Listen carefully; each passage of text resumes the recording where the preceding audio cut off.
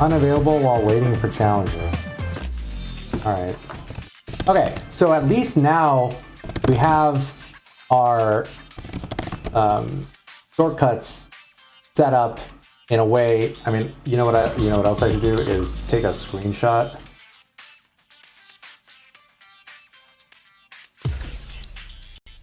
All right. Shot.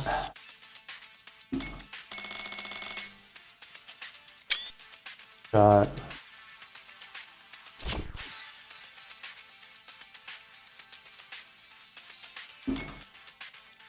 Okay. Options. Oh, these are just the regular options. Kind of sucks that the tutorials aren't there. Okay. So those are the basic settings. Sorry, and thank you for your patience. We're all learning here. Environment settings. So here you can set whether you want to start on the left, in the center, or on the right. Like, so, so if you wanted to practice with them cornered, or with yourself cornered. I'm gonna have to figure that out another time. Okay, all right. This actually, that's in Street Fighter V. Really unfortunate. These settings were there, but it wouldn't actually. If I just up them the bit rate, it wouldn't actually on the stream. You would start maybe like that'll work here. So if you didn't save the status and then reload it, then you would just start here, and then you would lose. You would have to like walk forward if you were trying to do some kind of, setup with them. When you're right up on them. These are like little quality of life things that I personally appreciate. For most of you, you probably don't care, but to me, it makes a difference. Oh my God. And the game can run at half speed. My God. When you're learning something, it is helpful to be able to see something in slow motion when it's brand new. And it's especially helpful if you're trying to teach somebody how to play. All right. Because now, Here, when he's jumping, right? Like if you were trying to teach somebody to anti-air, now because it's at half speed, if somebody's never played before, it's going to be a lot easier to react. Let's see what game speed. Oh, okay. So if you set it to pause.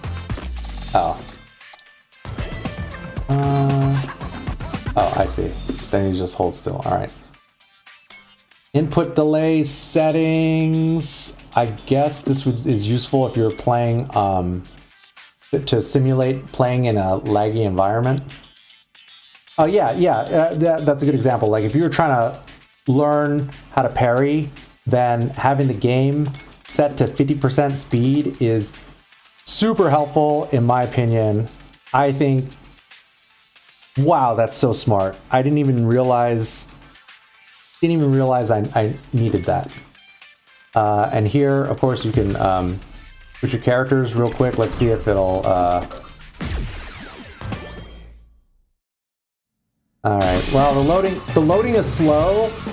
It's not as fast as it should be, but it's still 1,000. It's still infinitely. Yeah, beta it's still way faster until to just select a character like this, as opposed to having to go all the way back to hours or so. The character select screen. So, I don't know about you guys, but I've wasted of it. So I feel like the amount of time that I've spent waiting for menus to load in Street Fighter 4 and Street Fighter 5 is just, it's just wasted time. It's just time you will never, ever get back. Okay, but now I feel like, all right. I think it's okay. Now I'm getting some of that time back. I think it might have been okay. Does ranked and unranked have a character select? Yeah, that I don't know.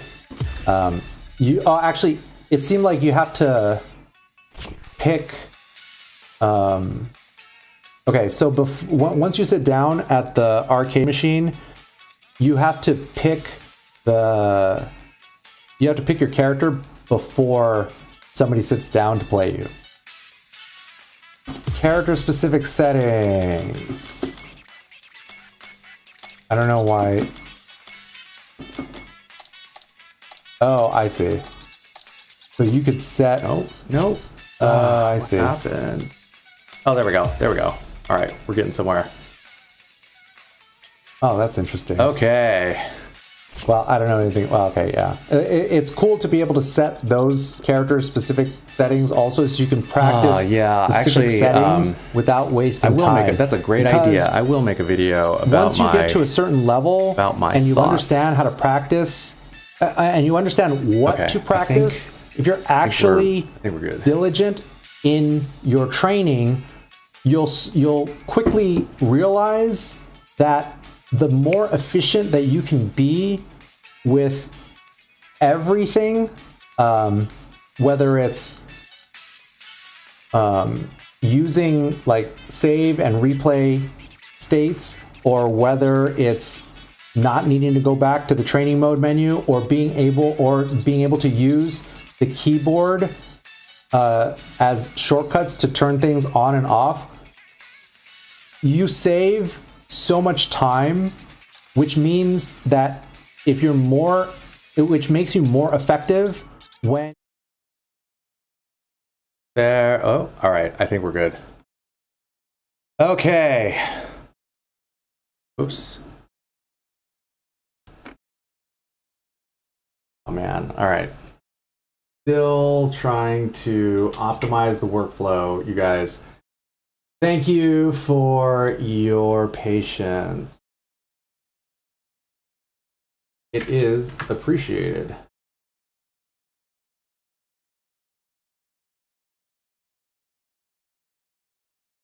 All right. Got here. That way I guys over here. There we go. All right. Now it's kind of a little bit.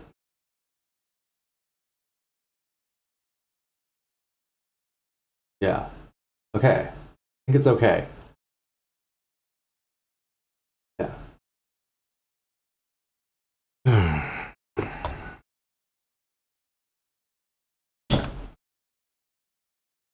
Yeah. All right. Oops. And then we're just missing. Oh man, I'm just missing one button here. Sorry guys, I got a complicated setup here, but you know what? We're just trying to get 1% better every time.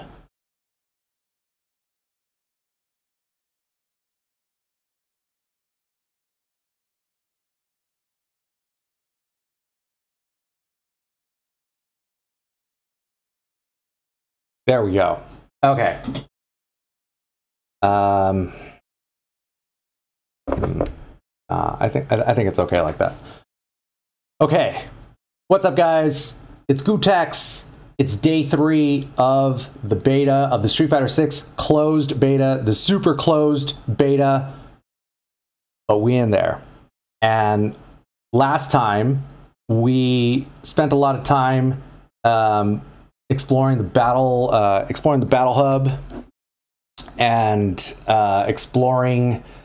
making the avatar and going into training mode to explore the different training mode features.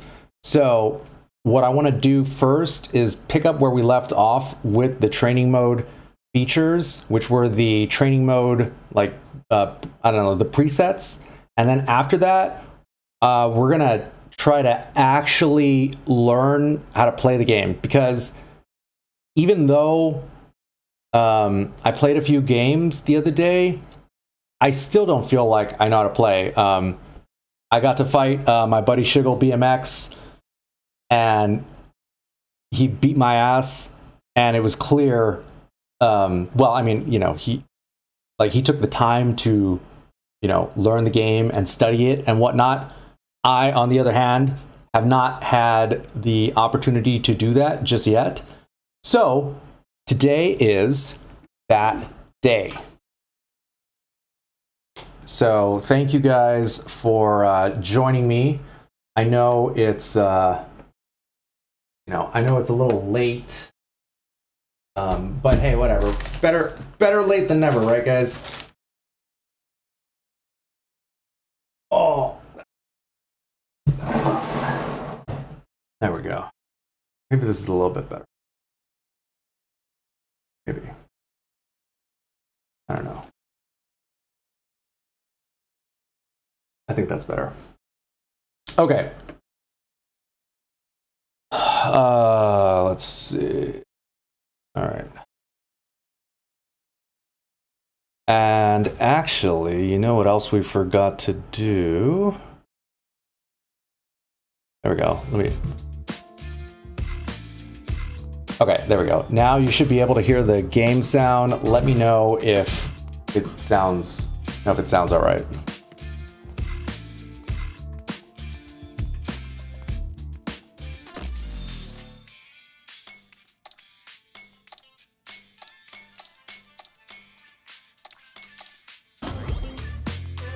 Feeling nervous?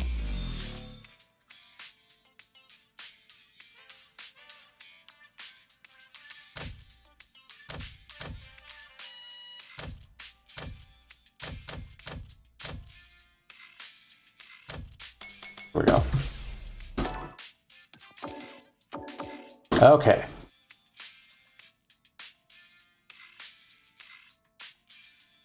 Actually, yeah, here, let me put this.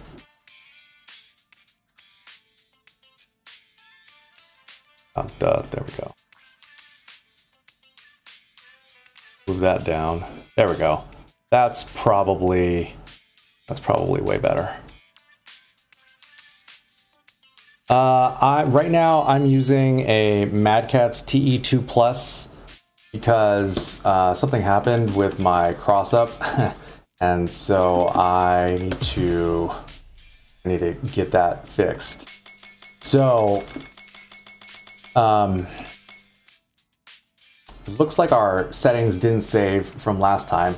So the first thing that we're gonna do is set our shortcut settings in training mode. This is a brand new feature that didn't exist last time or in previous iterations. I think this is one of the biggest quality of life improvements. And so the function button is the core of it. So it works like the function button on your keyboard. So you hold the button and then press another button, and then it'll that's the shortcut, right? So what I did is I set it to dude, I don't know what this button is. The R3 button up on top of the stick. Nope. There we go. So, and I'm trying to remember how we did this last time.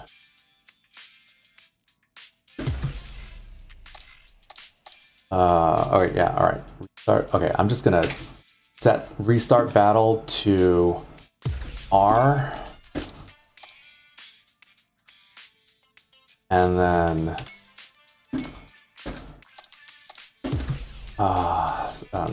save status to S. Oh, actually, no. I remember how we did it last time. Hold on, we're gonna do function.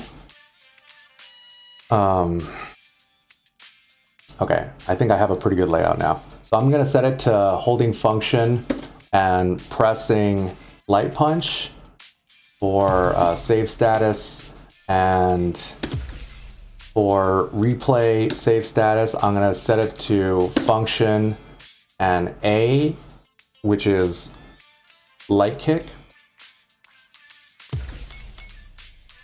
And now for these settings, I'm gonna set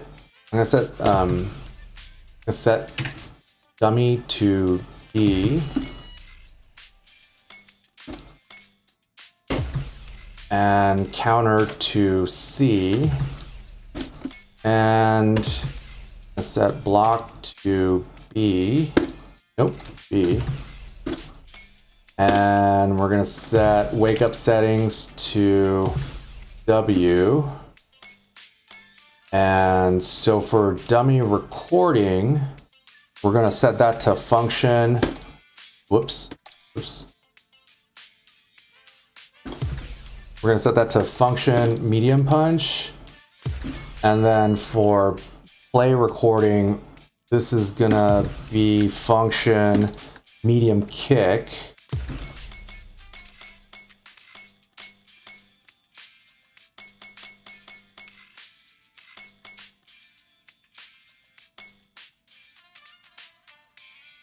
Okay, I think that's good for now. Okay, so now let's test it, right? So function A to the save state, and then function light kick to replay the state. Okay, so this is important because when you're really serious about getting good, you have to make sure that your training is as effective as possible, because look at, we're all getting older, right guys? Like, you know, we don't have as much time. Most of us don't have as much time as we did when, you know, when we were younger, right? So because we don't have as much time, we need to make sure that the time that we do have, that we spend in the game in training mode, is as effective and efficient as possible. Because when you can, if you need to do something 100 times and it takes you like 10 seconds every time that you do it, you know, you're gonna spend a lot of time, right? But if you can trim that 10 seconds down to like 1 or 2 seconds, you can get far more repetitions in that same amount of time, which means you'll be able to improve faster. So for me personally, I'm always looking for ways to make my training more efficient so that I can get better faster. Because ultimately, you know, it's an arms race. That's the way I see it. Okay.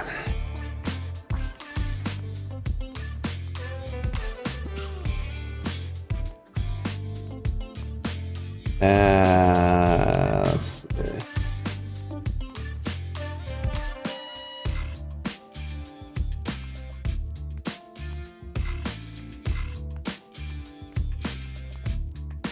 Feeling nervous? Okay.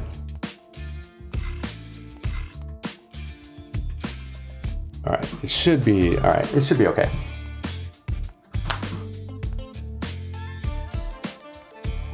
Yeah, exactly. So if you're in your 30s and you have kids or you know, a significant other, or you're a functioning adult with a job that takes up a lot of time, you know, like you just don't have as much time as you used to. So we always need to try to be as effective and efficient as possible, because these tiny little improvements, when you compound them over a long period of time, really add up. Okay, so now that we have our now that we have our buttons set, our function buttons set, now what we can do is we can pick up where we left off.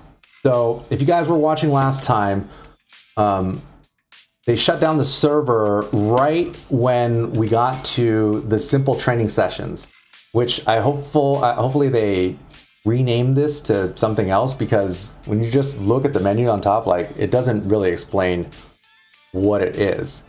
So so we can dive into all of these. So this is a brand new feature that didn't exist in previous games. And these are basically training, like preloaded training presets that allow you to practice a specific element of the game. So we got combo practice, anti-air, blah, blah, blah, all these. So we're gonna go through and see kind of what each of these does.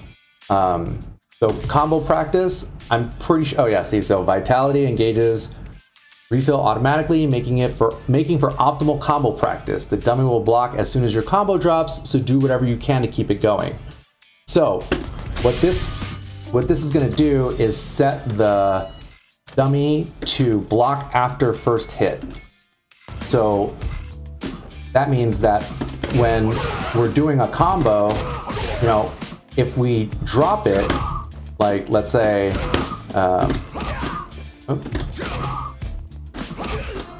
there we go. See, like if you didn't cancel the fireball soon enough, then you drop the combo and he automatically blocks. So, you know, if you're an experienced player that knows your way around training mode, you probably already know this, but that's not the point, because this simplifies it for new players. So basically, new players don't have to know the ins and outs of all the intricacies of the training mode features. They can just go into the simple training settings and then just work on something specific that they want to practice. And the vast majority of players I don't feel like they really utilize training mode very well, if at all. And most people think that training mode is just for practicing combos. But what you'll find is just because you can do the combo against a non-moving dummy doesn't mean that you can hit it in a real match.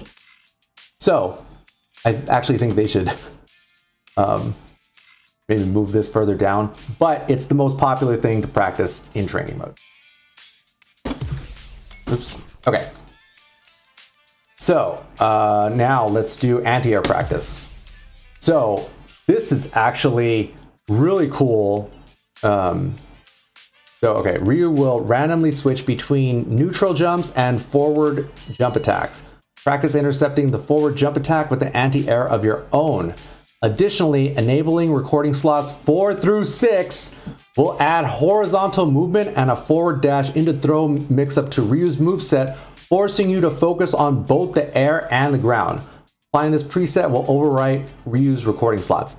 Okay, if you guys haven't, for those of you guys that maybe haven't used the recording slots in Street Fighter V like this, I talk about it extensively in my book, which there's a sneak preview free at gootecks.com. You can go right now. This takes so much of the work out of it, because now as a new player, not only do you not have to go through the trouble of recording the dummy doing this yourself, right? Because he's either going to jump in or he's going to jump straight up, right? But the problem is that when you're just recording it yourself, you may not think to mix it up between jumping up and down, between neutral jump and forward jump. So I think this is brilliant, and hopefully it helps people get better, right? Because you know, anti-airs is something that, you know, I think most players struggle with as a new player, right? So this makes it so much easier to practice, and adding the additional layers of complexity of enabling slots 4 through 6. It's so well done. See, so all right, well, let's turn on our stuff first, our attack data and the frame meter. Let's turn all this stuff on first.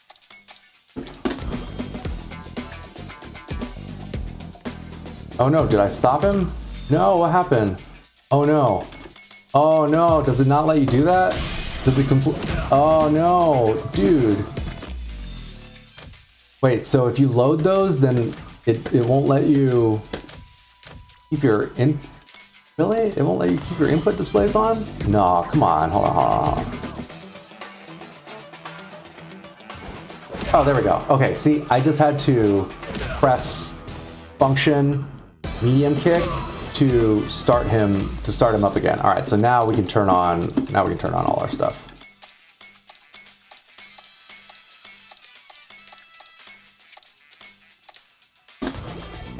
Okay. Okay. So basically, when you're in this mode and you're trying to figure out your anti-airs, you know, you basically have 3 different options.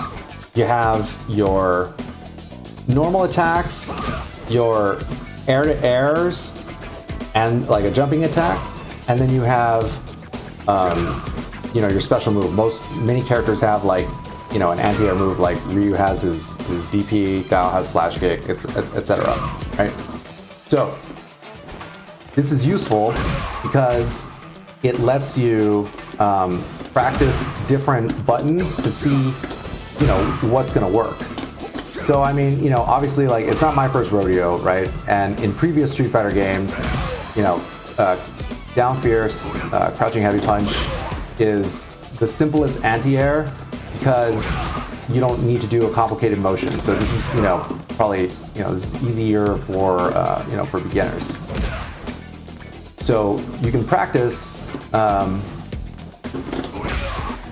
once you feel comfortable, then, you know, you can move on to the next one, you know. Generally, if you can do it either 5 times in a row or 10 times in a row, depending on how high of a standard you want to hold yourself to, you know, that's pretty good. You can see I'm also moving around left and right because this is what it's going to be in a real match. You know, like, you're probably not going to be just standing there most of the time, even though, you know, it does work. But in a real match, you know, you're going to be walking back and forth and, you know, doing stuff. So even as an experienced, you know, Street Fighter player, I still find this to be useful because it's a brand new game, right? Like, I see, like, right there, like, oh, why did I get hit right there? Oh, I must have done it too late, you know? See, so this helps you work on it over and over and over. Oh, see, he almost got me. That way, you're not just guessing, you know, because eventually, with like dumb training mode options, you know, you can you start to once you've seen it too many times, you start to guess, or you know, you start to it becomes too predictable. Like, so basically, you know, you want to do this until you're comfortable, and then you want to find other potential anti-airs, right? So we know down fierce works. What about standing heavy kick, right? See, like, none of these moves are going to work, right? But from further away, standing heavy kick works just fine. But what you'll notice is that, you know, if you're close like this, you know, you're going to get crossed up. You're not at the right distance. So if he's kind of close, you want to do crouching heavy punch. If he's kind of far, then you want to do standing heavy kick. But what you'll notice is that the damage is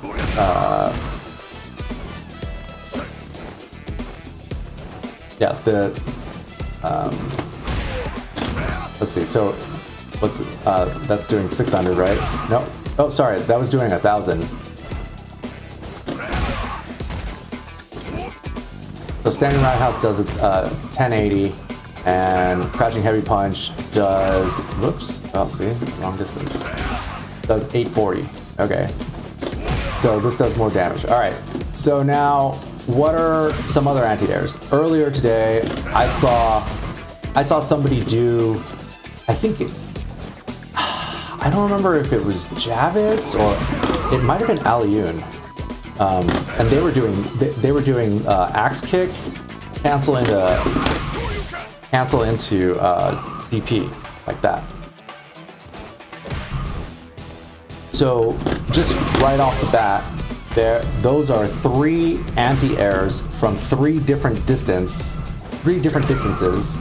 that Ryu has. So, and as you can see, it also cancels into his DP. And then you can cancel that into the Shinshoryu, which is, whoops, you gotta do it with kick, I think. Whoops, oh, I dropped it.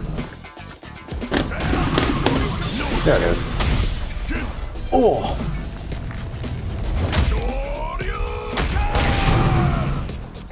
So that, oh, look at that, that does what, 5160?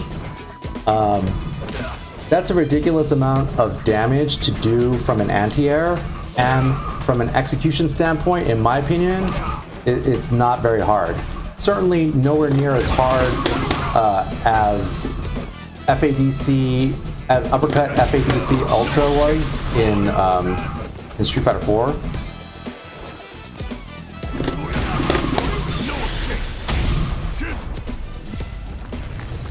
Whoops. See what I was trying to do right there is save a state, right? So here, hold on. Let me save the state. Whoops. Oh, hold on. Here, let's think about efficiency, right? So rather than wait for the full super animation to finish, you know, I just reloaded the slot and then played it back again. Because, I mean, okay, here, let's just watch, let's count how long it takes for the super animation. 1, 2, 3, 4. Actually, it shows the frame. Oh wait, no, sorry.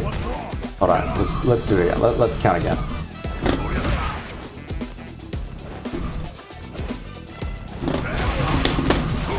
Whoops, screwed it up.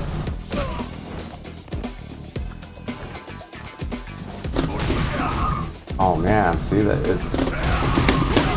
All right, 1, 2, 3, 4, 5, 6, 7, 8, 9, 10. Basically 10 seconds, right? So think about it. If that the entire super animation took 10 seconds. Now, I'm not you know, I've been playing for a long time, right? So it's easy for me to, you know, learn and practice these things, right? So maybe for me, maybe it would take 100 times. Maybe if you were a new player, maybe it would take like 500 times in order to be able to do it 5 or 10 times in a row every time, or be able to do it in a real match, you know?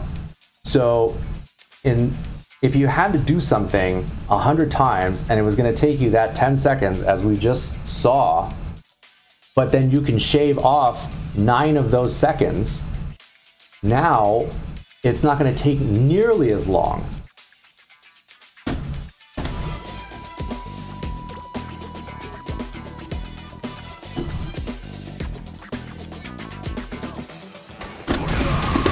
Whoops.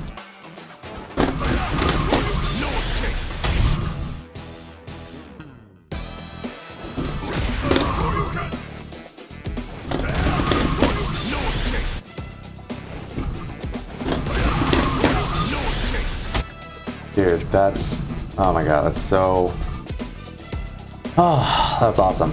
Okay, so those are like the normal, those are his normal attack anti-airs. So now we can see which of his jumping normals, you know, might be good as an air-to-air. So, you know, generally, well, okay, from previous, you know, Ryu experience, I know that jumping medium punch, typically, you know, you can juggle after it. So you have to, you know, cancel the medium punch into the Tatsu on the way up. I'm sure there, you know, you probably also do, yeah. I'm sure you could do, I'm sure there's some cool combos that you can do, but that would be, air-to-air option number one. The other thing that might work, yeah, I mean, heavy kick, comes out in 12 frames, right? So, oh, but look at, oh, that's interesting. So with jumping fierce, it's more like a spike. Oh, not always. Okay, I see. I think you have to hit them. Oh, see right there? So it got a counter hit, right? So it might not seem like that big of a deal. A 12 frame startup versus a 9 frame startup, but it totally makes a difference because not only is it significantly faster, but also if you get the counter hit, then they're basically you spike them onto the ground. So what we could do is also set the dummy. So we're gonna make sure. Oh yeah, all right, so he is set to, actually, here, let's just make sure. Let's see what happens if he's set to back roll. Okay, so they can still get up, or sorry, they're not stuck on the ground for for a long time or anything, but it puts you right on top of them, so that they're forced to guess on their wake up. Okay, so we could here. Let's go to recover in place, and then we'll look at the frame meter to see what the deal is with the. Yeah, so 40. I think. Oh yeah, there we go. So it's like we were plus 46. All right, here. So what we can do is set the dummy to get up. Reversal settings. No, whoops.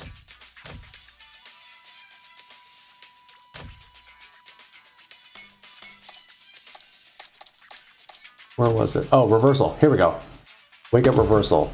So we're just gonna have him wake up, crouching light punch. Oops, there we go.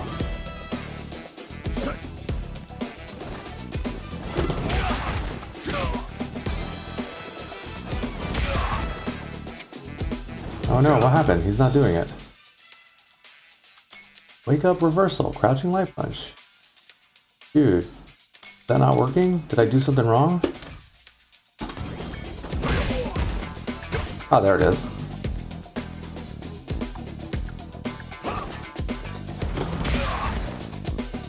Oh, well, that sucks. It sucks that he's not. Oh, I see. Because it's not part of his programming. Oh well, whatever. That's okay. That's okay. That's still it's still pretty cool to be able to get the spike, and then So I'm sure there's some strong Ryu players out there that can that'll dig into that.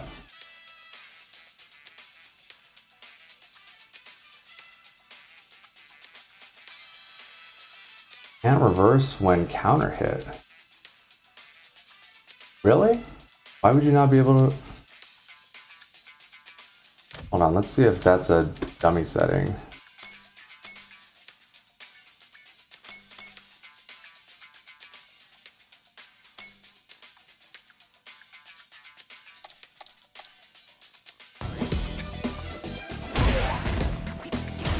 Yeah, see? So that's not what it is. I think what it is just because it's using the pre-recorded, it's using like a pre-recorded slot. So it's not gonna do something else on wake up. Okay, that's fine. So, all right. So basically, I would say that these are kind of like your two main air-to-airs.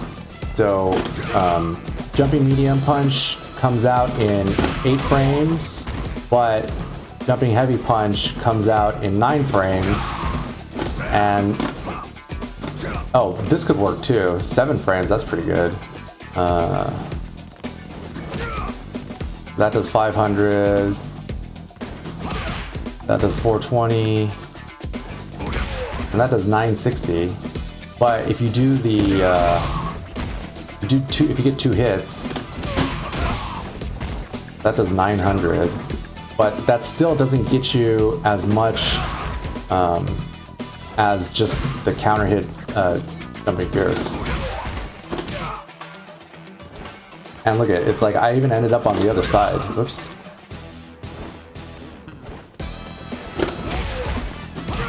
So you get a little cross up. That's pretty cool. Okay, so those are our air-to-air options. Now we can work on our anti-air DPs. So at least in Street Fighter V, each of the DPs did something slightly different, and medium punch was the one to use as an anti-air because it has startup invincibility. So let's see, so that does 1440, this does 1680, that's heavy punch. I don't know if this also has startup invincibility, but it seems like it's better to. Seems like there's not really a downside to using heavy punch. Let's see.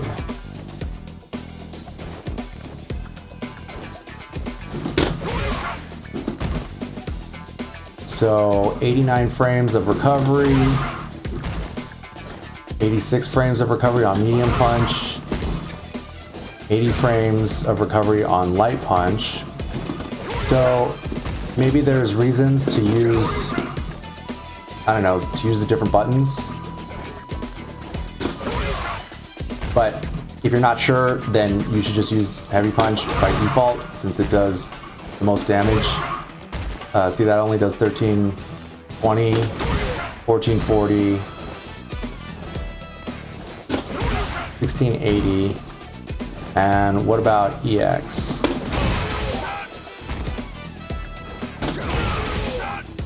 Huh, so that only does 800. So there must be, okay, so basically you don't want to use EX as an anti-air unless there's something else that you can do afterwards. I don't know. Yeah, because you can't cancel EX into super. And as you saw right there, you can't cancel uppercut into your Shin Shoryu. So it looks like that only works when you have if you start it with the axe kick. So that is the usefulness of anti-air practice. All right, so now let's see what offensive pressure practice is. After blocking an attack, the dummy will either continue blocking or counter with a light punch. Practice making the dummy block a forward jump attack, then follow. Wow, it even tells you. Wow, it just tells you how to practice. Dude, these guys killing my book sales, man. No, that's really good. Finally, it only took 35 years. Okay, practice making the dummy block a forward jump attack, then follow with a throw. If you throw as soon as the dummy's block stun ends, your throw will win out even if they light punch. If you get counter hit, your throw is too late, and if you get punish countered, it's too fast. Oh my god. Oh god.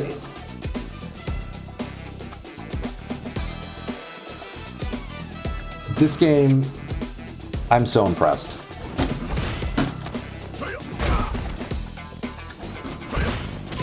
Okay, So as you can see, he just does light punch afterwards. So basically, if you were to set this up manually, then you would go to reversal settings, and you see how here it says slot 2 is light punch, and then slot 1 is do nothing. So it just sets you up with that. And then if you wanted to make it a little bit, if you wanted to add an additional slot, let's say you could also set it to throw.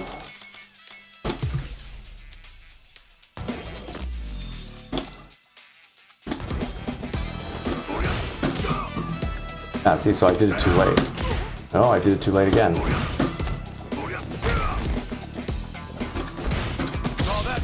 See, so now, just by having those 2 slots to start with, it saves you time and it makes life so much easier.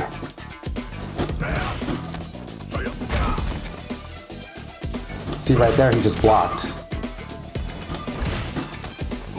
But it doesn't show the inputs, that's too bad. Okay, so what you should be looking at when, like, look at the frame meter.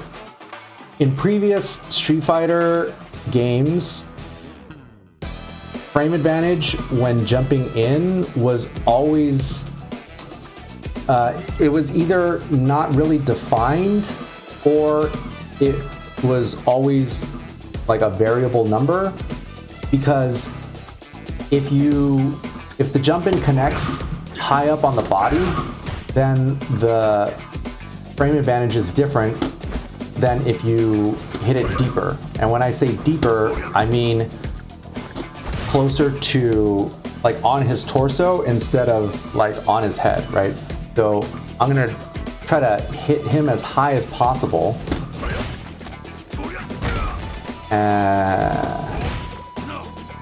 See how, oh wait, hold on. Let's just set him, let's turn these slots off, and he's just gonna block. Okay, here, let me try to put him back in the corner and then try to hit as high as possible. See, so right there, I hit him on his head, and you can see that where it says recovery on the frame meter, it says +6. That means that you have a 6-frame head start on your next move when you jump in and connect on his head. But now I'm gonna try to hit him lower, like on his chest, and then we'll see what the frame advantage is. You see right there, now he's +10 because the jump in hit lower. So it may not seem like that big of a deal, but to just have it in front of you makes life so much easier. All right, so now we can turn that on. We can turn the other slots on.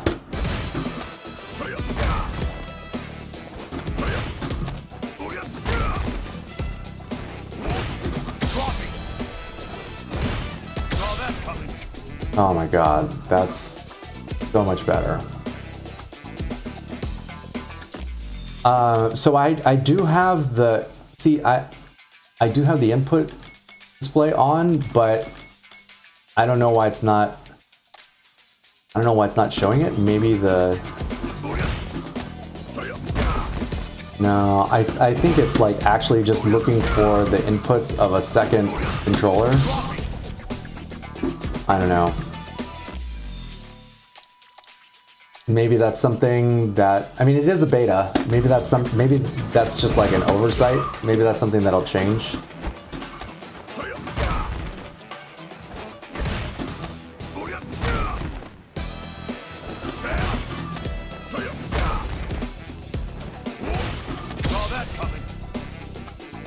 So the next step after you've, practiced that, jumping, following up the block jump in with a throw, the next step would be, all right, well, what would be his what would be something else that you could do? So this is where, knowing your frame data becomes super helpful, right? Because as you can see right there, medium punch has 6 frames startup. So if we hit him up on his head, the medium punch comes out no matter what he does because he's still in block stun. But if we hit him deeper, like on his chest, then you have like an extra 4 frames with which you could you could wait a second, and then you see right there that he tried to do something, and then you get a counter hit, because if you hit his move during its startup frames, then you'll get a counter hit. But you see right there, I waited too long.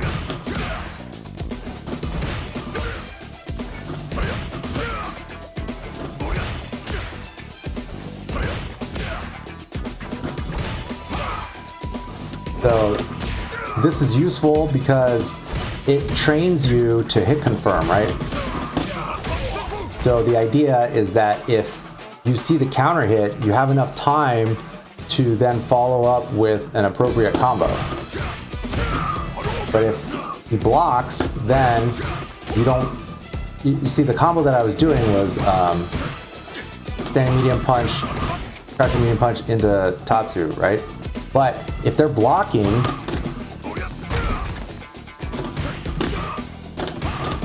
oh, see, well, yeah, see, if they're blocking, you're going to get punished, right? So you don't want to do that if they don't get hit.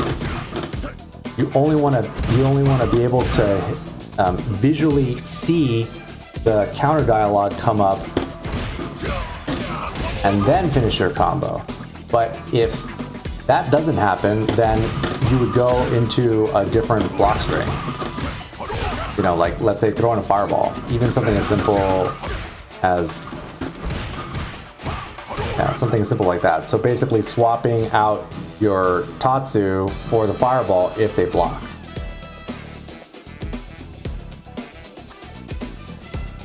Well, the couple that plays Street Fighter together stays together, as far as I can tell. Junior Crime Breakers.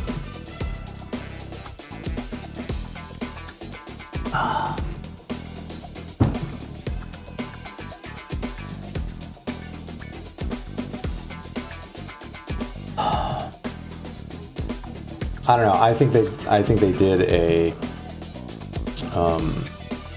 I think they basically did a lottery. Obviously, there's some people who were, chosen. Obviously, but I don't think I don't think they chose the majority of people. I think they, I bet you it was like 80% was just random, 20% were chosen.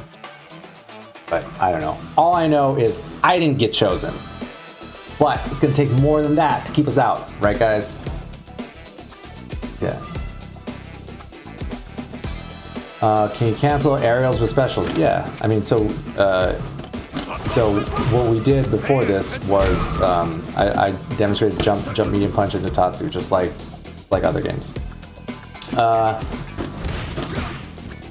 So let's see what would actually be good to do. If you got to jump in.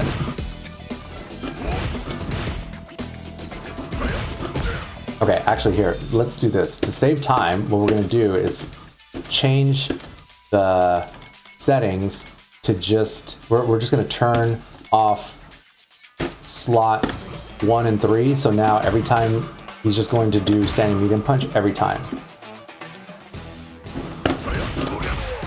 So you can see,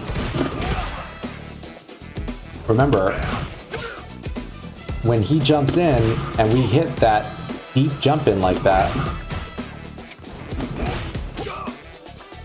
Hold on. What happened here? Why does it not? Here, he's just gonna block. Okay. See, remember, he's plus 10 if we hit him deep enough, but he's only plus 6 if we hit him pretty high.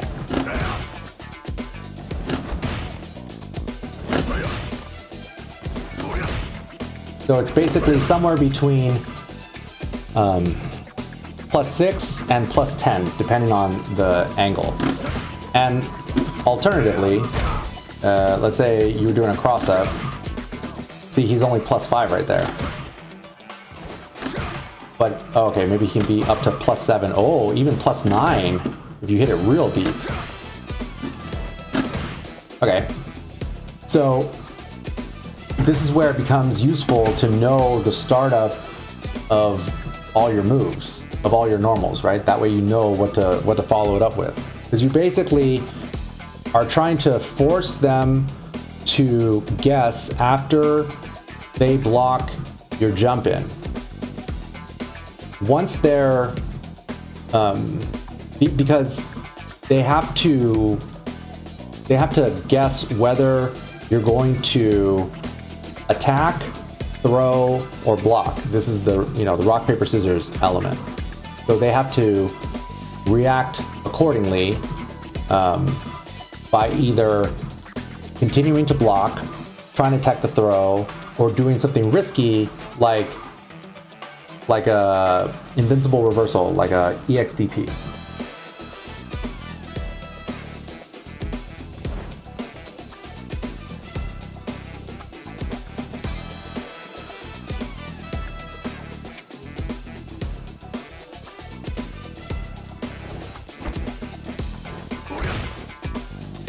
Okay, so let's just kind of look at the frames of the moves, right? So light punch, so 4, 5 frame startup, 6 frame startup, 9 frame startup. So basically 10 frames, 12 frames.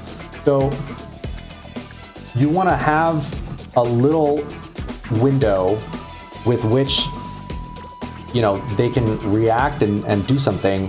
Okay, actually, hold on, let me rephrase that. You want to leave a gap. In Street Fighter V, you would want to have a gap of like 2 or 3 frames when you're going for a frame trap. So that way they have enough time. It's like the move comes out, but you're able to hit their attack in the startup frames. So see how Ryu has a 4 frame startup, right? So every time he blocks, see, he's he's gonna do the light punch, which has 4 frame startup. That means that we need to hit his light punch in those 4 frames. And if we do, if we can do that, then we'll score a counter hit. Counter hits are important because they give you extra frame advantage, and they do more damage. So in Street Fighter V, you would get +2 extra frame advantage, and it would do like 20 or 25% extra damage. I don't know what it is in this game. So if we know that we're gonna be like somewhere between +6 and +10, let's say we were +10. +10, 4 frame startup. That means that if you're +10 with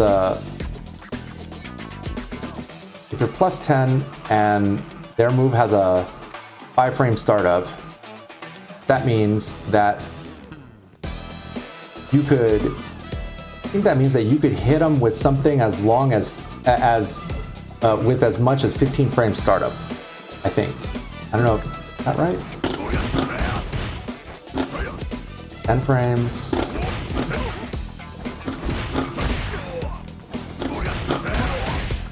Okay, so this has 10 frame startup, right? So if we hit the jump in as deep as possible, then we know that he's going to be +10.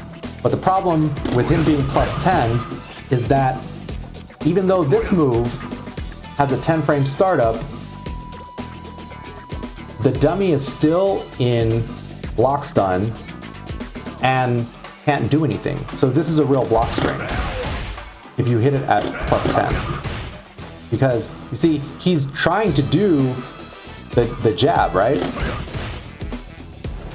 Like he does it every time, but if you hit it low enough, because you're at +10, then it's a block string, and that means that you essentially did it too soon, unless that's what you're going for. But if you're going for a frame trap, then you have a 5-frame window with which the axe kick will come out. Yeah, I waited too long.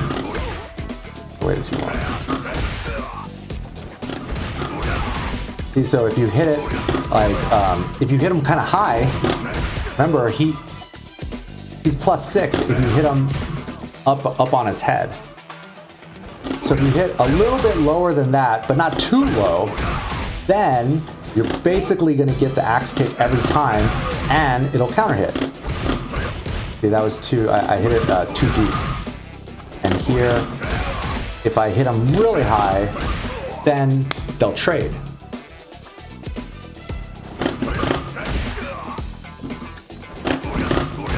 So the sweet spot is basically his chest, somewhere between his chest and his neck.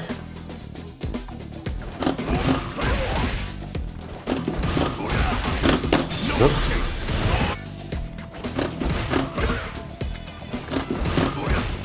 Oh, too late. Whoop.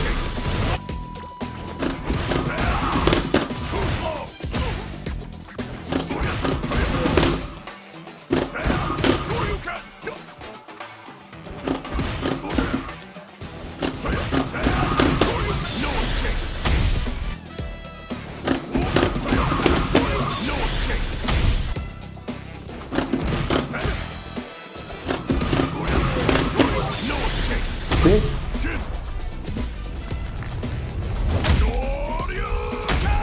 Will throw beat axe kick? Yeah, great question. So we know that the light punch comes out in 4 frames. So throw, okay, so light punch is 4 frames, throw is 5 frames. So what do you guys think? If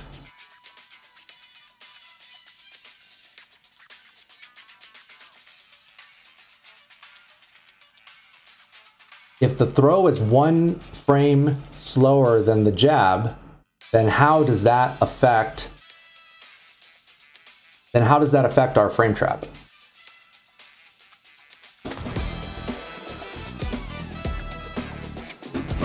So if we're plus, up here, hold on, let me turn it.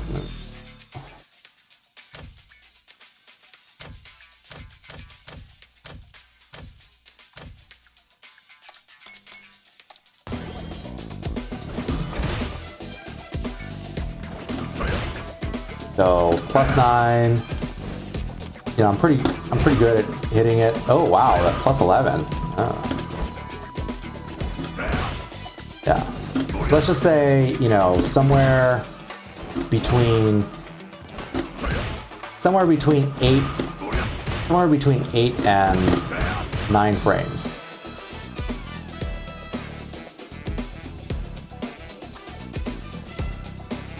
I don't know if those have priority fall. How would we test that?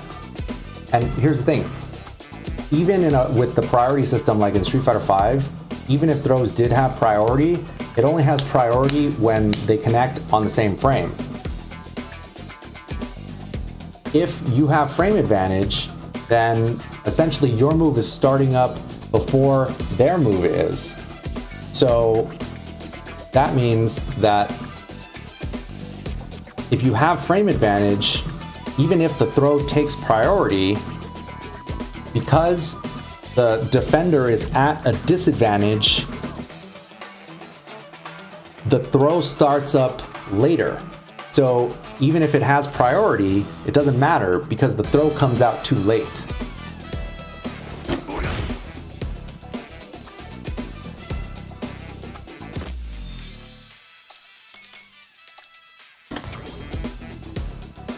Okay. So now we can test it, right? Because we know. Okay, so let's test it high up. So you see how that one frame doesn't seem like it makes that much of a difference, but it actually does, because from up here, if I'm only +6, the axe kick and the jab trade. They like every single time. It's only when I hit it lower, it's only when I hit it lower that you get the counter hit. But if you hit it too low, then he's still gonna be in block stun. So that's it. Like I said, it may not seem like that big of a difference, but to me that's a huge difference. Because now I don't need to worry about timing my jump in just perfectly, right? If in this situation, I know he's gonna throw, right? But you get the counter hit every single time.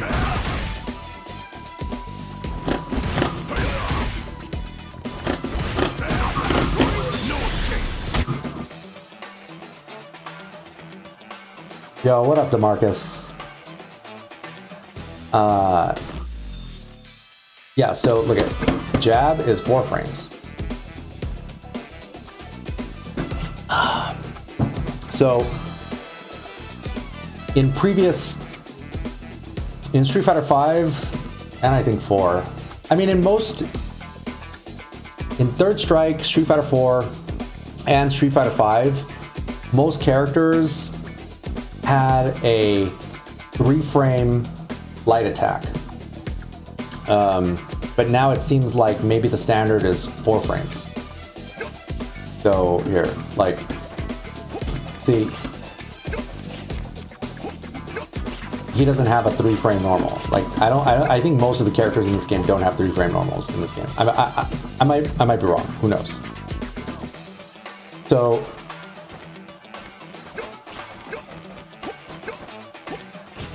So we know, like, you know, they're not going to be able to mash jab as easily, because that was one of the things that was most infuriating, in my opinion, with Street Fighter 5. So I'm cautiously optimistic that this is some much needed change.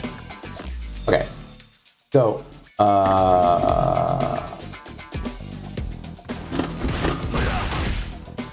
what if we hit it low? Oh yeah, see, even if we hit it lower, okay, that's too low. If we hit it super low, then you have to wait a split second. But if you wait too long, you're gonna get thrown. This is my chance. Not good enough. And the other thing that we should note, right? Remember, at the beginning of this exercise, what we were supposed to do is just go for the throw. But what you'll find is that if you go for the throw while they're in block stun, then the throw is gonna whiff, because you can't throw a character when they're in block stun. So if you jump in and hit them really high up, then they're still in block stun, your throw whiffs, and then he's throwing you. So instead, you have to, if you're gonna go for the throw, you have to wait. You have to wait a split second so you don't do it too early.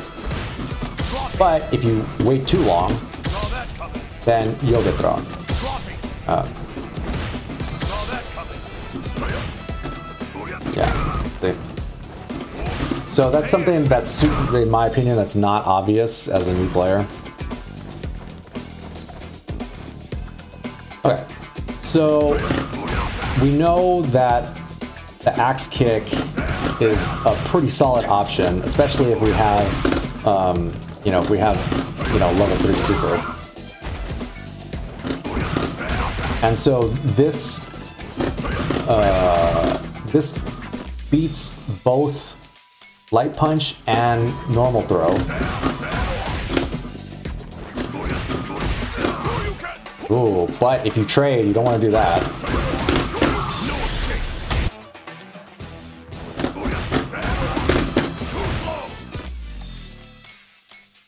So the idea is that you want to minimize their options as much as possible, right? So it doesn't matter whether or not they go for the throw or the or standing jab or crouching jab or whatever they have.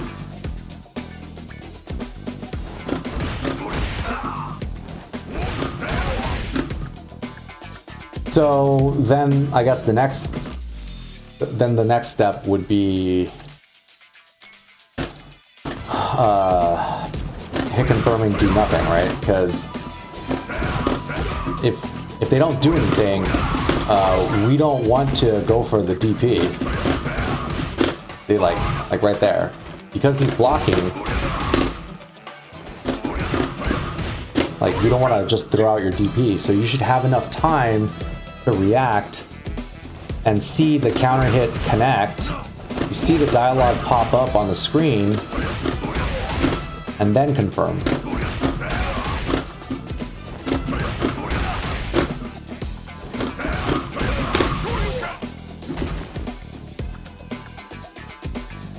Can you... Oh, what if they block the... What if they block that jumping heavy? Yeah, okay. See, if they just block, then you're basically... Okay, here, so let's do that one first, right? So if they block, then that puts you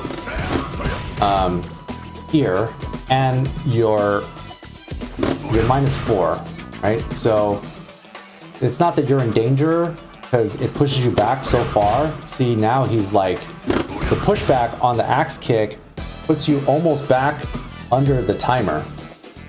So even though you're -4, you're not really at risk of getting hit by anything. So it's safe. But because you're -4, you don't have frame advantage anymore, and you can't continue to attack. And not that you can't continue to attack, but it's not as...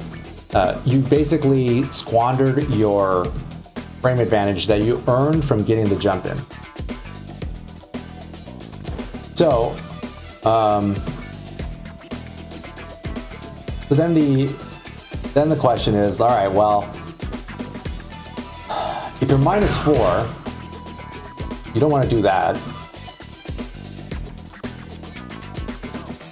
because it pushes you far away. But the other option would be to cancel into a special move, right? So if it connects and you see that you got the counter hit, then you just cancel into the DP. But if they block, then maybe... Oh yeah, see that?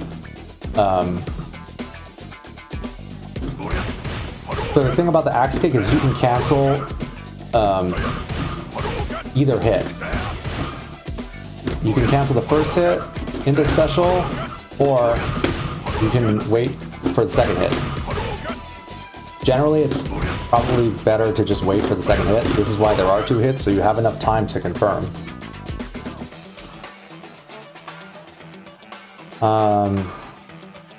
Any moves with invincibility on startup? You know the kids are new kids on the block are going to be mashing uppercut.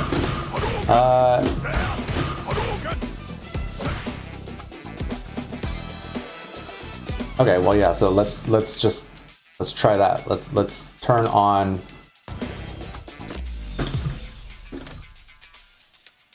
Turn that on. There we go.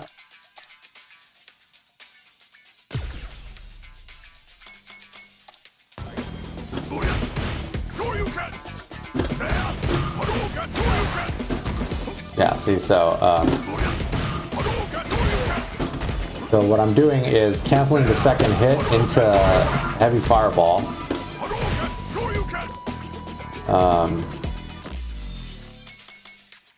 Let's turn that. Okay, look. Right here, he's -9.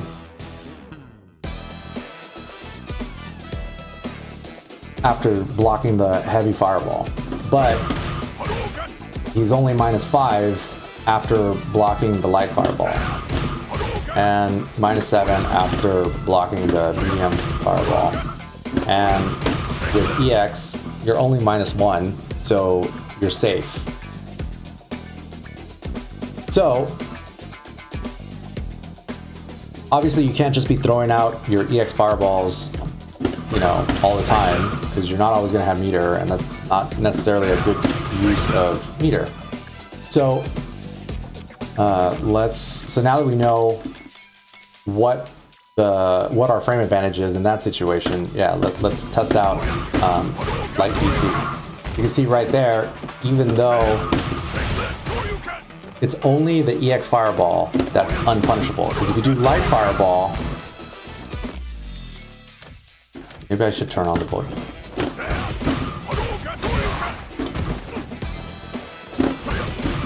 So if he blocks, you're just going to eat the uppercut every time. So now we can see, all right, well, can you cancel it? So like, let's see. Can you cancel it with the dash cancel thing? Yeah, good question. Oh, EX Hashogeki, good question. I forgot all about that move. Here, yeah, that's a good question. Let's see about that first. Oops, wrong one. Let's see about that first. I don't really know. So it looks like a strike. I don't know if that actually counts as a fireball.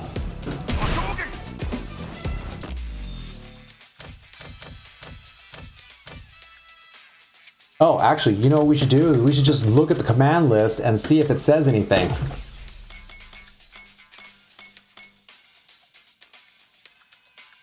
Use as a follow-up after blocks and combos. And the effect changes when in Denjin charge state. All right, we didn't even go into that. So now you're okay. So now we're in Denjin charge state.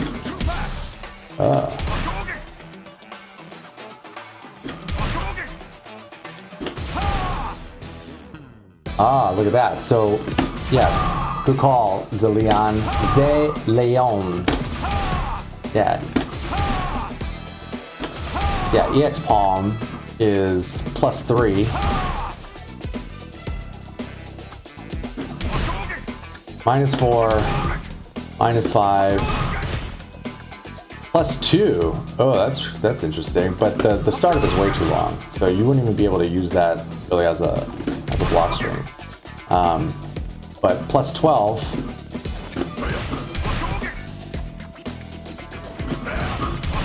Or sorry, 12 frame startup on the light.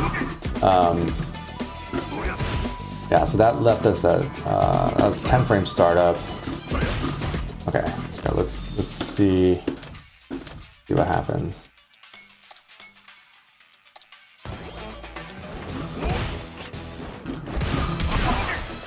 Huh.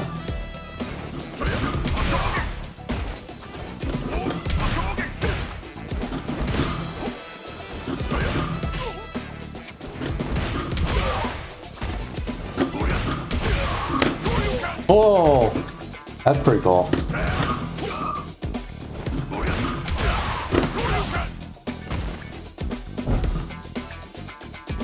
Hold on 1 second.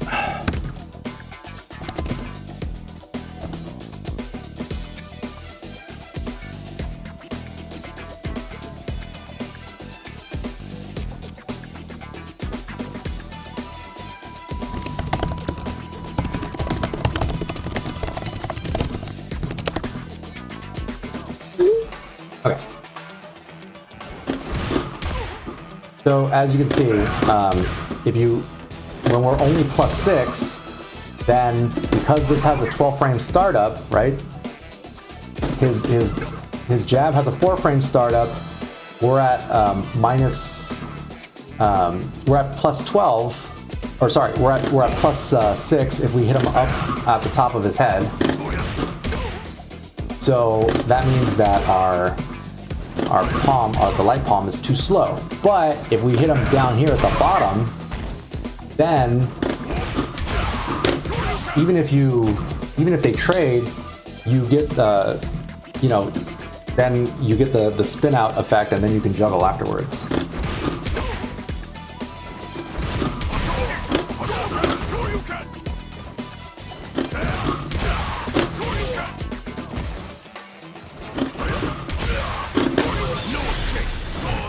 Oh no.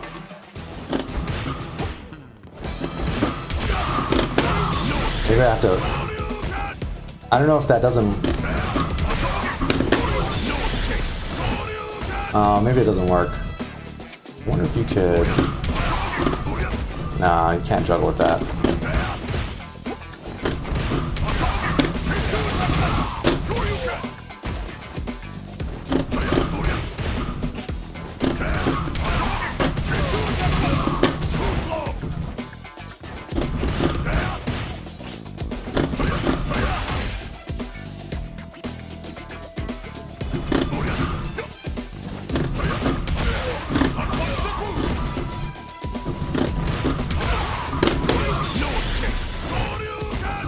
Maybe it matters which DP you use.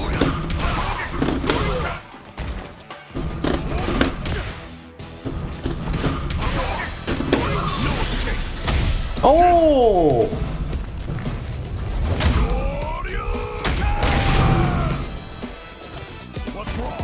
Okay, so with that one I did heavy, but yeah, let's try light. Oh! Yeah. Good looking out, Zay Leon. What's wrong? Get up!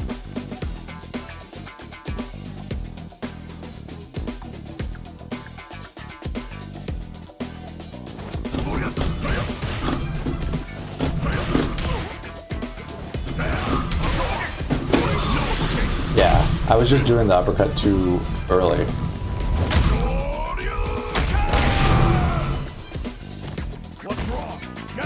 Dude, that's pretty good for just like a random, not a random counter hit, but you know.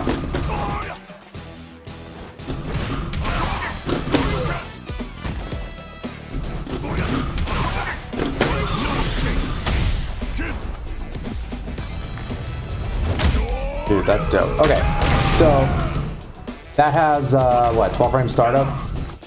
So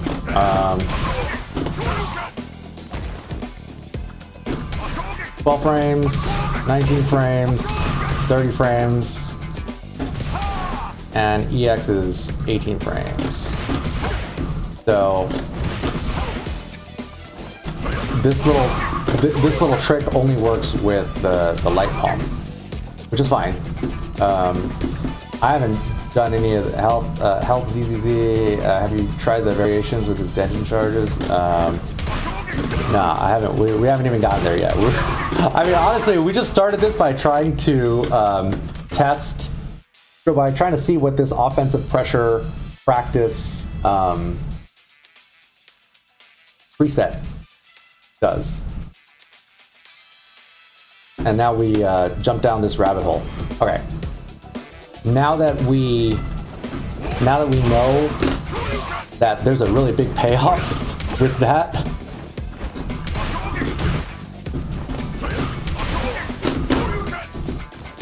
now we can try to see what the deal is with the drive rush stuff, I guess.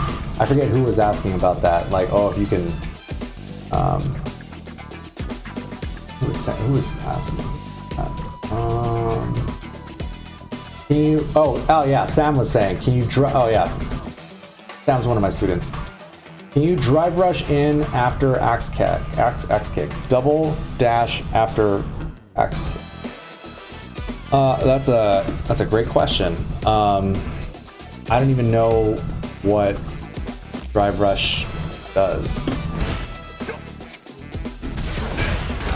Is it that? No.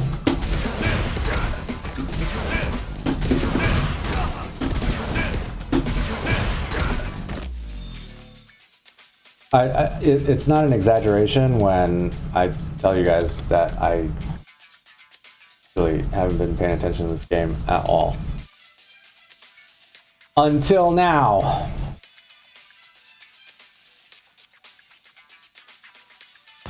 Input a dash after a hit or block.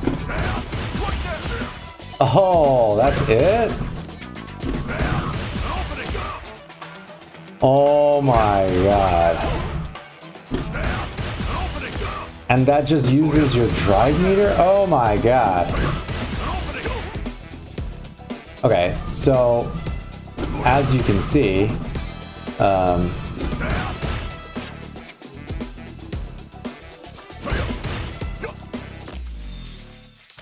here. So this is how we test it.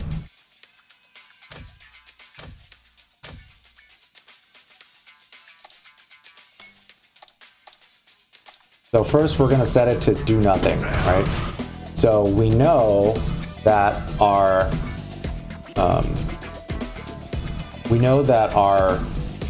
axe kick leaves us at -4.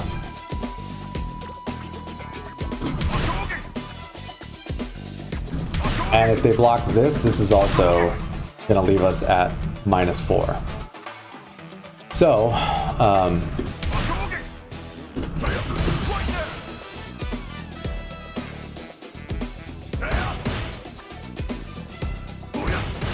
we go from being -4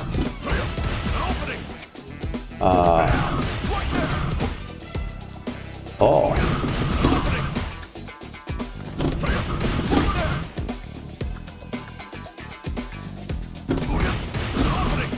So it looks like if you can do it at the soonest possible frame,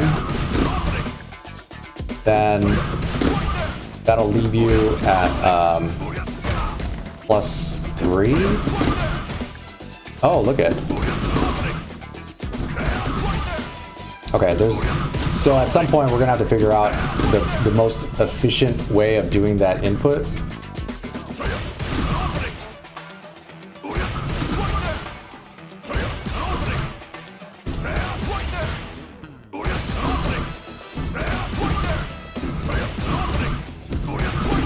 I had no idea that was even a thing.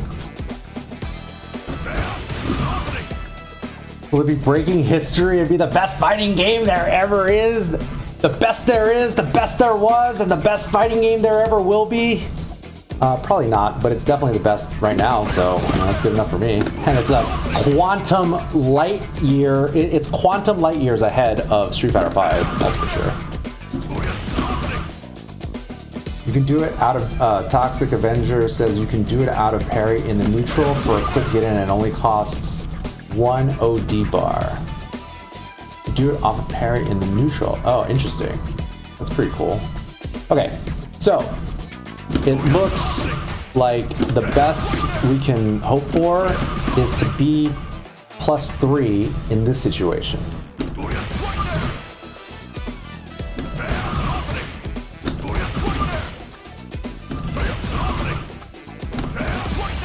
Hold on. If he does nothing,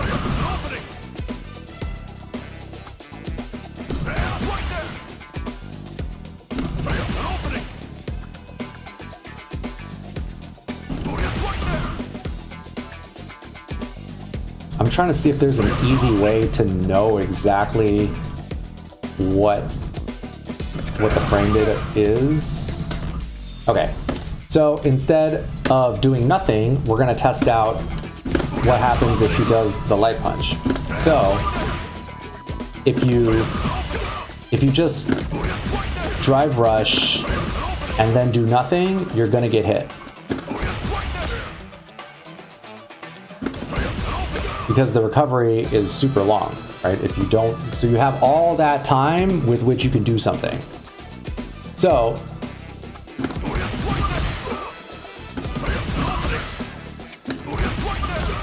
it looks like if you do it too soon, then he's still in block stun. That means that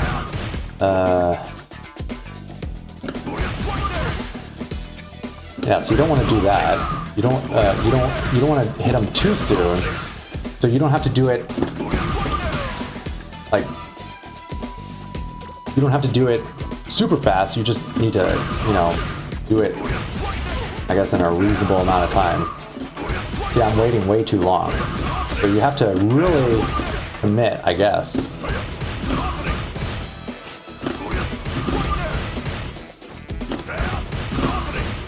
Okay, so that means that he's at least plus 10 right here, right? Because if he wasn't plus 10, then you wouldn't, it wouldn't be a true block string.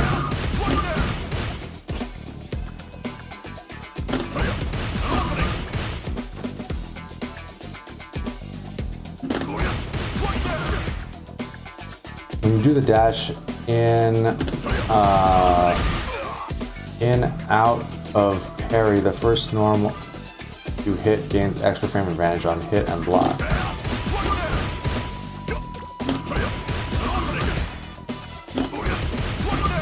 I don't know exactly what that means. Okay, so as you can see, we go from being -4 if we don't cancel, like if you just do the axe kick, he's gonna be -4. By doing the drive rush and then doing the axe kick again, it's a true block string. So that means that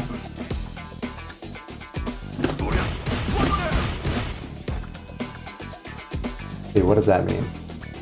If it left you at -4 without canceling it, and then you dash, or you drive rush,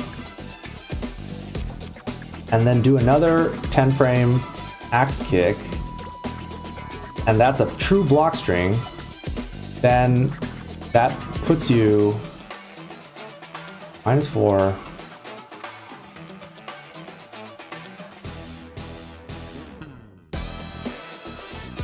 It puts you at like plus, is it like plus 15?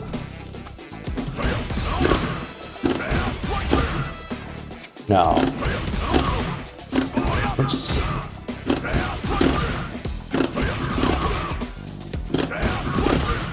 Wait, am I doing?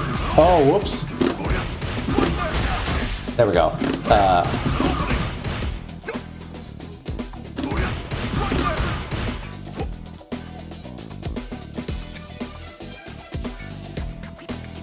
Or maybe you're at plus 13? But you have to make sure that the second hit, that you're canceling the drive rush from the second hit of the axe kick. Because if you do it from the first hit, you're gonna get hit.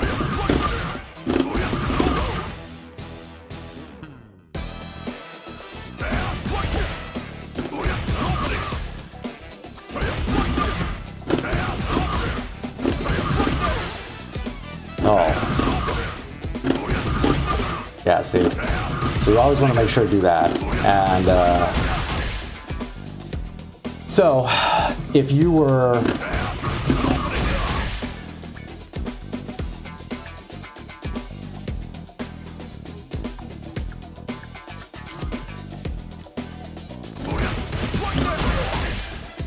in order for this to be a true block string, you need to be at least plus 10. because after you do the drive rush and dash, then you're adding another 10 frames for the second axe kick. So that means that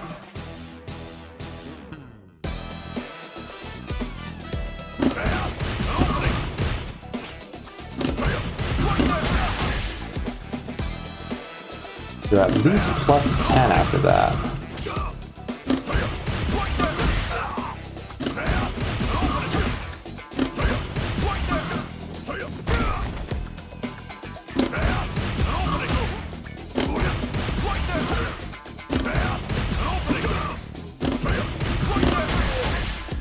So if you do it super fast, then you'll get a, then it's just a pure block string, which is probably not what you want right there.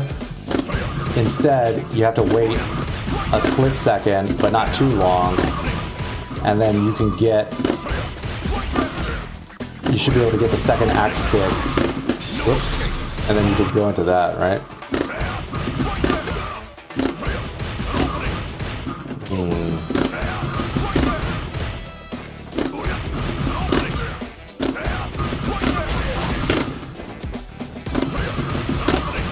I don't know if this is something, I don't even know if this is like efficient, but I'm just trying to figure out how like all this stuff works. Is it worth 3 bars? I don't know, dude. If you can hit Shin Shoryu, anytime you can hit Shin Shoryu, I think is pretty worth it.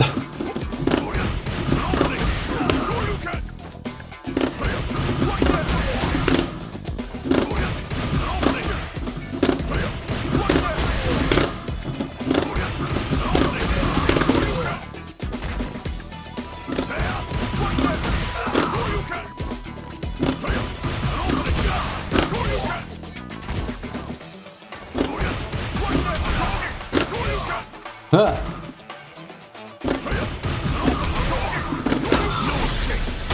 Oh yeah, see, so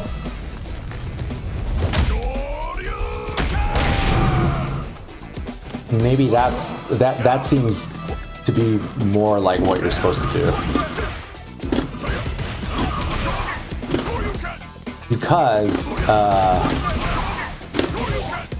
remember the palm has 12 frame startup, axe kick has 10 frame startup. So what you don't want to do is you don't want to burn your drive rush, which costs you half of your drive meter, right? It costs you three bars. Yeah. You don't want to burn half of your drive meter only to mistime the axe kick and then have it be a true block string. You don't want that to happen. So instead, you can do the palm, and that extra 2 frames solves the problem of doing it too early. Because you still have to worry about doing it too late. He'll still just jab you out of it, but you can just dash forward. See, even right there, it traded, but the palm still hits.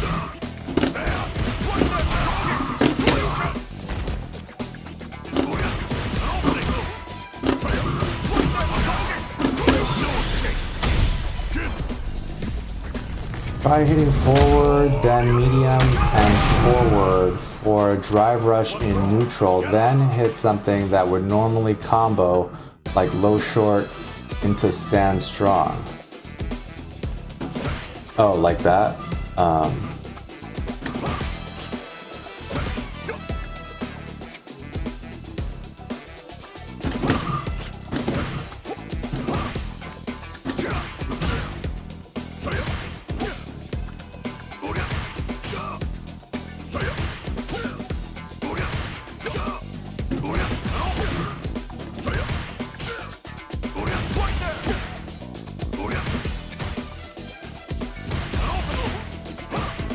Oh, I see.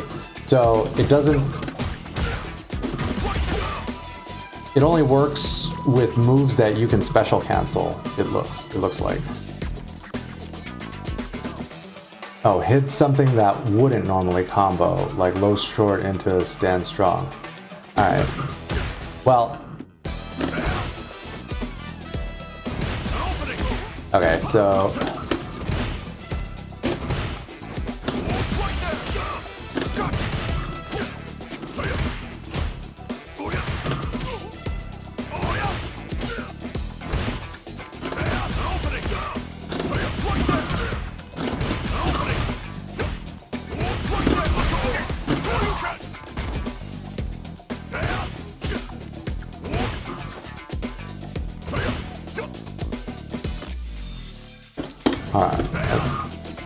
Okay, so that leaves standing fierce leaves you at -2. Axe kick leaves you at -4. So yeah, does it only move you forward? Yeah, it looks like it.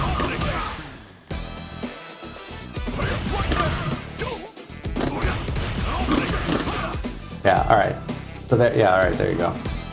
Overhead after drive rush can be comboed after. Oh. Yeah, okay, got it. Got it. Okay, that makes sense. So drive rush costs half of your drive bar, so three gears to cancel. And then it puts them in a situation. So in this instance,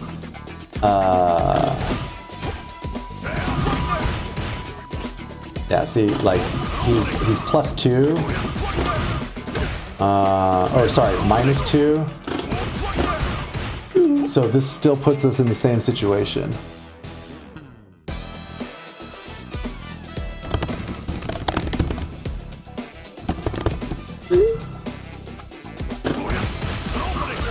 So basically,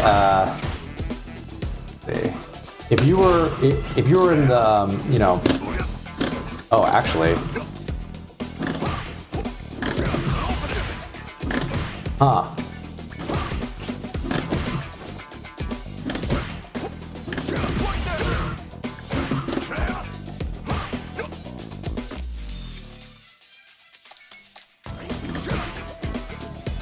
All right, so crouching medium kick is -6.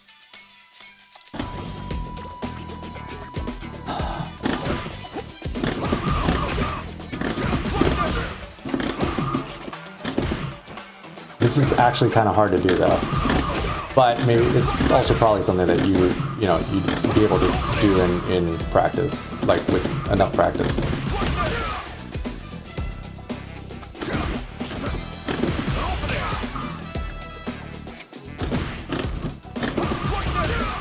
So this has an interesting use too, right? Because the standing medium punch connects without a problem. You don't have to time it. Whereas if you were to do standing heavy punch, because crouching medium kick has 8 frame startup, standing heavy punch has 10 frame startup, so that 2 frames is the difference between the setup working and you getting hit. So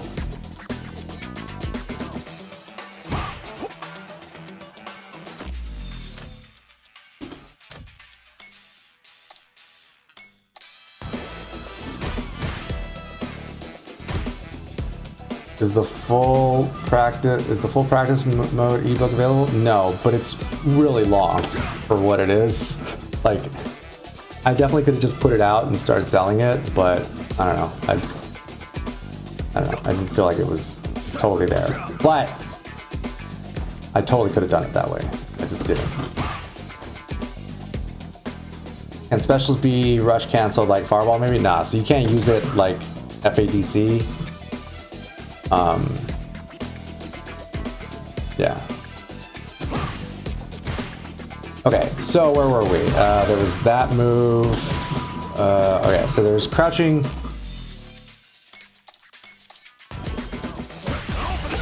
Crouching medium kick, drive rush. Oops. into standing medium punch.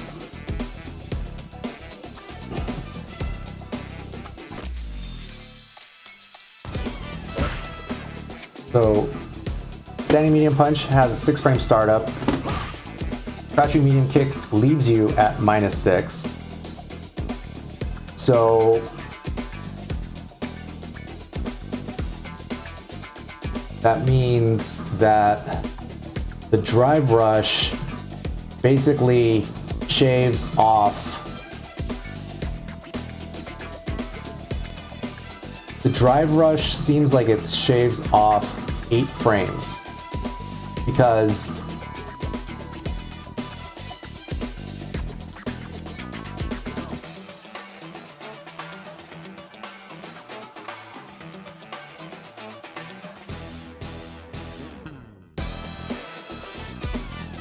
if crouching medium kick would if low forward would normally leave you at -6, and the standing medium punch has a 6-frame startup,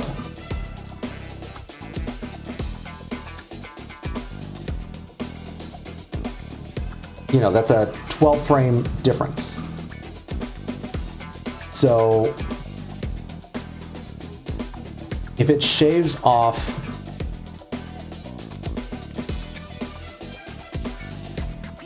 like okay, in order for the standing medium punch to beat to counter hit the jab,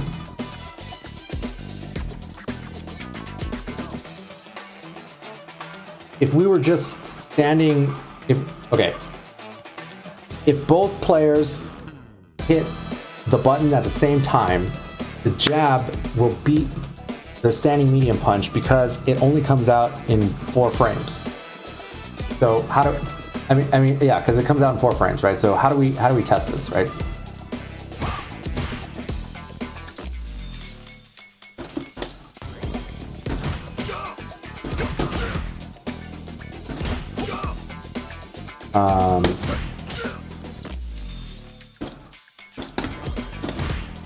See, this leaves us at -1, which means that if we were to try to do it, wait, hold on, I have to think about how this actually working. That leaves you at -1. Okay, so let's start it like this. When I'm doing the jab, right, it leaves you at -1, which means that if I were to try to do the jab again,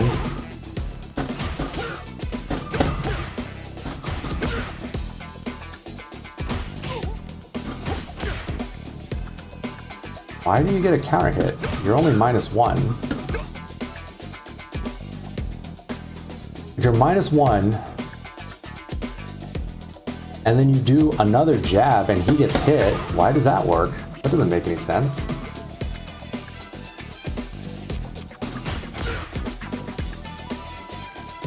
I feel like if you're -1, oh, I know why, because we're also not thinking about the extra, like the activation.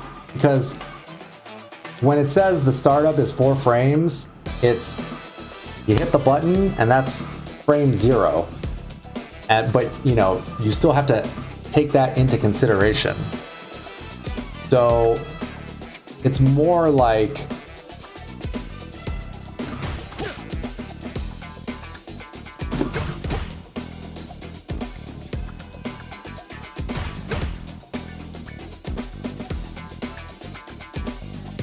look at that. Isn't that interesting? It says that I'm +1. But when I make him block it, hold on. I'm -1, he's +1.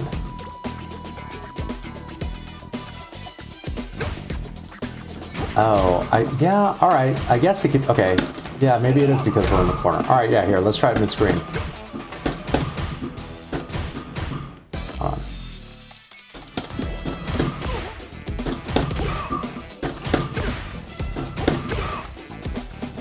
You know what it is? I think it's because the jabs are chaining together.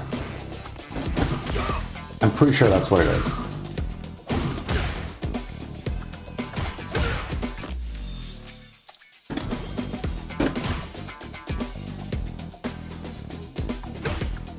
-1, -1, -4,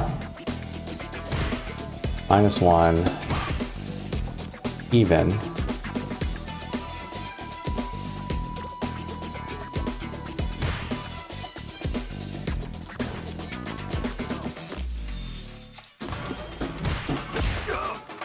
There we go. So if you're even,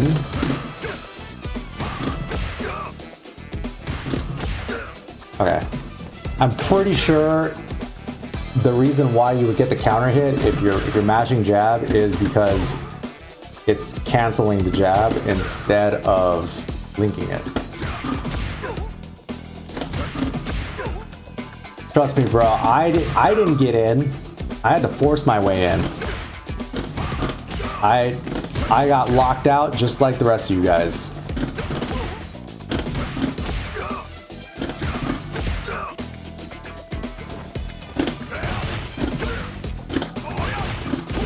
Okay, so the gut punch leaves you, is the only move he has that leaves you at +1.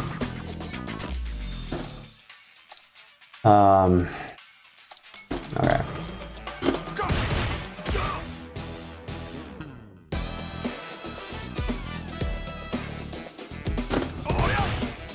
Okay, there we go. You see how when, okay, if you make them block the crouching medium punch, you're even because it's 0 frames. So because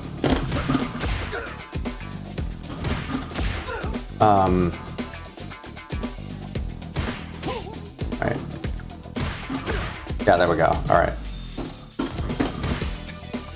Standing medium punch leaves him at -1, which means that if you go for standing light punch afterwards, you're gonna get beat out because his jab starts up 1 frame before his jab has a 1 frame head start. So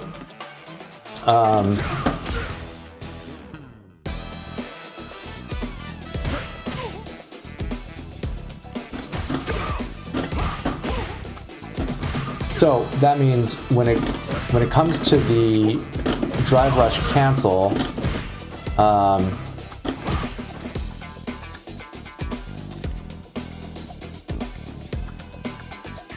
because he's at -4. Oh man, I already forgot my numbers. Okay, sorry. Because he's at -6 from crouching medium kick,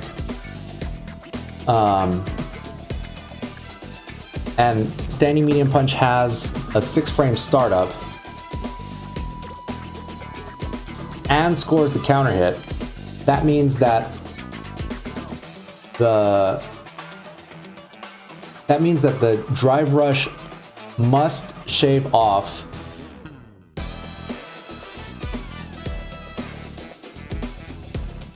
$10 frames minimum, because if you were okay, yeah, like in order for standing medium punch in order for the 6 frame move to beat the 4 frame move, you needed to have been at least +2. But really, you would need to be +3. Because if you're +3 and then throw out the 6 frame move, your medium punch connects on the 3rd frame, which is 1 frame before the jab comes out. Does that make sense?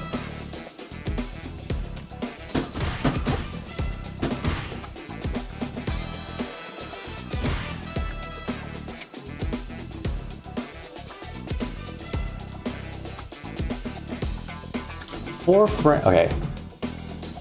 A 4 frame.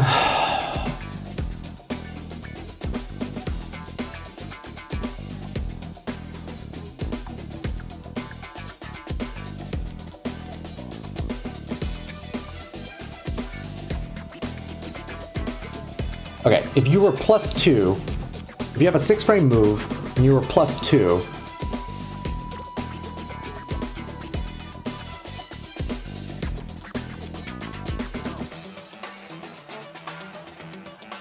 if you were +2,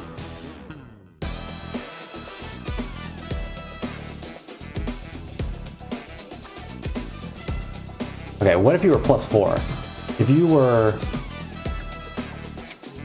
+4 and then, okay, actually, if you were +1 and then did the 6 frame move, you would get hit by the jab because your 6 frame move becomes a 5 frame move, but the 5 frame move is still too slow. So you need to be,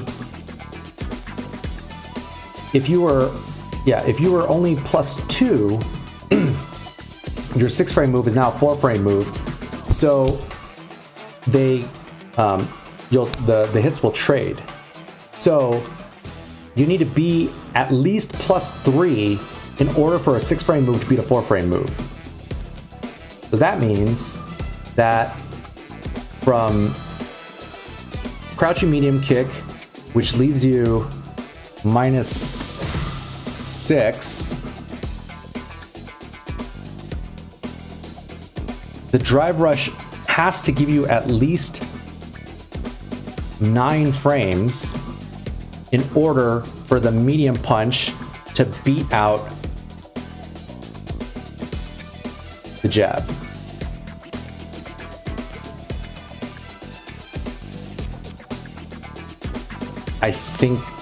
I think that's what it is. I think I got it.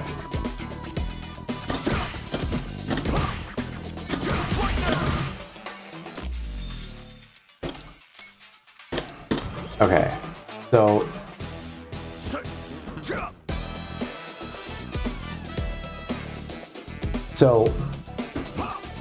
in order to test this, we think that the drive rush gives you, we think the drive rush shaves off 9 frames.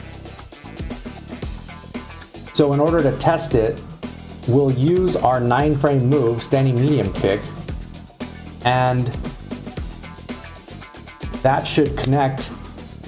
They should trade. The medium kick and the jab should trade because they're hitting on the same frame.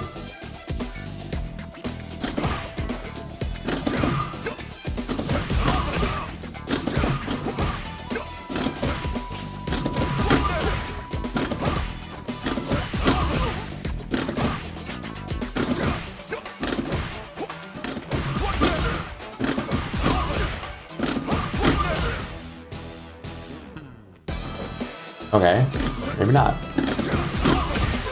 Oh, 8 frames. Oh, there we go. Because we're not thinking about frame 0. So now, crouching medium kick into crouching medium kick should trade every time.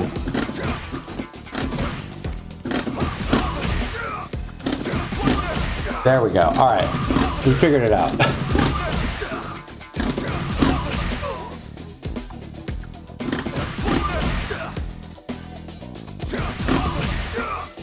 Oh, okay. All right, guys. I need a break. Yeah, that was a lot of brain work for me. Sorry. I'm just a mere mortal. So, give me a few minutes. I'm gonna get some water. Oh, think about my life. So, yeah, sit tight. I'll be back in like 2 or 3 minutes. Yeah, I'll be back in a few minutes. Sit tight.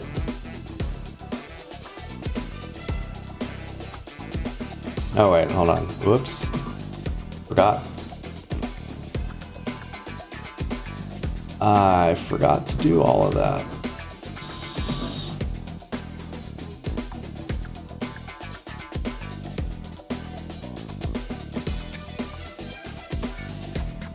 I forgot to build the break scene. Hold on 1 second.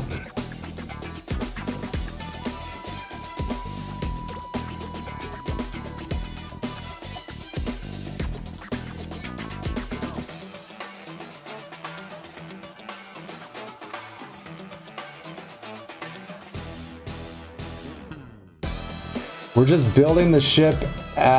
We're just building the plane as we fly it, right?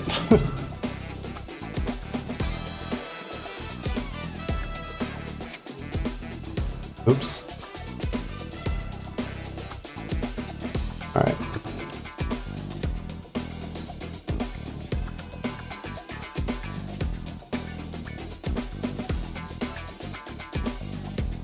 What happened here? Why is my timer not starting? What's going on here?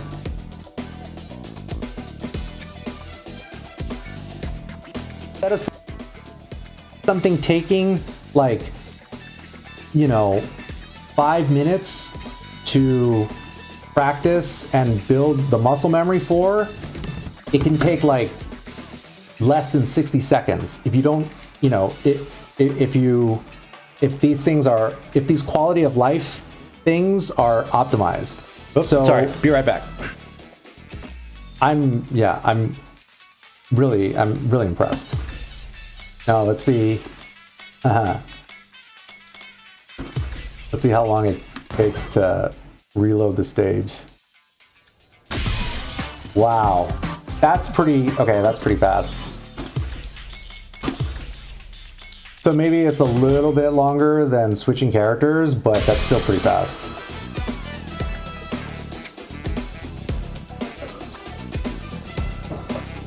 Counter picking people in ranked is forever gone. I don't know. Maybe it is, maybe it isn't. I don't know.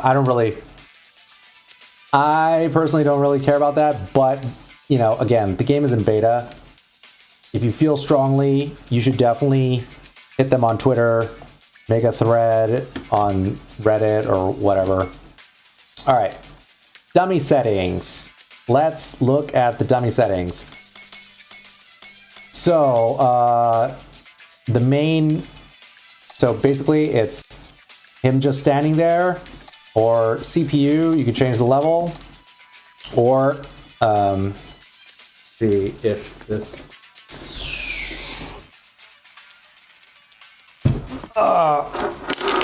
let's see if I can just plug in and just make sure that this actually works. Who knows, maybe I'll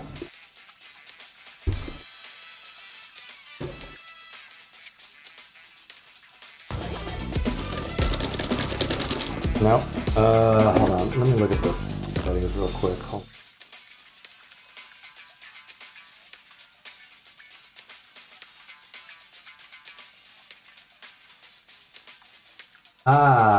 Detected controller.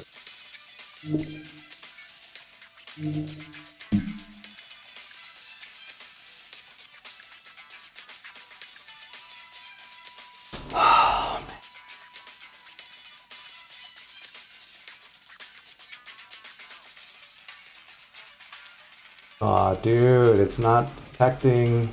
Why is it not?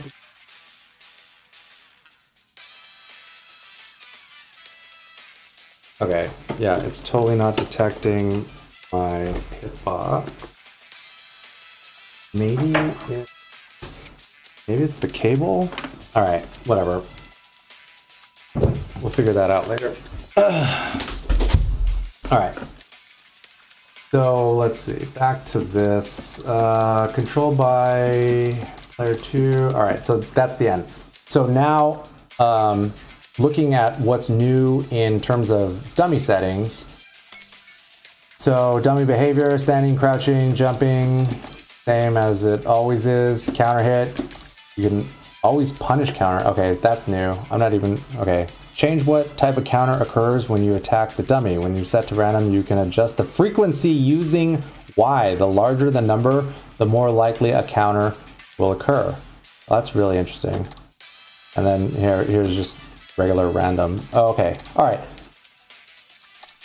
Always punish counter. I'm not quite sure what punish counter is, but being able to adjust the frequency How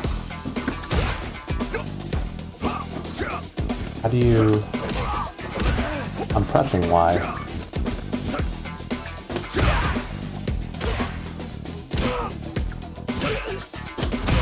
Okay, maybe I'm missing... Oh, wait. You can adjust the frequency using Y. Oh, I see. Okay, so once you have random selected here, then you press Y, and then you can set the value to be weighted differently. So right now, each option, there's 3 options, right? So you have normal, counter, and punish counter, right? But each one is weighted evenly, so because each one is weighted as 1, right? So it's like a 33% chance that you're going to get a normal hit, or a counter, or a punish counter, right?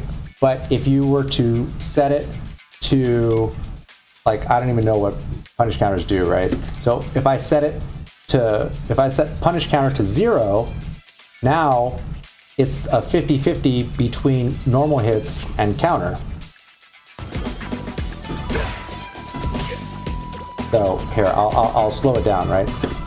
So normal hit, normal hit, normal hit, counter hit, counter hit, counter hit. But you see, so it's like each one is weighed equally. And we turned off, since we set punish counter to 0, because I don't know what it does, then that never comes up.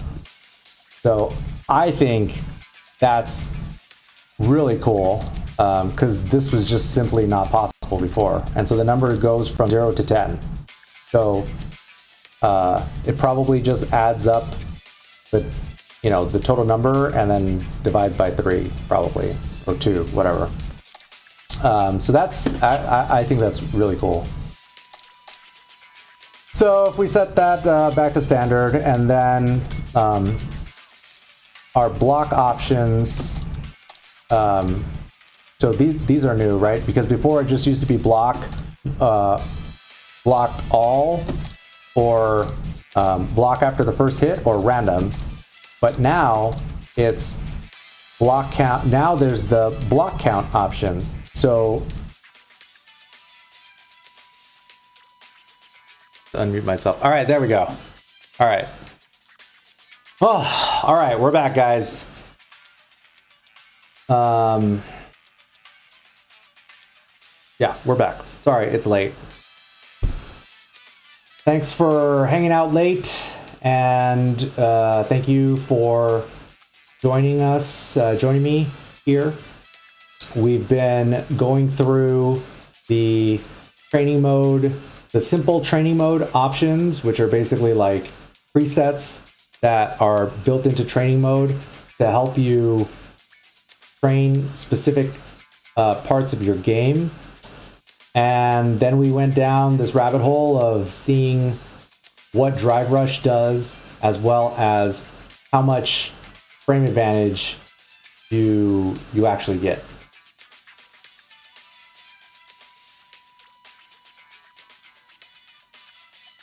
Yeah, dude in frames. I didn't know either. Somebody in the chat explained it.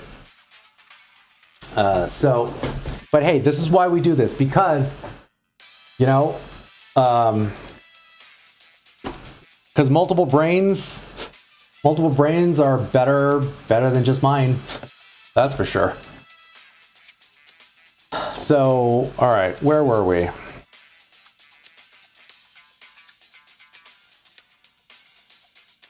Here, let me look at some of your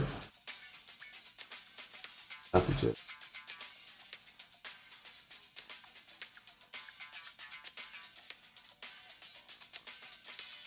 See if I missed anything. Yeah, so Paul O'Shea says that there's no trades that, there's no priority. You just get trades now. So the priority system is gone, I guess.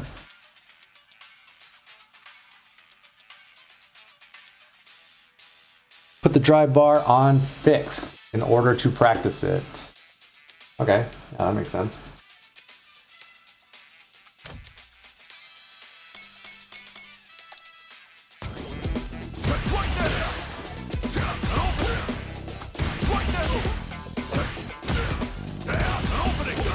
I mean, I don't, well, let's see if it's that much of a difference.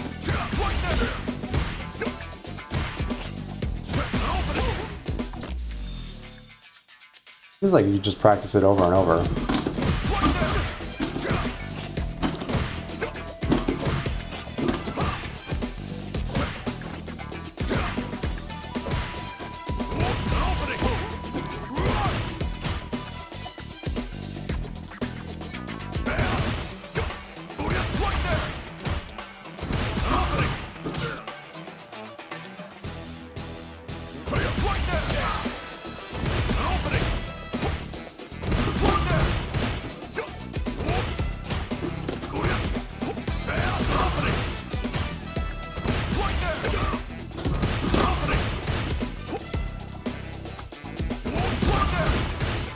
Okay.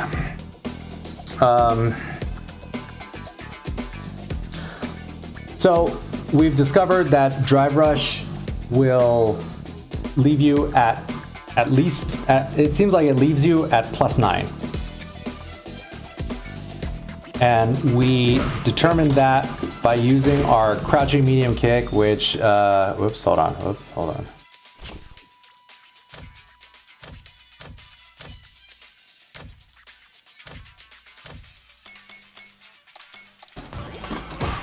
Crouching medium kick has an 8-frame startup, leaves you at -6. So, because Drive Rush gives you +9, that means that the crouching medium kick has an 8-frame startup. So the Drive Rush puts you at even if you do another crouching medium kick, which is why it'll trade.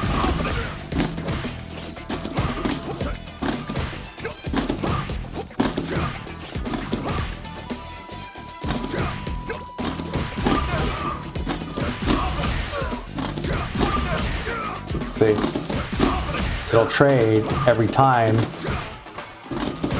because they're connecting on the same frame.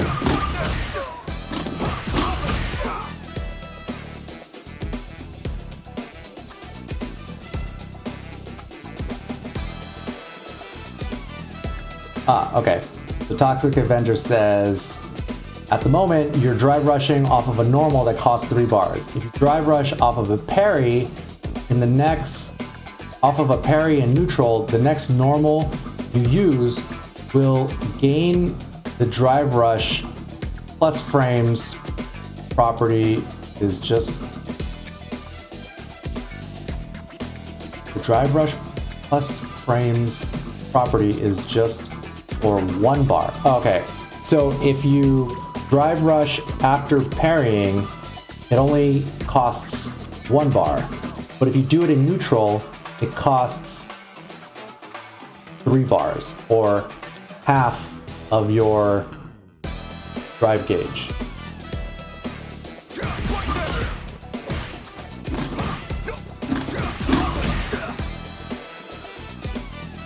Okay.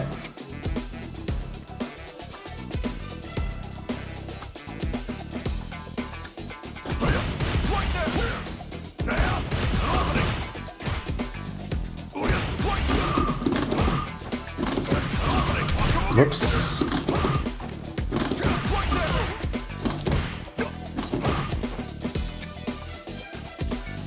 Okay, so like the moves that you could use theoretically in neutral would be crouching medium kick into drive rush standing medium punch, or you could do standing medium punch, leaves you at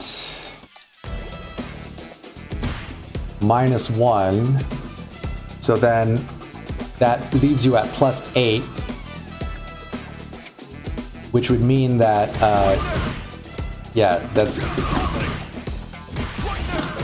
the crouching medium kick has 8-frame startup, standing medium punch into drive rush. So this is still a true block string because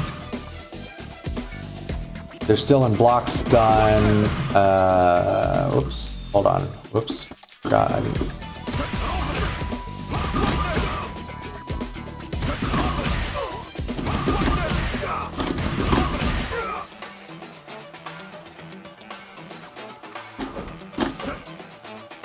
So that means that this, yeah, exactly, yeah. So that's too slow. Standing medium kick is too slow. Not that you could do anything with it anyways. So basically, this, if you were able to hit standing medium punch in neutral, if you're able to hit standing medium punch into drive rush, then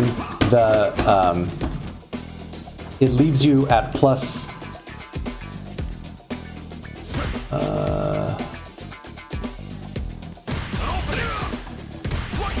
It makes it real easy to just do another standing medium punch without it being a full, true block string, because what you don't want to be doing is burning half of your drive gauge and then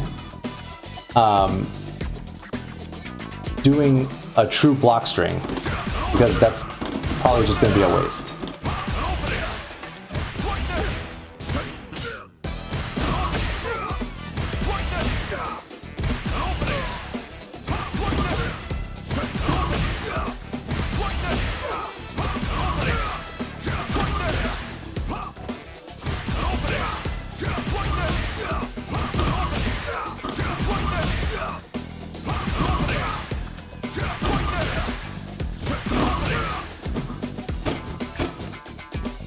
Right, so this...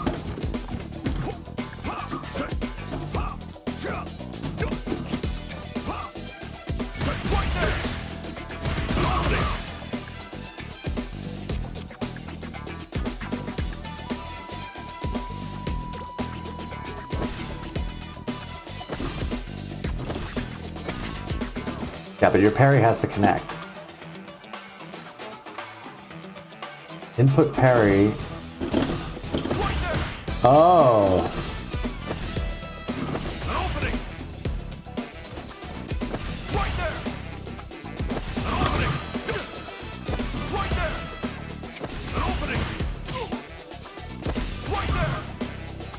Okay, so what I'm doing is I'm holding parry.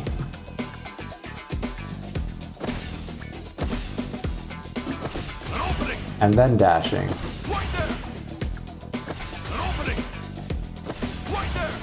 So here, hold on. Let's set the refill. Let's set refill to standard. Oops.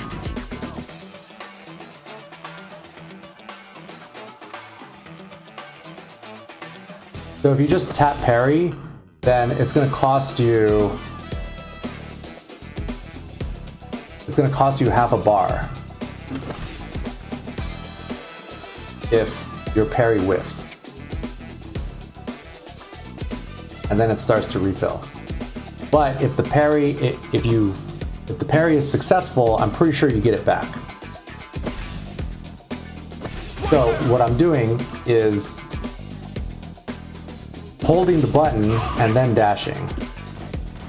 So this would kind of be like the same as kind of like a FADC. But if you input the first if you input the first forward of the dash, the second forward and parry, it comes out in 3 frames.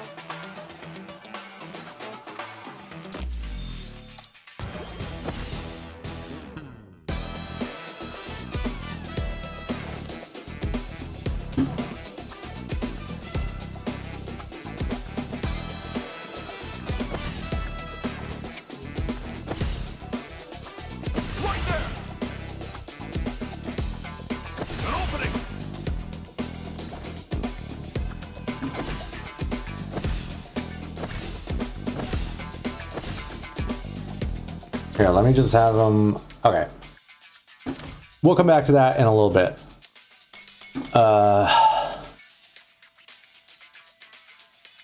Throw escape practice.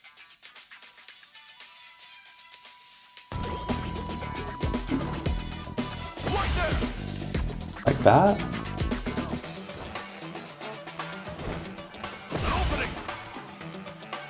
I think I'm doing that right.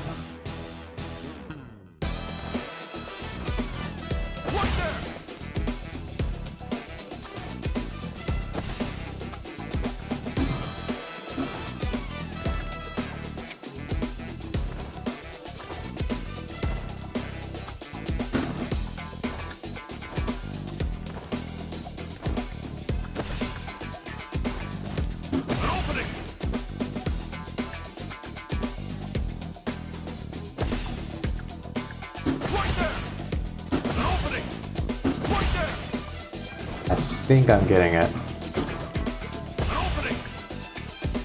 That's what it looks like, right?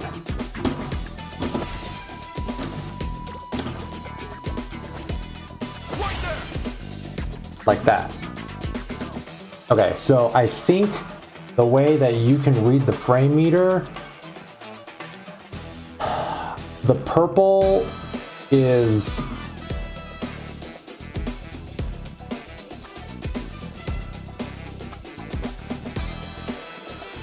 I'm not quite sure what the purple means.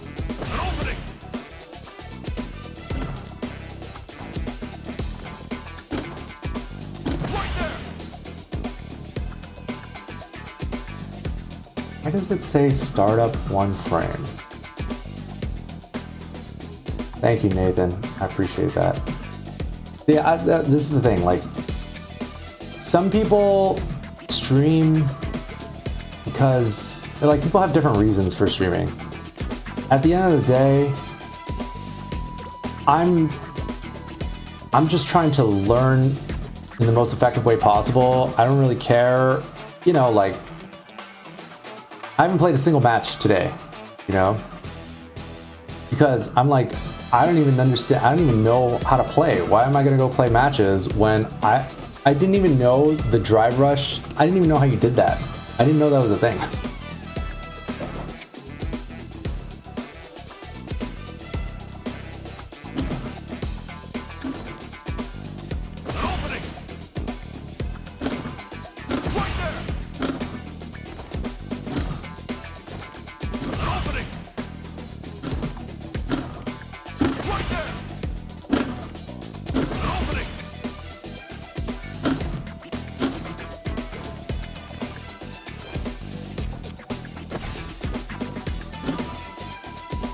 Oh, thank you, Nemu. Nehimu. Purple is parry / counter active frames. That makes sense.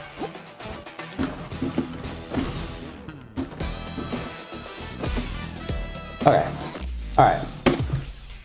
Let's see what throw is. Okay. Now, let's check out the next simple training setting option, which is throw escape practice. After knocking you down with a sweep, Ryu will use either a low attack or a throw. Crouch block as you get up and input a throw as his attack hits to defend against both strikes and throws. Enabling recording slots 3 to 4 will add some more attacks to deal with. Try it out, it may even give you some ideas to work into your own offense. Applying this preset will overwrite Ryu's recording slot. Okay. So, before, if you wanted to, like, you could set up this situation yourself in Street Fighter V, but the problem is you would need to know that and then set it up. You would have to think of a scenario with which you could test this, or with which, okay, you would have to think of a scenario. You would have to think of a scenario that would allow you to train teching throws. And then you would have to record it and then train it. But this saves so much time and energy because it just gives you a working example to start with.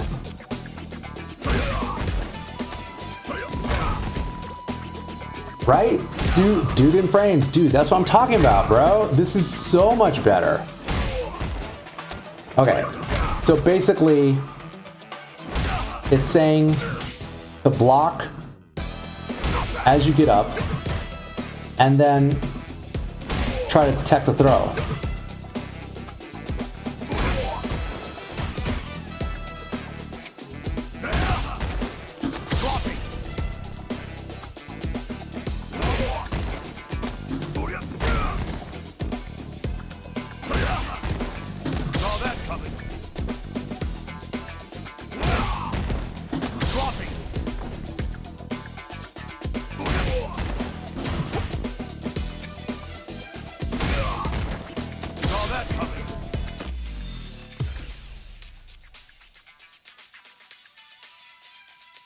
Crouch block as you get up and input a throw as his attack hits. Defend against both strikes and throws. Okay, the translation is that it's explaining to you how to option select in training mode as like a basic thing. Because, here, watch. So I'm not gonna try to tech on reaction. I'm just gonna try to do exactly what it's saying.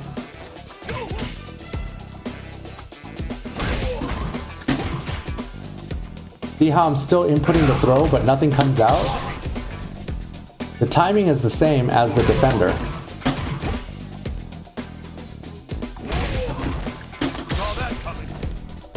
I'm doing the exact same thing,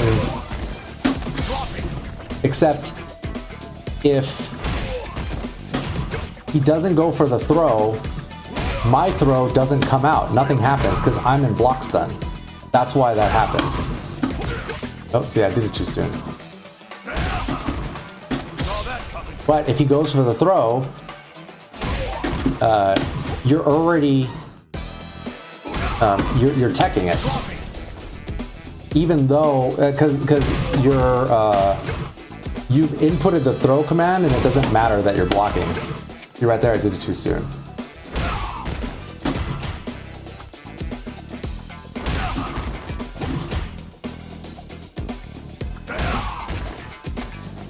And see right there, I didn't do anything.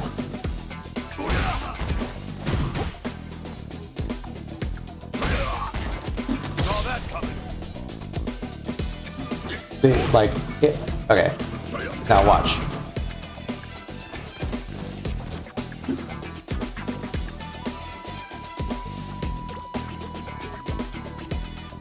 Okay.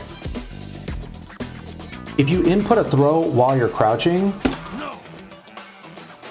and you're not blocking, then the throw comes out. The same as in Street Fighter V. As opposed to in Street Fighter 4 and in Third Strike, because of the priority system, if you did the same thing while you were crouching, you would get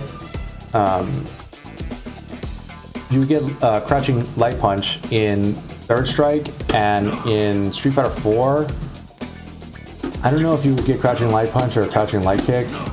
I think you get crouching light kick. I'm not sure, I don't remember. But this is the same as it is in Street Fighter V. However, if you're blocking and you input the throw doesn't come out because you're in block stun. Whoops. Oops, hold on.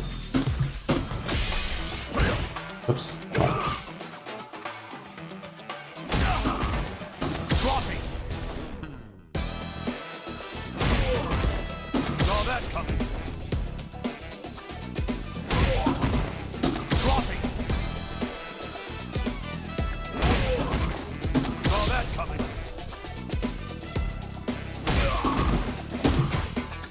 See, nothing happens because I'm in block stun.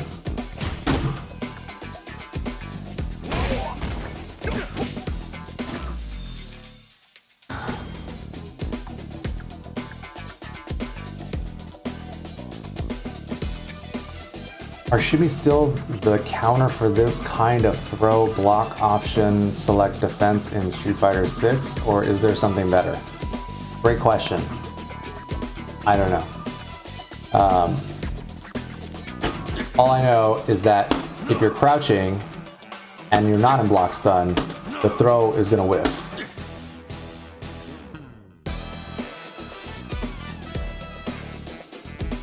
Well, it's a good thing you came to class today, John Ford. Isn't it?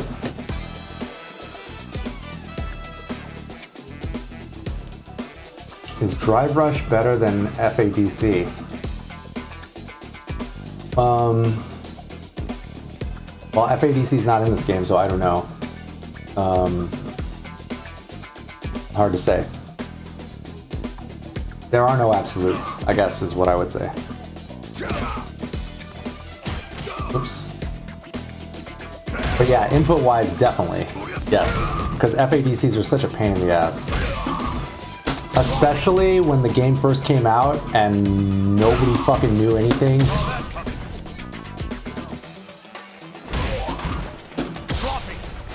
I don't really think the execution is harder. I think it's about the same. I mean, if your execution was competent, I mean, if your execution, if you have competent execution, you're going to be able to play this game just fine. The real problem is that you don't have, you haven't built the basic. You haven't built one of the basic skills to be a competent fighting game player, which is just, you know, being able to do the execution. Probably because you never learned how to train effectively. So the time that you spend practicing is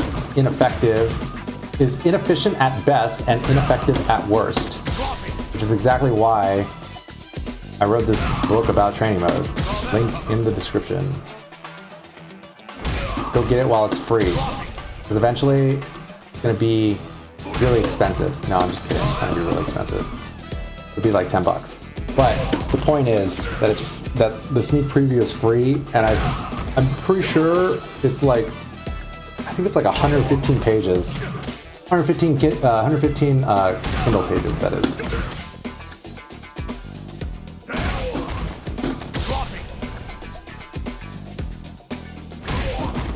So don't think you're going to get washed, because like this game, I think the game is going to come out in February. So you have between now and then to work on your execution in Street Fighter 5. That's more than enough time. Oh, maybe it's not. Oh, you know what? I screwed up the stream. Just go to gootecks.com. It's there.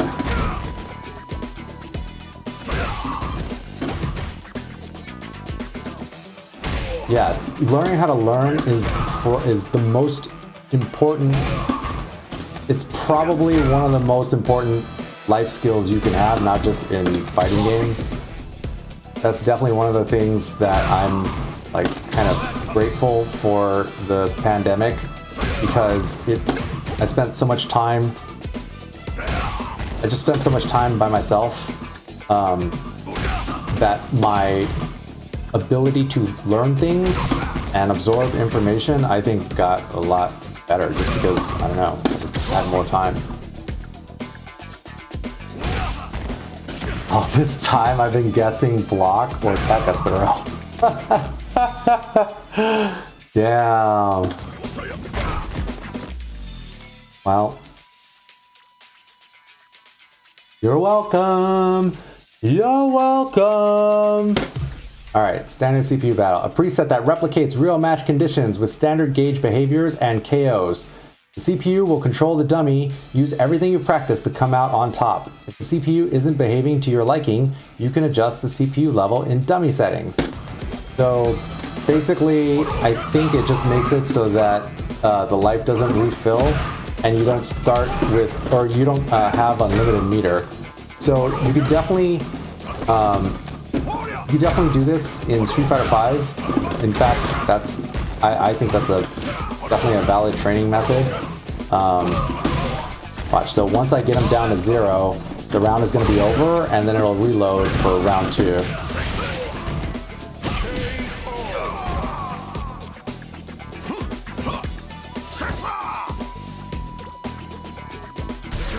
Woo! Yeah, so that's cool that that's one of the presets because, dude, I mean, I had to come up with this shit myself. Or not myself, not like I'm the only one to, you know, not like I'm the only one to have figured it out. You know, but the fact that this is just one of the presets straight away is really good. Really nice. All right, whiff punish practice. Ryu will do a neutral jump, then either a crouching medium or heavy kick. If you wait outside the range of the medium kick while crouch blocking, you can then block the heavy kick or counter the medium kick with an attack of your own. If you can't tell the kicks apart, attack when the heavy kick would hit your block.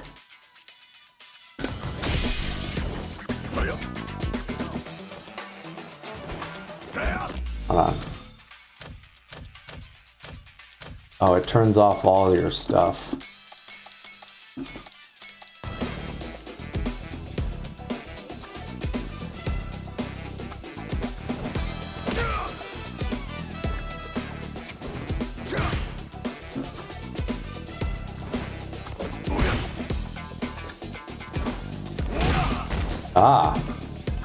I see.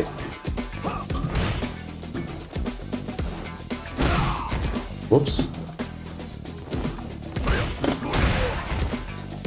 Oh, right. We're trying to do whip punishes. Okay, right. Oh, I'm standing too close. There we go. Oh, Houston Oilers, XRP boys in the house. You enjoying these low entry prices, low entry points? Even though it's been on the run, right? I mean, these are just the new, it looks like these are the new levels now.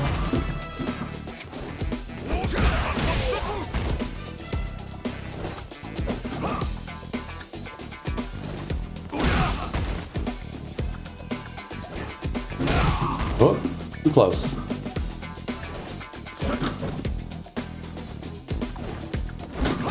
Hope you've been stacking those bags, bro. I think we only have a few more months left before... I think we have a few months left of the SEC lawsuit.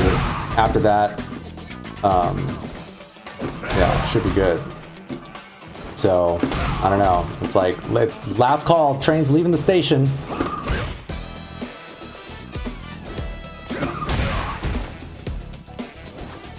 Yeah, I think this is the new bottom. Although I will say, if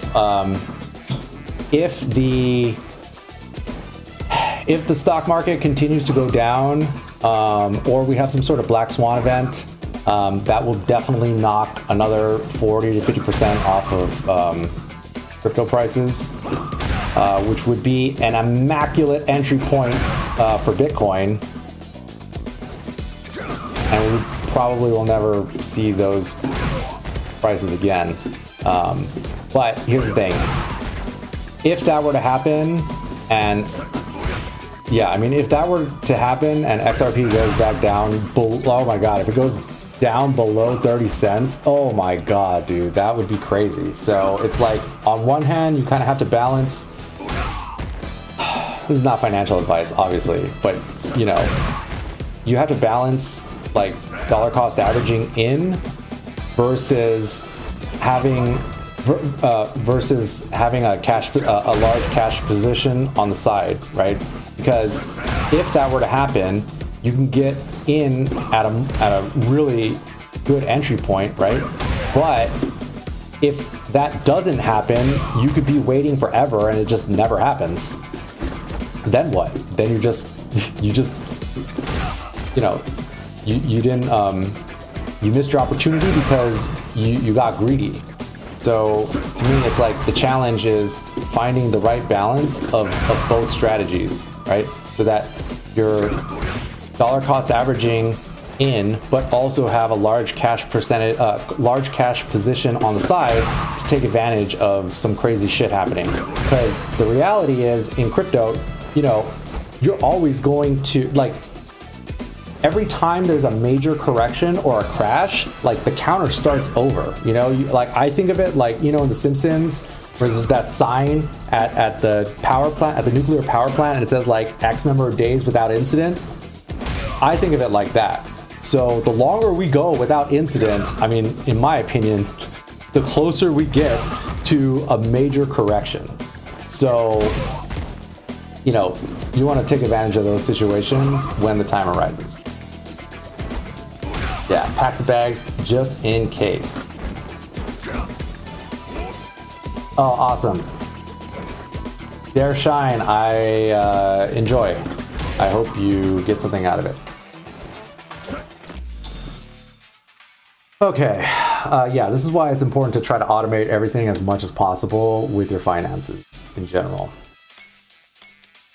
Okay, so that's whip punish practice. That's pretty cool. Now we'll do punish practice. After getting knocked down, Ryu will counter with an invincible OD. I like that it's OD instead of EX now. As soon as he gets up, he'll do wake up DP, wake up EX DP as soon as he gets up. Blocking it will leave him wide open, so practice high damage punish counter combos to make use of the opportunity. You can change the counter attack settings to practice counters against other moves as well. All right.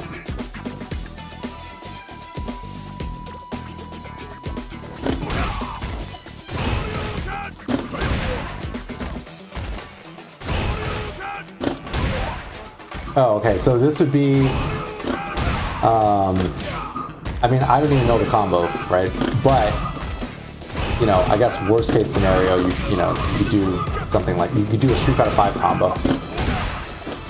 Okay, that works too, all right. Actually, here, let's start with the gut punch. Is that real? Gut punch leaves them at +10? Wait, so where's our... Oh no, we need more than 10. So that... Oh, there we go. All right.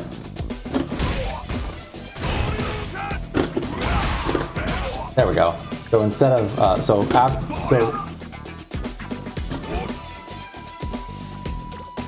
Gut punch will leave you at +10.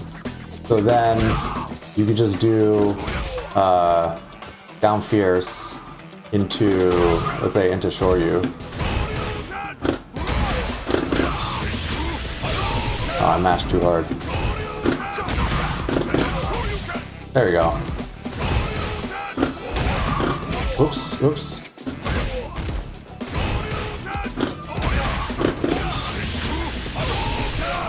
So obviously, I'm sure there's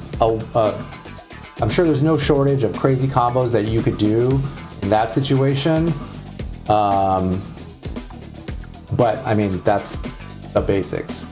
So if you block, if you hit them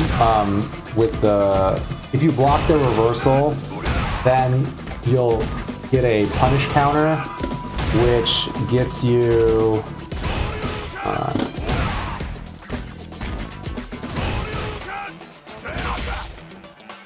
oh no, not out.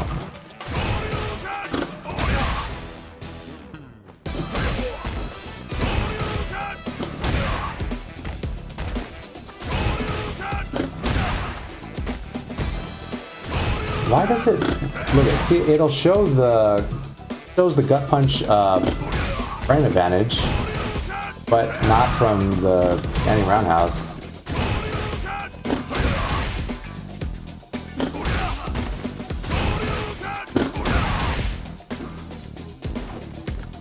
That's weird.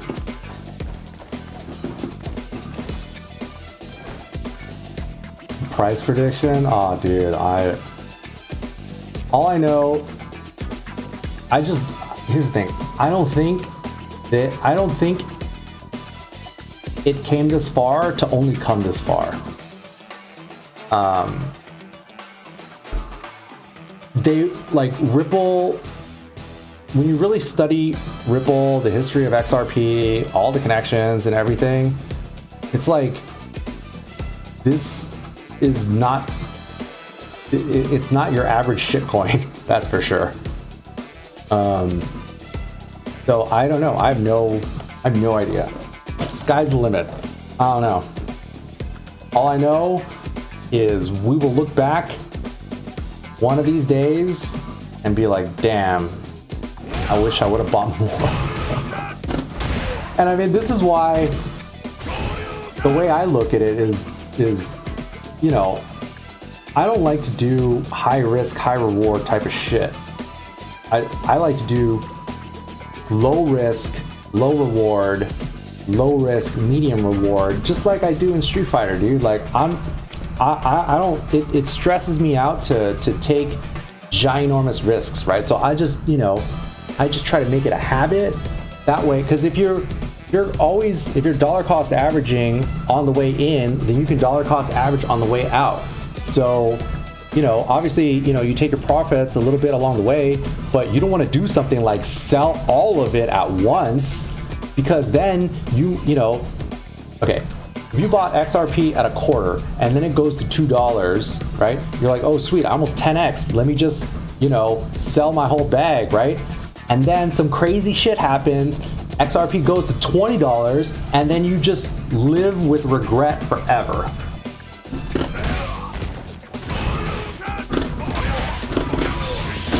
Oh, John Ford, you're an editor? Yeah?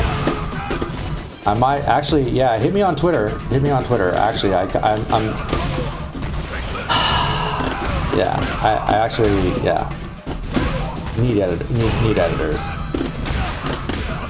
And I can, you know, like, through the pandemic, I learned a lot of shit, right? My tech is actually much better, just in general.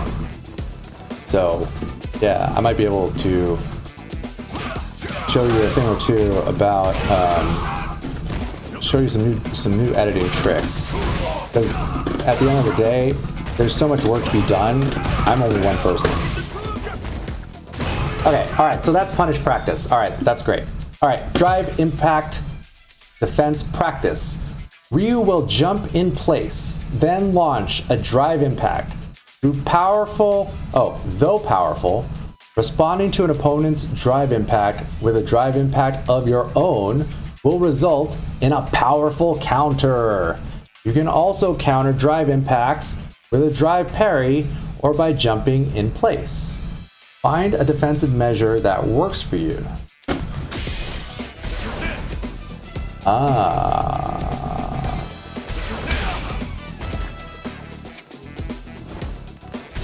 Oops. Oh no.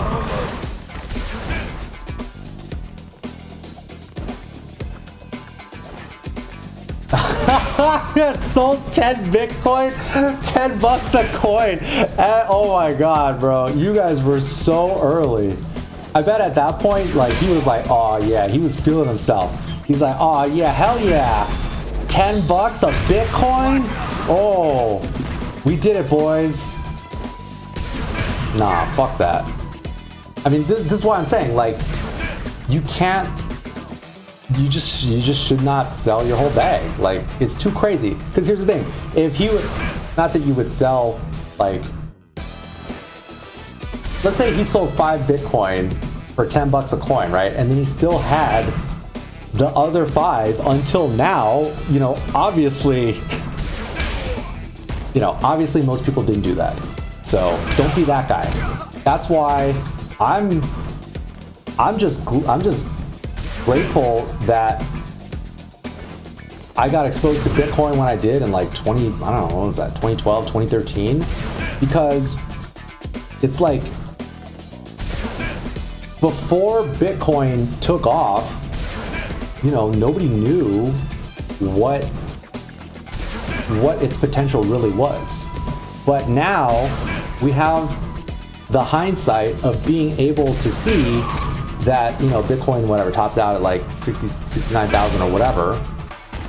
Therefore, you know, Bitcoin sets the bar of like what's possible, you know.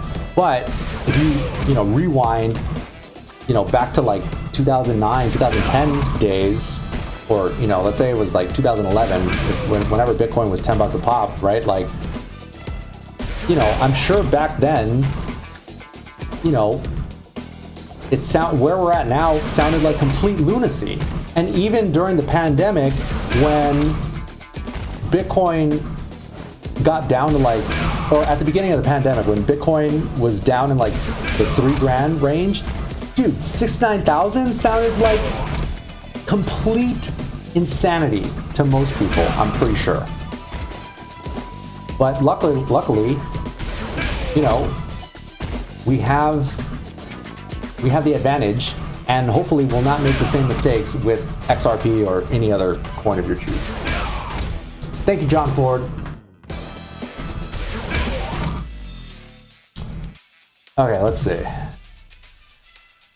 So you can do your own drive impact, or drive parry, or jump in place. All right.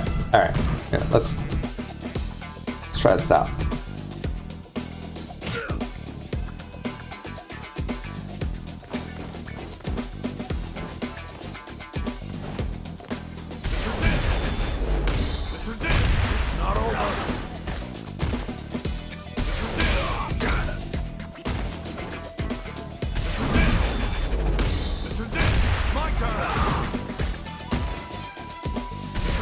Oh, actually, and you know what we should do too is, in the interest of trying to save as much time as possible. Ah, right. That's what I kept on getting. I've gotten hit by that a bunch of times. Okay, here. So we're gonna save a replay state here, right? And then it's easy to reload. But when you reload, you have to turn it back on again.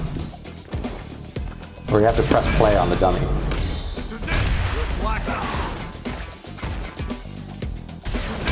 Oop.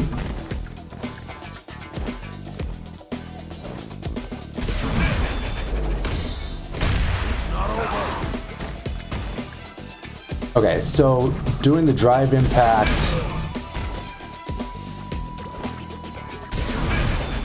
Oh, it only costs 1 bar. And if you hit them with your own drive impact,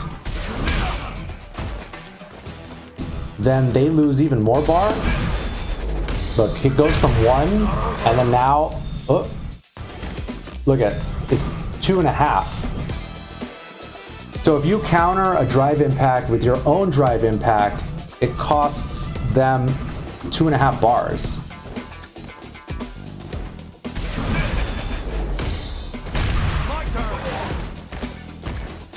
Okay, here, watch. Let's set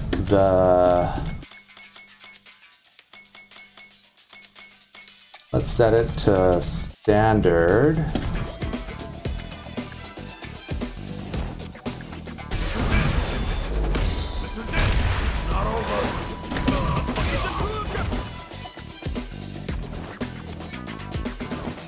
And then it starts to slowly regenerate. Kind of like Grey Life did in Street Fighter V, except much faster.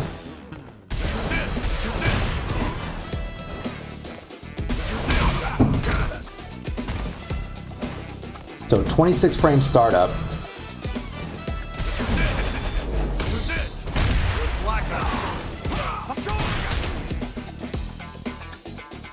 Oh, I cut him real deep, Shrek.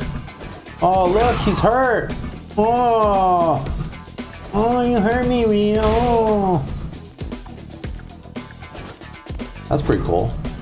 Oh, see, it's a good thing we changed the meter. Otherwise I wouldn't have known that was a thing.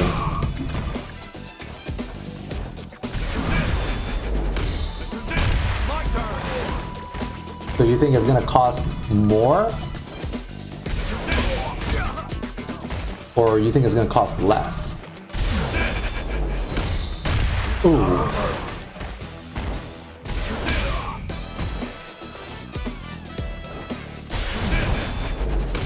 Oh, look at. Oh, that's interesting. Whoa.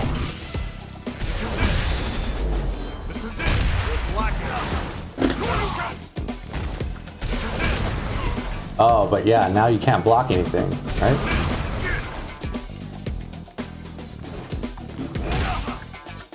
Oh, and when you're out of drive... Okay, if it gets to empty, you can't even drive impact anymore. Because look at, I'm pressing the button, but now I'm just getting roundhouse.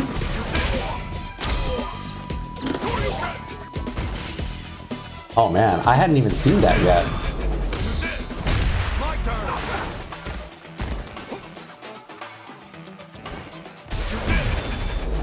This is it. It's locking.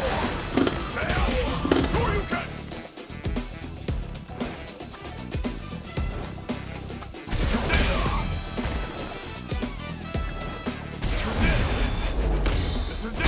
My turn.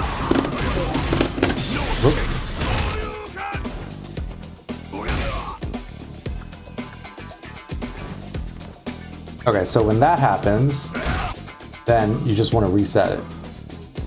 And then play it back again. Oops. Oh, I didn't realize which side I was on. This is it. It's not over. No escape.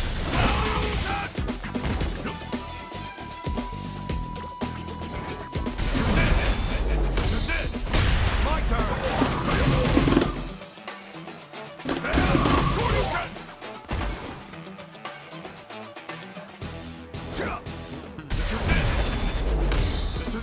It's locking. No escape. Shit.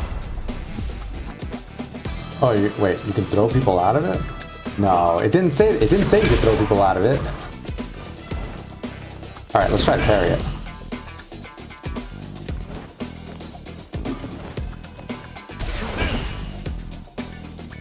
Huh.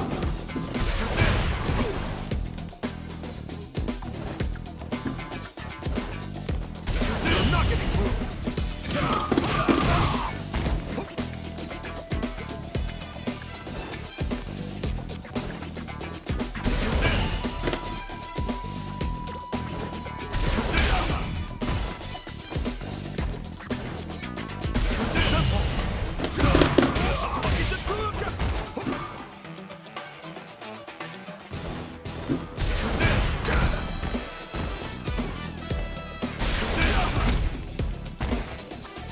Oh, you can super through it?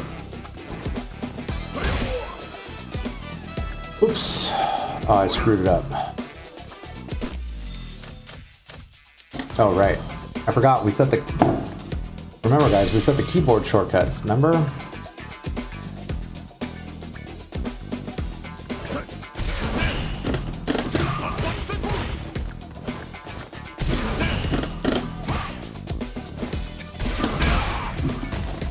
Okay, so this would be a good time to try the drive rush.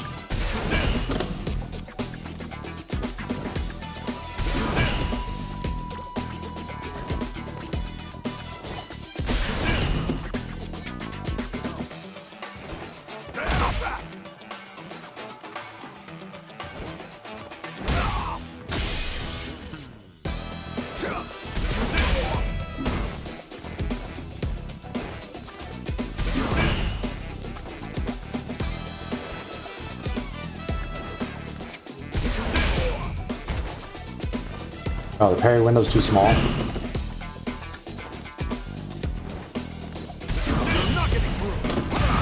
Whoa! That must be the perfect parry.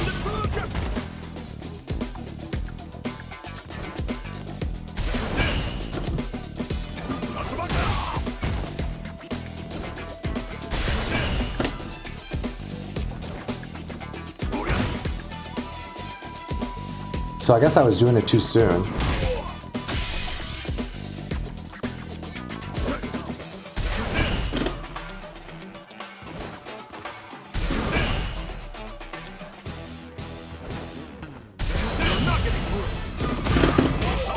Yeah, there we go.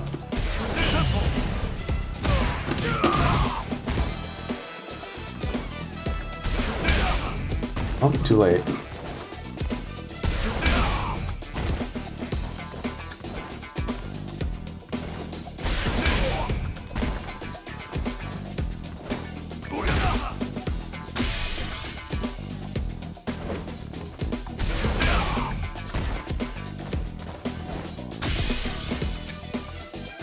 Here, let's save this state. There we go. All right.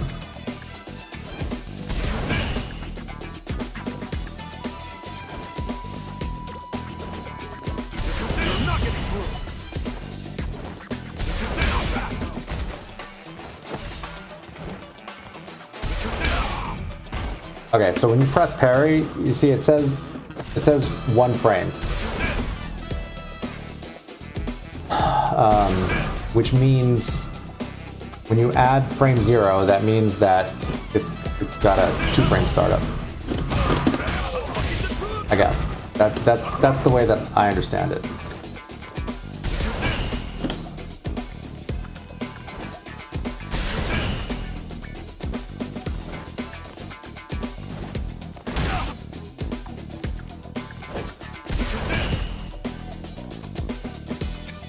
And then it gives you 8.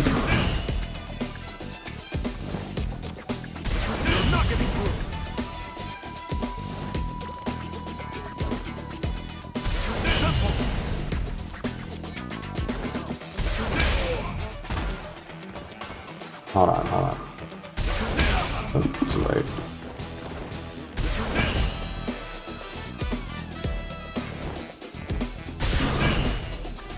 Okay, look at that. Oh. Okay, yeah. It gives perfect parry only on the 2 first frames. But you see, when you just throw out parry, see how the first 8 frames are purple? That means that if the attack connects during those 8 frames, you'll get that's the parry window. The parry window is 8 frames, I guess. This is it. My turn. So in order to get the perfect parry, like Cody's saying, you have to get it. See right there? When I got the perfect parry, you'll see that it's like it shows those 2 frames in yellow. See right there. I think I hit it on the.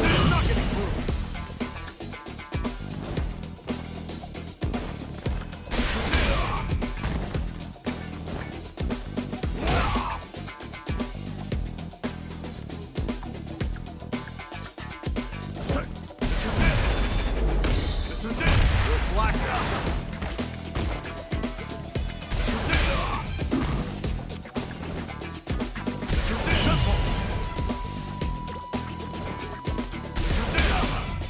It looks like it gives you 35 frames. See right there, it only gives you 3 frames.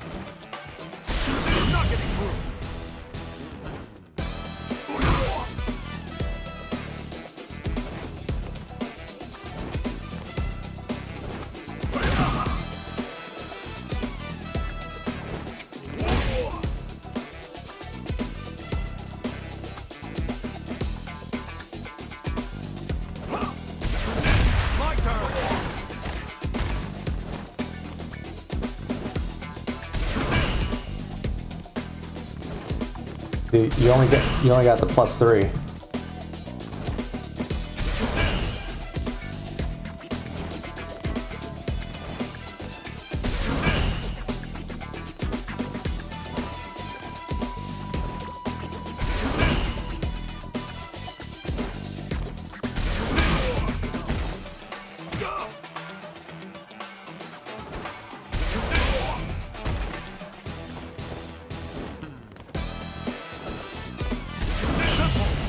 How's the scaling after the perfect parry?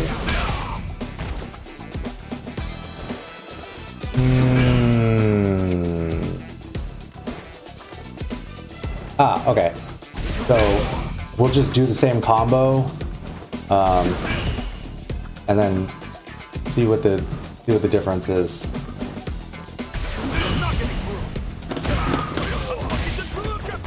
Okay, so that did what? 12-10.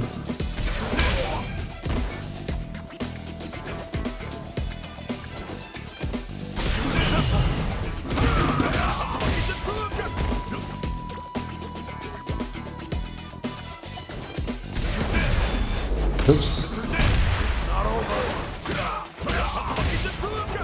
Oh, no. Hold on, let's get an imperfect parry here.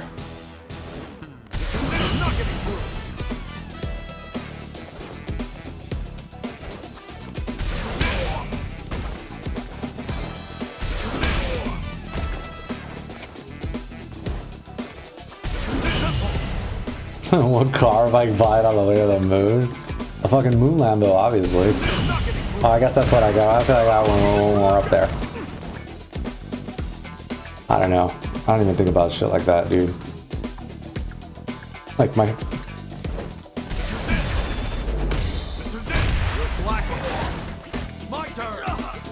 Oops.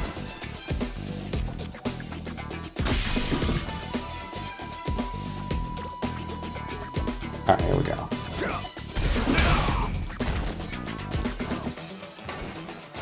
Oh, you hold it. Oh, okay.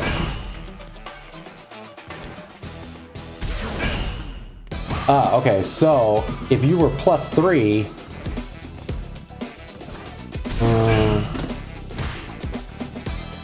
well, you can't even do anything, right? Because of the... Oh yeah, alright. Thank you, Talu.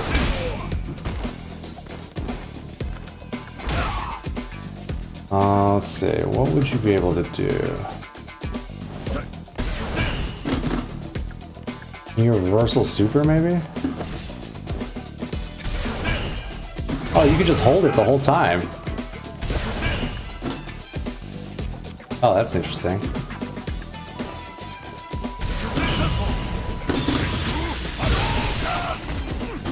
Yeah, so... Okay. So... +3 doesn't really let you punish, but it gives you frame advantage. Alright. Alright, that's interesting. Yeah, you just hold it. That's kind of interesting. Because it's like the same thing as a focus, because you can hold it. But if you just tap it, then at least you have the chance of hitting the perfect parry.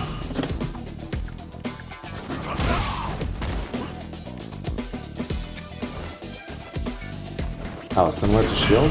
Oh.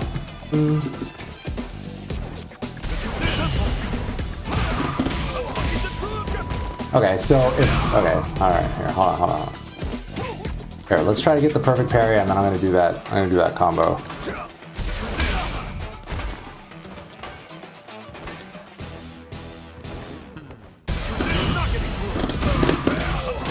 Okay, so that does 12-10 just by itself, right?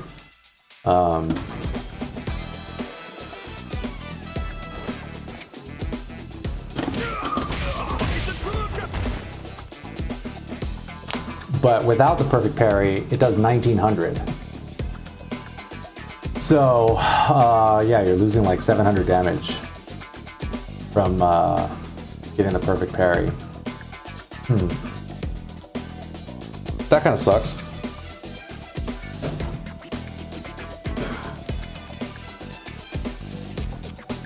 Okay. All right. So what was the other thing it said that you could do is you could jump. I think it said you could neutral jump.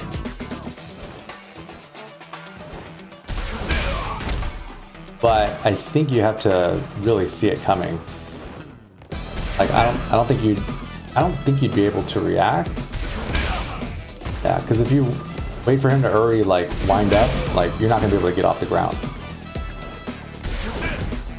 But if you jumped early, then it would be fine.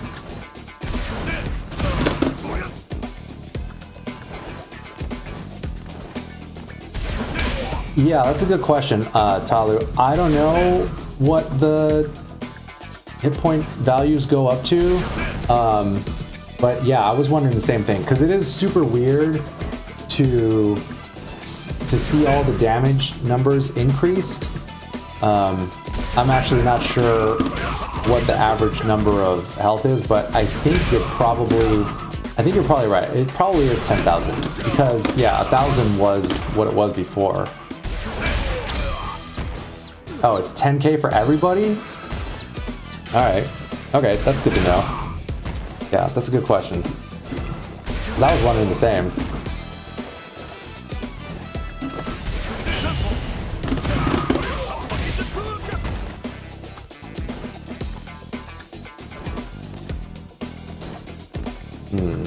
Well, I'm pretty sure they'll adjust that. Or maybe they won't. I don't know. Is it a feature or a bug? Who can even tell at this point?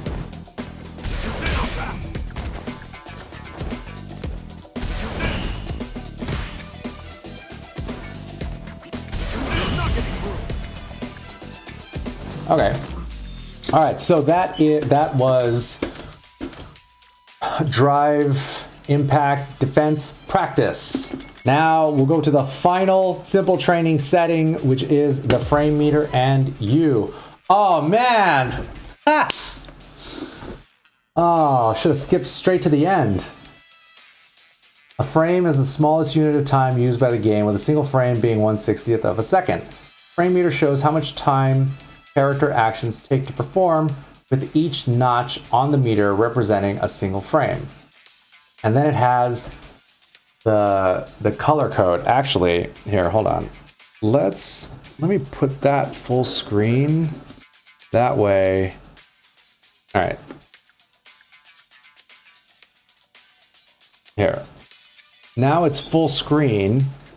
So that way you can, okay, take screenshots, guys. This is gonna come in handy.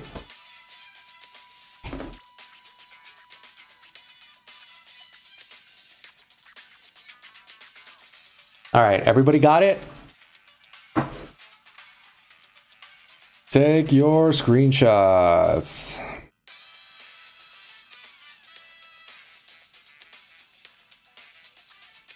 Do you get pressure after throws in the corner?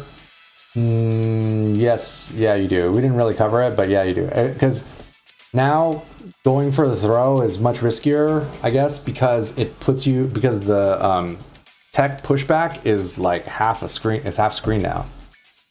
Okay, so startup is the time between the start of a move and when it connects. The total is the time between the start of a move and its end. And the recovery is the difference in time between when you and your opponent can act after landing a move. If this number is positive, it means you can act before your opponent can. While it's not necessary to memorize any of these values to enjoy the game, knowing which moves have fast startup or allow you to act before your opponent after they block will undoubtedly prove advantageous in combat. And then the key is on the left, or the legend is on the left. Counter state, punish counter state, non-counter action recovery.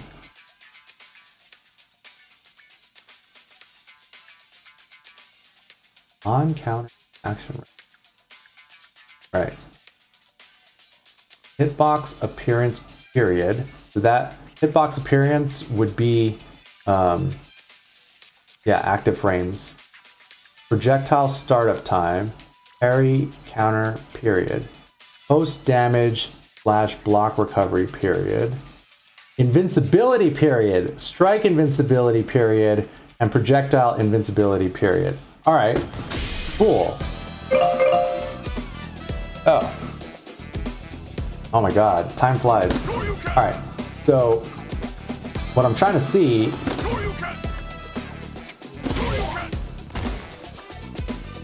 is if there's invincibility. Why does it say? Oh, probably because. Here, let me set him to wake up DP.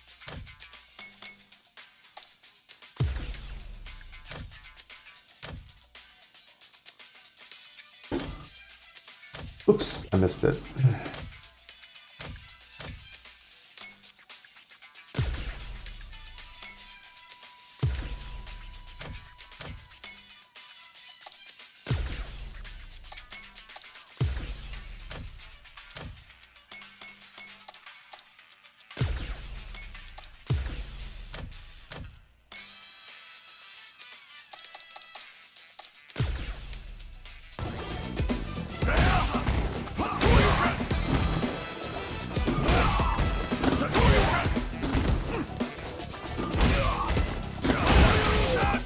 Oh, look at it. Did you guys see it? It was fast.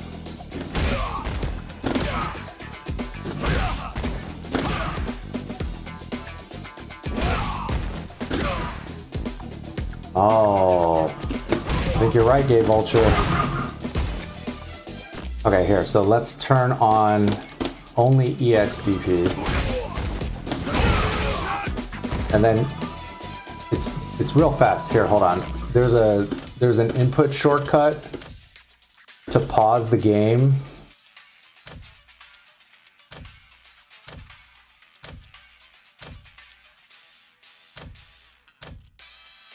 Oh, here it is.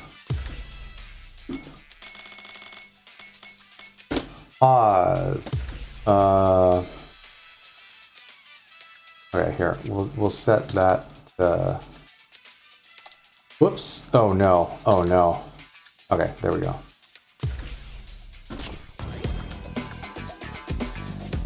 There we go. All right. So now let's... Okay, so you see the bottom frame meter is his. You can see at frame 58, there's those 5 frames of invincibility.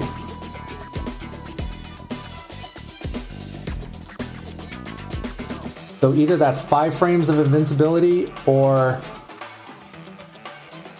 No, it's 5 frames of invincibility because the number says 5. Because it says the number 5. But in 6, oh yeah. But in 6 you get EX straight away, so it's not like you have to work for it. Yeah, it's a good point. Good point, Gay Vulture.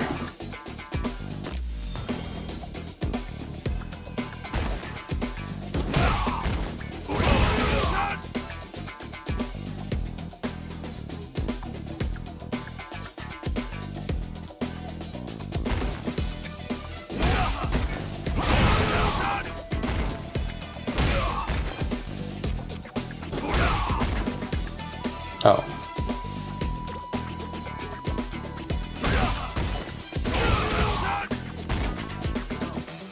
Okay, so what were the other ones? Let's see. The frame meter and you. Strike invincibility period. Projectile invincibility period. Okay.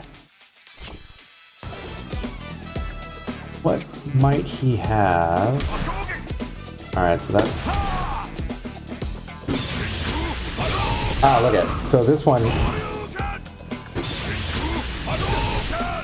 So look, the EX has... Or sorry, the Super has 7 frames of startup invincibility.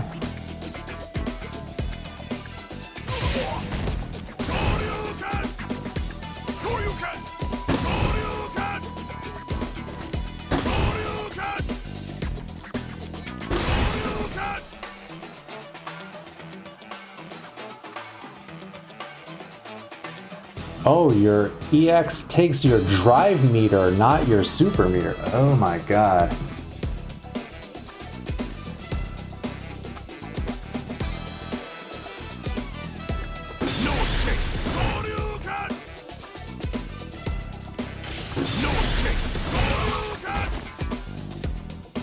And Shinshoryu has 4 frames, startup invincibility.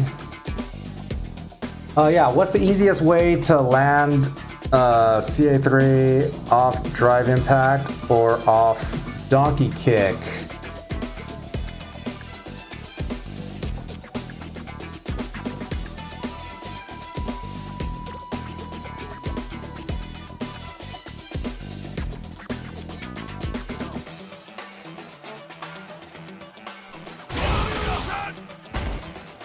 Yeah, I don't know. That's a good question, I guess. All right.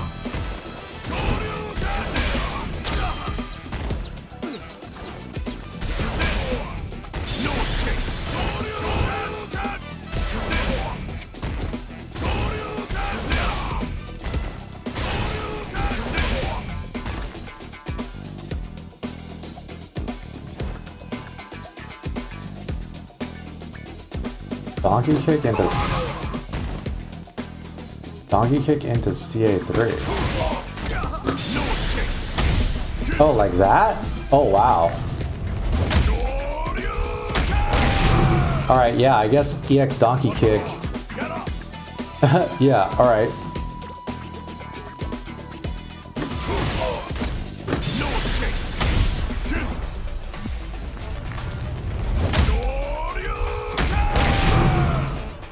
Wow, okay. Yeah, that's pretty good. So, or, I mean, that's pretty easy, right? Because,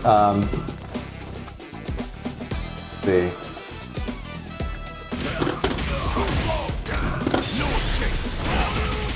Oops.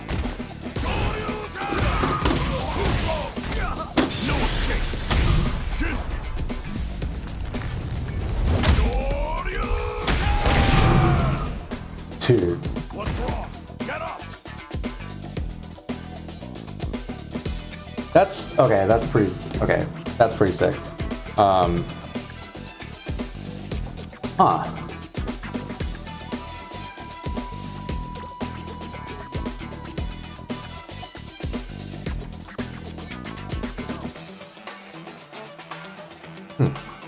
Okay. All right, we've been going for over an hour. I'm gonna take a quick break, and then I'm gonna take like a 5-minute break. I'm gonna run an ad, and when we come back, I don't know. I feel like we could work on a different character. I'm kind of leaning towards Jury or Chun. Yeah, I'm kind of leaning towards Jury or Chun. So, yeah, sit tight. Be back in like 5 minutes.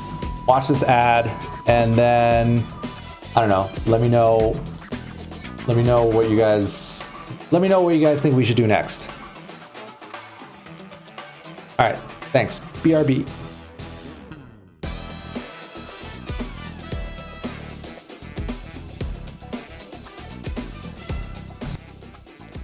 Set block count to have it block only the specified number of times, right? So this is new, right? This didn't exist in previous Street Fighter games. You can see block after first hit. So this is like if you, this is to show you if you mess up a combo, right? Like if I go crouching medium kick fireball, that's a true combo. So you see it says 2 hits on the left hand side, right? But if you mess it up and you don't do the fireball soon enough, then you see he blocks, right? But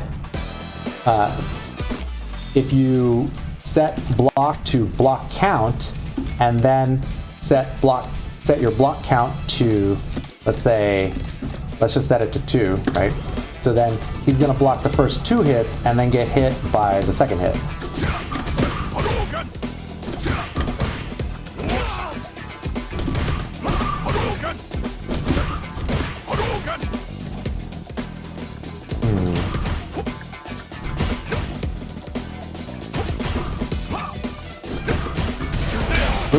Oops. Hold on. I'm not.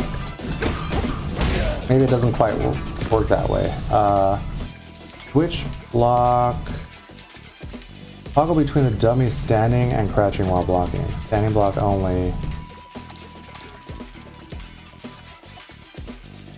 Crouching block only. Which block?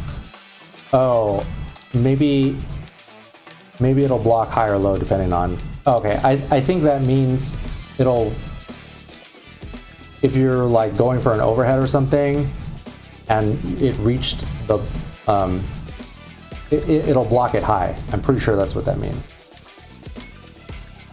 Block count a lot, yeah. How many attacks the dummy will block? Yeah. So let's see. Yeah, see, so if I do like 3 light kicks. Here, hold on. Let me set him to block Here, let's set him to crouching, and then we're gonna set switch block to active, right? So you see the forward medium punch is an overhead, so he stands up to block it, right? But the crouching light punch, he could block standing or crouching, but I have him set to crouch block only. Crouch block only. So now, if I do,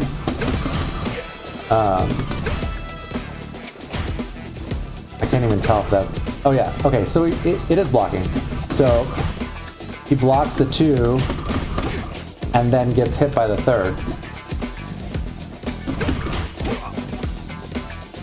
But if we set block count to 3, then he blocks all 3, and then he'll stop blocking. So what is this useful for? Like specific setups. I mean, obviously, like I never played the game before, so I don't have any setups. But this is a really, in my opinion, this is a really useful new quality of life training mode feature. Okay, set whether or not the dummy will perform drive parries when blocking attacks. Perfect parries will not occur when set to random. So, because we have our block count on, yeah, so you could set him to drive parry, and then he should do 3 in a row. Yeah. Okay, here, hold on. Let me set it to. Here, let's set it to block after first hit. So, so now I'll just do 2 standing medium punches, and he'll. Oops. Why is he not blocking that? Oh right, block after first hit. Okay. Hold on. Let's set him to block all.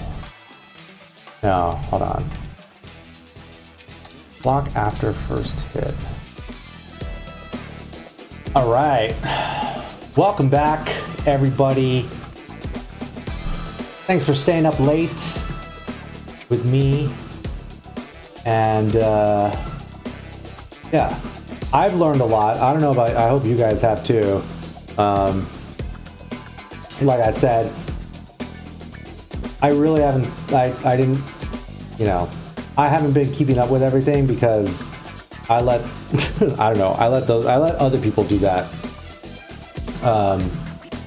And I just try to learn, the game the way the game wants to be played, I guess. So, you know, we started by just going through the, training mode. What do they call it? The simple training mode settings? Call it.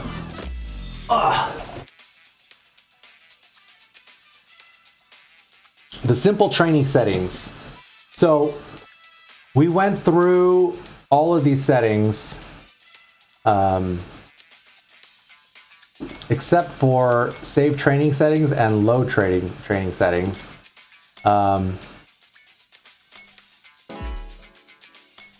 Oh, training settings, plot 1. That's yeah, that's pretty cool. So you can have probably up to oh.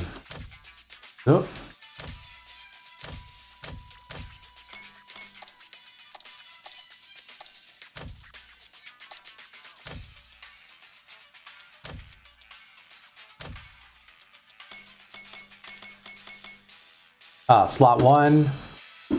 Oh, okay, so you can have 3 slots.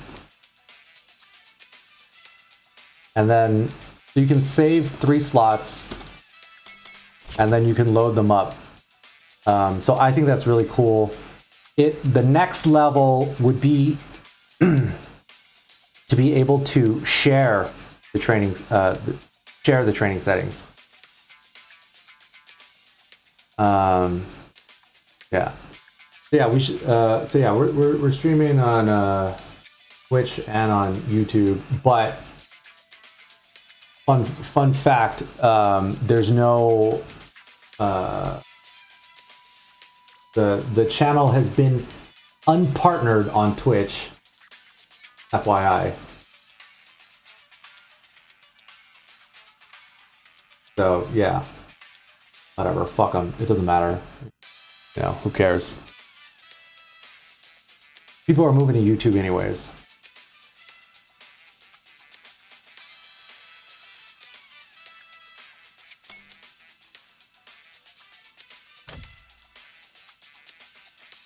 All right. Whoa. Man. How long have we been going? Okay, we've been going for like 3 hours.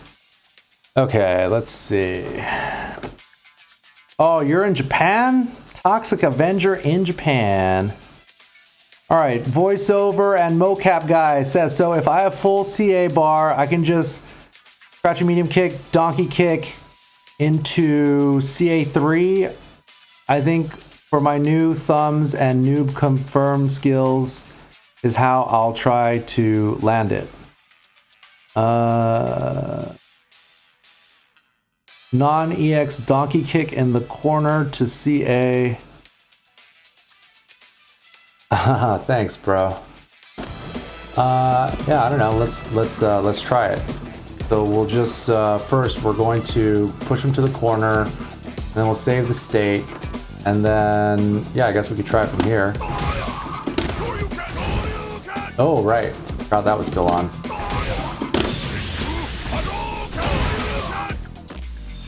Here, let's turn the reversal. Wake up reversal. All right, yeah, there we go.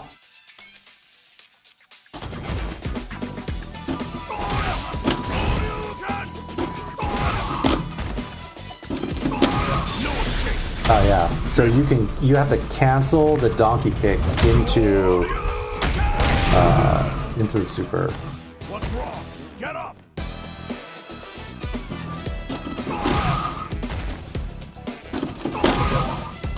But it looks like you can't cancel into Shinku.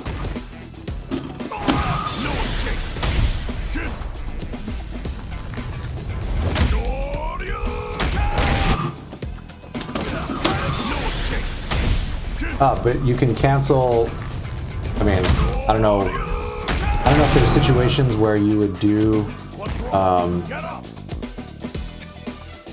There's probably situations where you would need to do.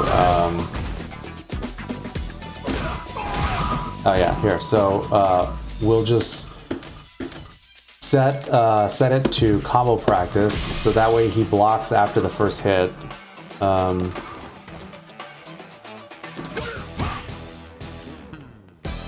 Okay.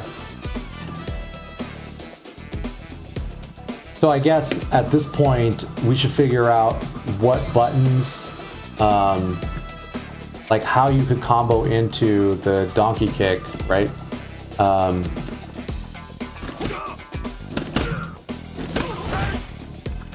Yeah, so as expected, that doesn't combo, right?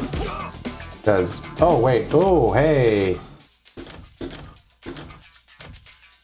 We forgot to turn. There we go.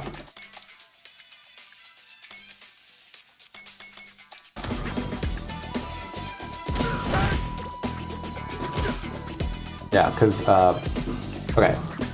So, donkey kick has 15 frames startup. Light donkey kick has 15 frames startup. Medium is 18. And heavy is 29. And EX is 18. So 15 frames startup.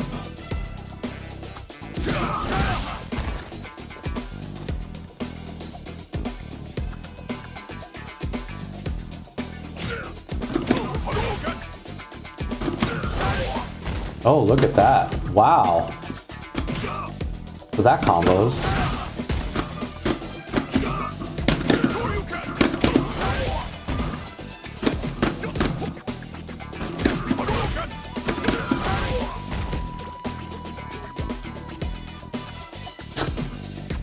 People who think that hitbox is cheating, like, get the, I don't know. That's crazy talk.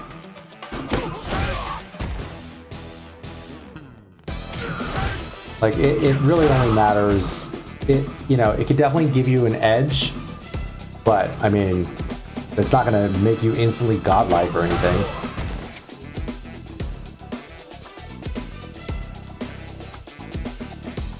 The zombie meter. Yeah, I guess after you're in zombie mode, yeah. So I think this is pretty good. I think this is pretty cool. Because you can stand, okay, let's see. You can stand like kind of far away, and then if you, I don't know, if you were to like, I guess you're not really going to be able to whip punish. I don't know, maybe you could. Here, let's set him, dummy settings, recording settings.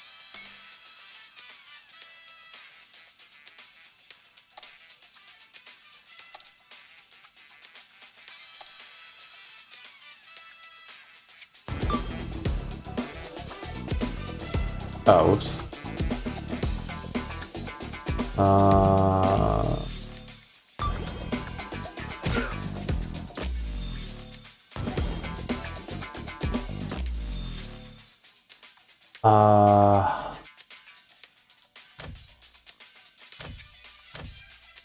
I feel like there's a shortcut to have him play recording. Ah, function.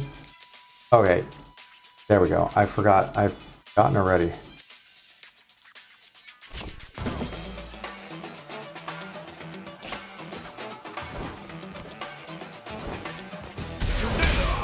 Oh, wait.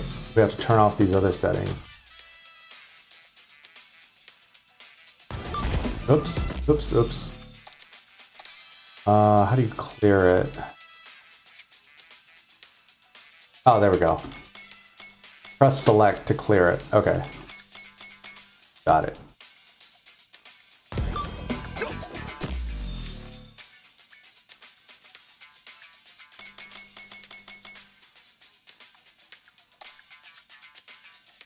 Okay, so we're gonna set start recording settings from auto to on input. That way it'll just, it'll start recording as soon as we hit the button. Right now, it says recording slot 1 preparing, right?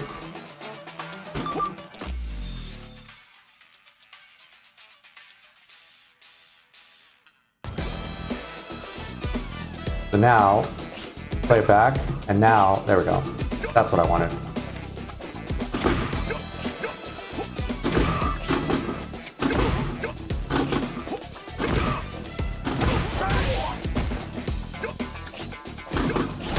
Nope.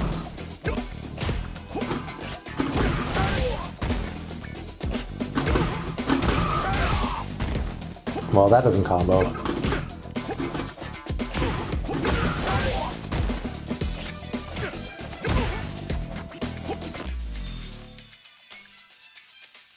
All right, that's interesting.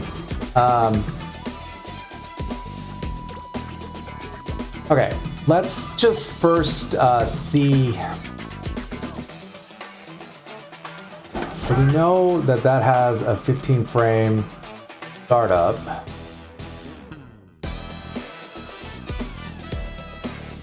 Yeah, I have the shortcut settings set differently.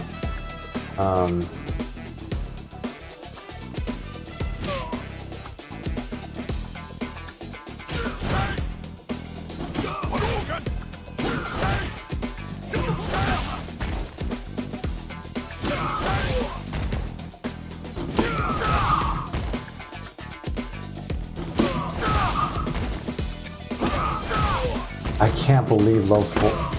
Dude.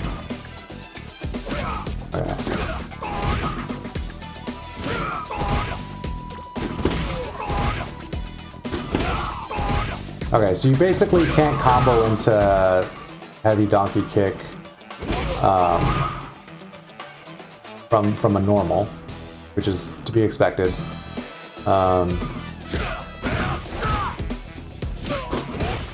Oh, that doesn't actually. Okay.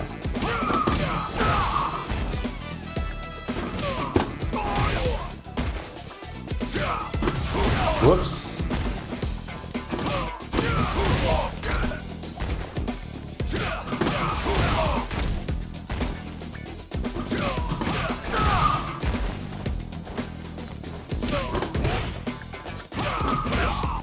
Ah. Oops. So this is one of his new command normals, back fierce. So in Street Fighter V, you would do standing medium punch, crouching heavy punch, but now you just do back heavy, which is that's way. I feel like that's way better or way easier. Hey, look at that! So that, okay, if you do it, I see. Back heavy will let you combo into donkey kick, but if you do neutral heavy, it won't work.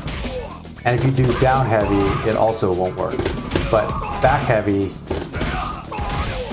totally works.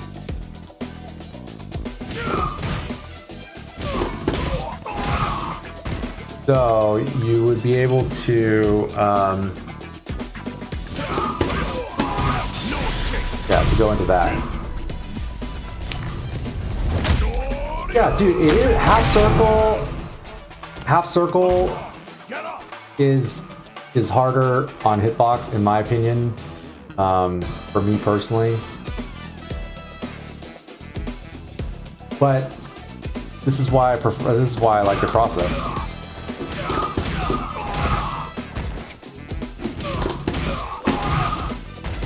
Oh.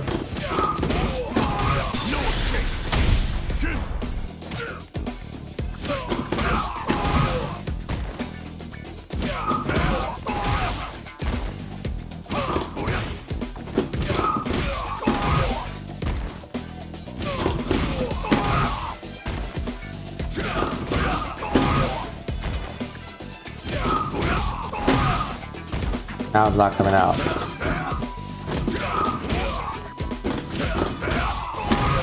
There it is. I think it's a quality of life thing. Like if you go, okay, donkey kick. Ryu got donkey kick in Street Fighter 3, and so in Third Strike, you couldn't do. You can do low forward donkey kick. However,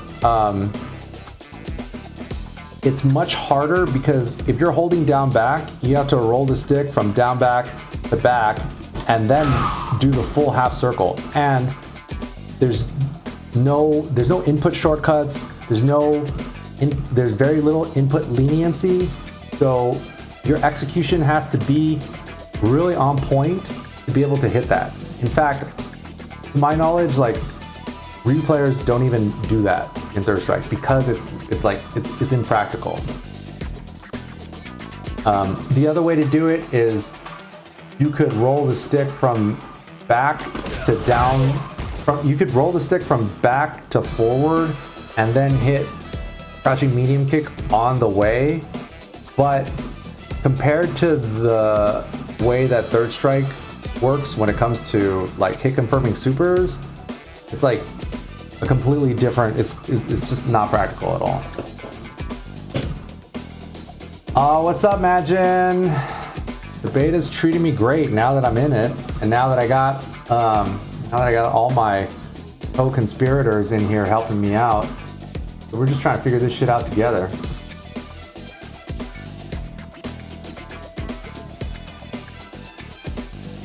Do you want to play as the best you could be? As long as the controller doesn't input the commands for you, what's the problem? Yeah, exactly.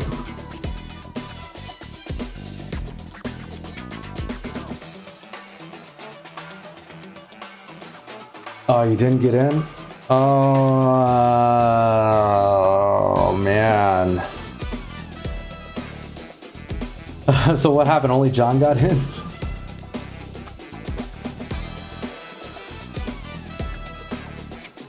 Yeah. Back, down, down, forward, forward, and kick. So kind of like that. Which is fine, but it doesn't, but if you're, but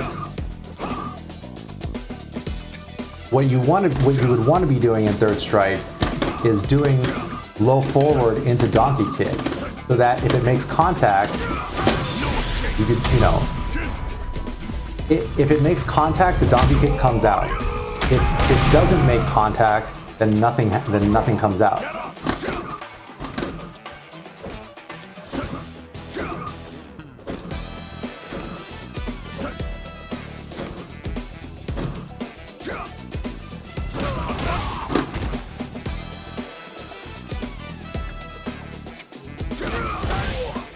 Okay, so basically, if you hit low forward, you can get, yeah, all right, you can get medium kick, donkey kick. So what that means is, let's see. Remember earlier, one of the simple training settings was whiff punish practice, right? So now we can basically just stand here. Oh, but not if he does sweep. Oh, I'm standing too close.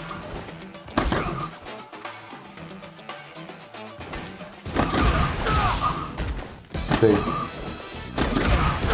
look how far away I am. That's definitely like a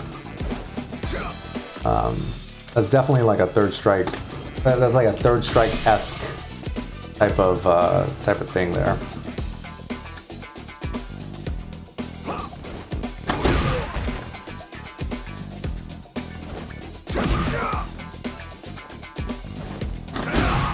You can buffer the input for drive rush the same way.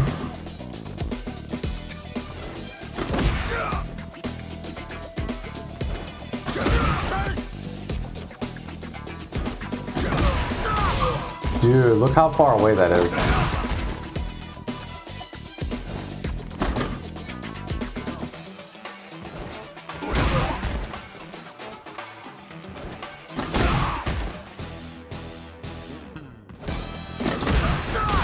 Dude, that's so far.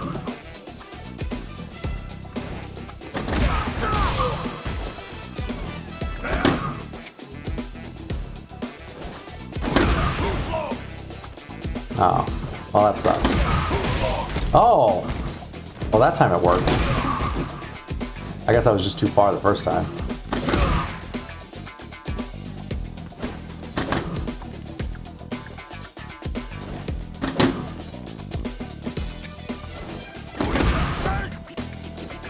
Yeah, so it only works with medium. It works with medium kick the best. So that makes it like this I think is practical.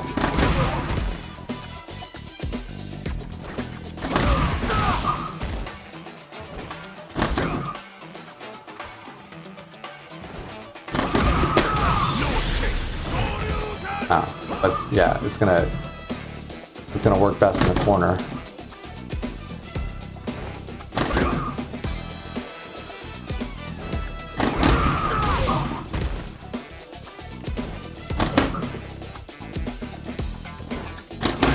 Oh no!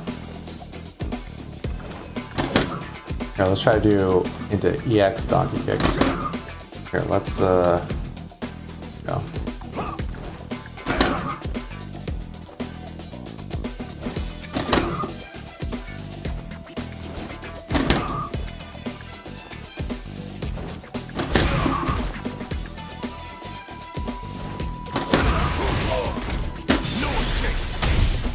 Yeah, there we go.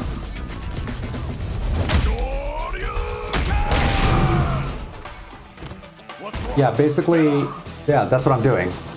I'm doing the motion is the same. I'm doing the same thing. It's just that the donkey kick is only coming out if it makes contact. If it doesn't make contact, then nothing comes out. See? So, it's a, what's it called? I mean, you're buffering the motion. Dude, I'm so old. I feel like there was a term for it. I just can't really recall exactly what it. Because it's like it's like an input buffer. Yeah, I mean, it's just like kind of a buffer. It's like an input. I guess you would call it an input buffer.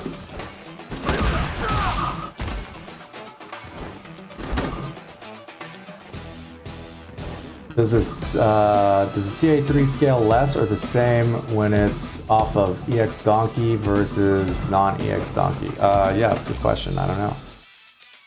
Let's see. Okay. Oops.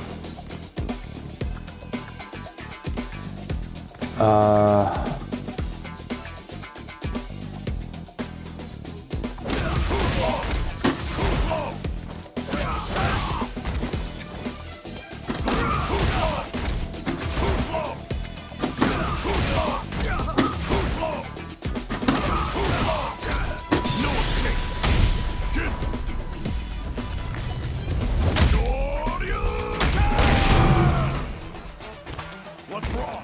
Get up!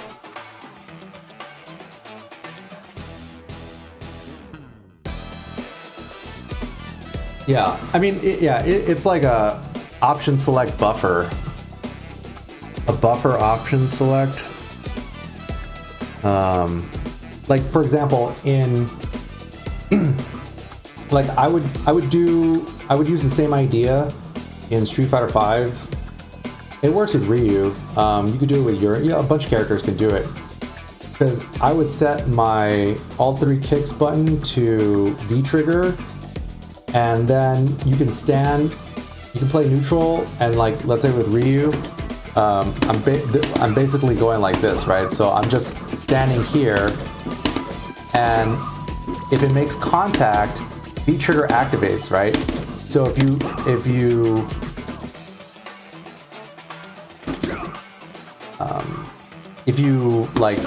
you're standing back here and then you hit them, then V trigger activates and then you can super.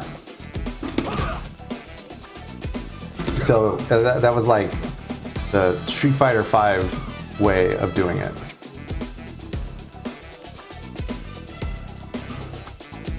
Yeah, it's definitely not cheap. That's just the way the game is built. I mean, it's been around since at least the Third Strike days.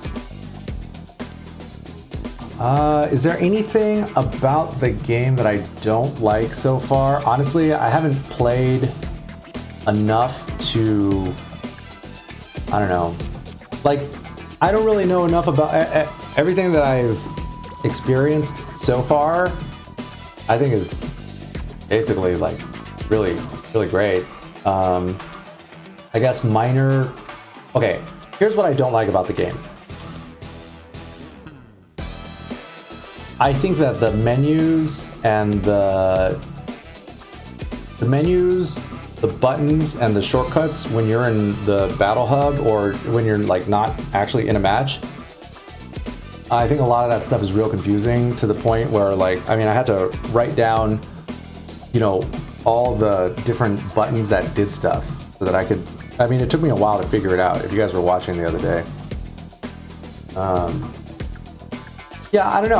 I don't think it's slow. Some people think it's slow, but I think based on what we learned about Drive Rush, it doesn't seem slow at all. And you know, being able to hit that into Shin Shoryu from really far, I don't know. I mean, look how much damage he's getting, dude. Like almost 4,000 damage from one low forward, dude. That's I think that's really good.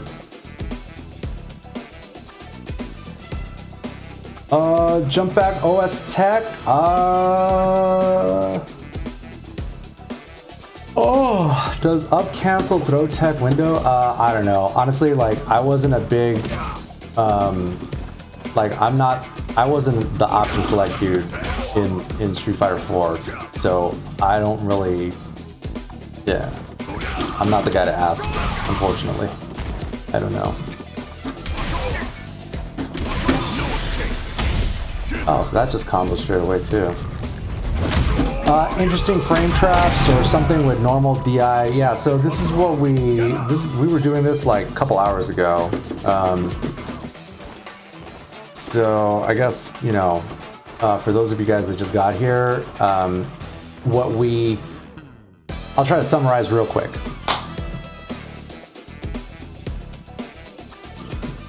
Okay, if you are brand new to Street Fighter V as I was, okay, let me start over.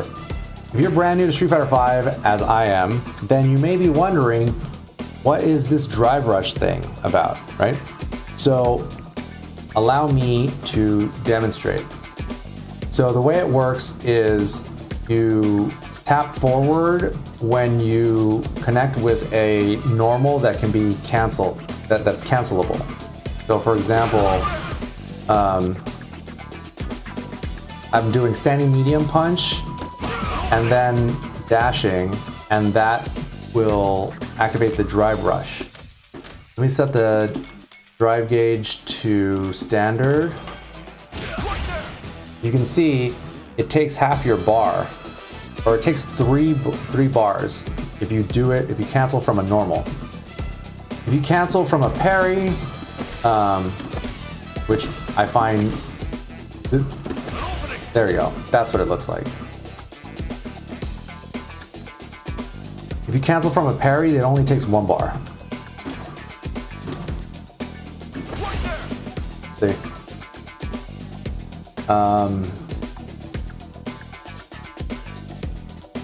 You know, I don't know how practical that is in a real match. I find the motion to be like really hard. But it also seems like something that you'd be able to improve upon with some practice.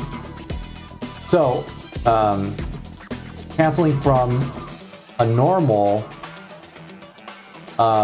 creates the situation where you get 9 frames.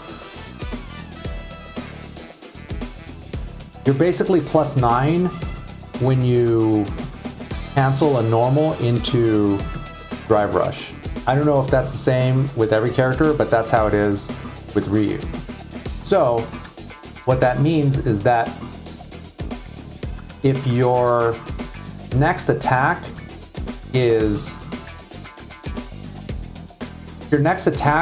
connects while they're still in block stun, because you're at +9, then you have a true block string scenario. So, for example, what we're gonna do is set the dummy to reversal with, so he's just gonna do standing jab. Let me set him block.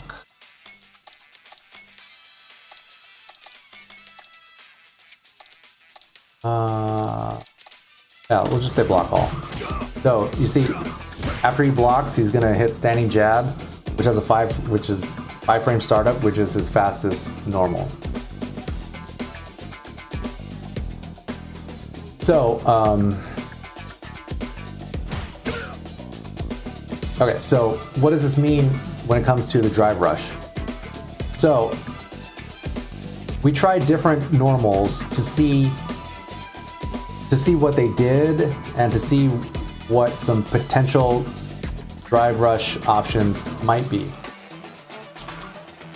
So the first one, since we were already working on it at the time, was the axe kick.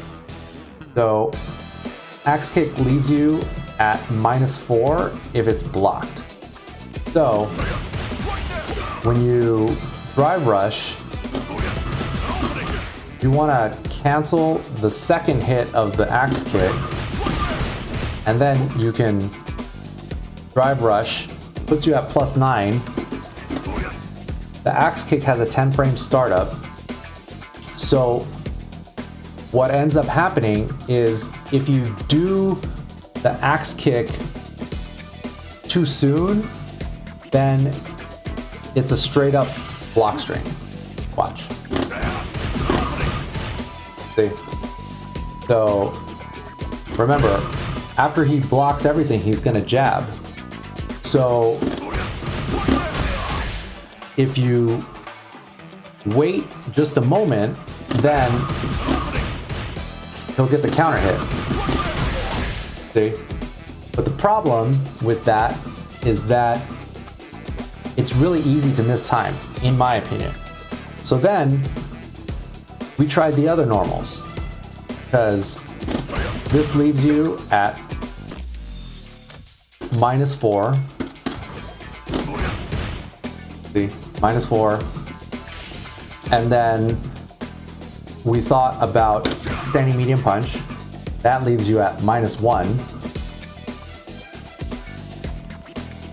And then we thought about crouching medium kick, because that leaves you at -6. So then we tried canceling into the drive rush from crouching medium kick. So that extra 2 frames then led us to finally figure out the calculations and realize that drive rush gives you +9 frame advantage. So what do we do with that? Well, because it's because you're -6 instead of -4, you aren't able to get the you're not able to get the axe kick.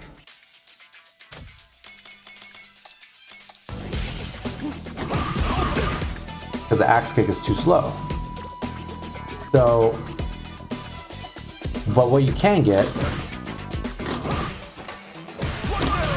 is standing medium punch, because and there's no real timing involved. It just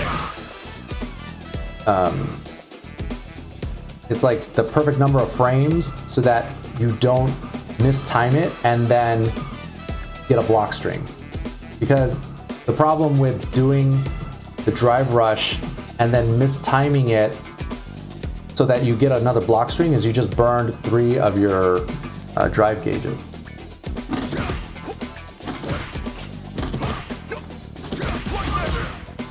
So then, at first, we thought, oh, if you're +9 and standing medium kick has 9 frame startup, then you should trade with the jab.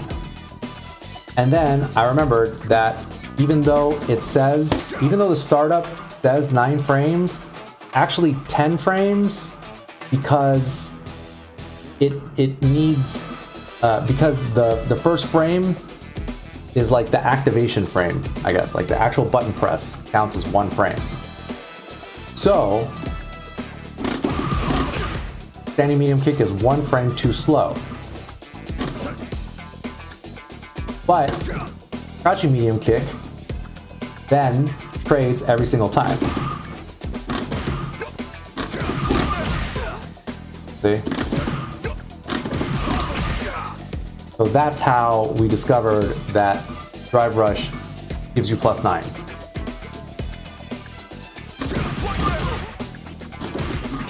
But the problem is that the input to do it, for me personally, I mean, it's only whatever.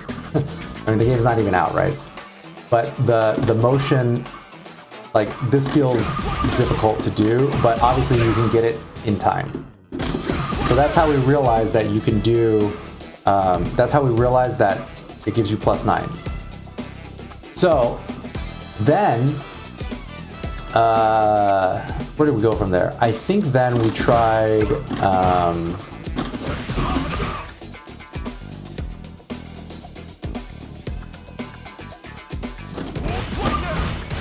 no, that wasn't it. Maybe we didn't do anything with standing medium punch into the drive impact. But oh, okay, that's the part I forgot.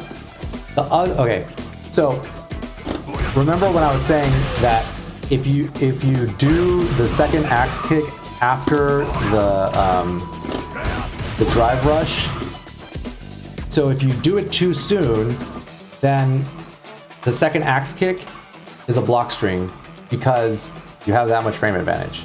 But if you wait too long, then, you know, he'll get hit, right? So you have to do it just right in order for it to connect and get the counter hit like that, right? But there's an easy solution in the same way that crouching medium kick, drive impact, or drive rush into standing medium punch always gets you the counter hit without worrying about timing it just right. And that was to do the drive rush into the palm, because the palm starts up. Palm has 12 frame startup.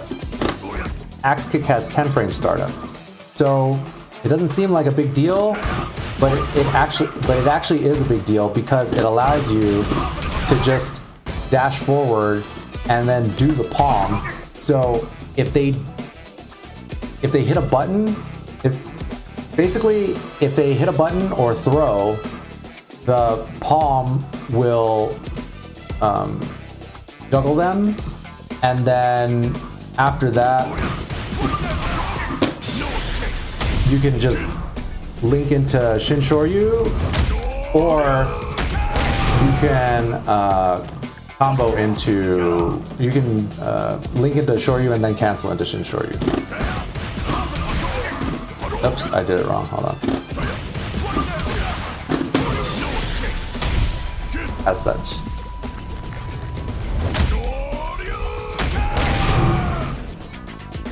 What's wrong? Get up! So,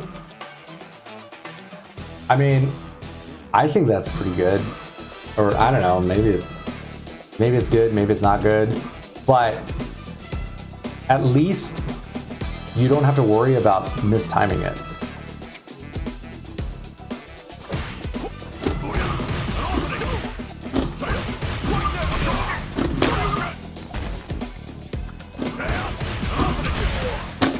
Oops.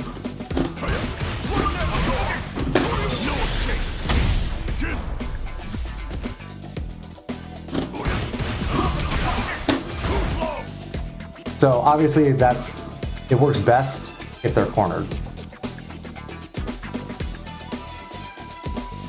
I don't understand why you don't get the counter hit with axe kick. Doesn't the enemy Ryu have 1 frame of time to start his jab?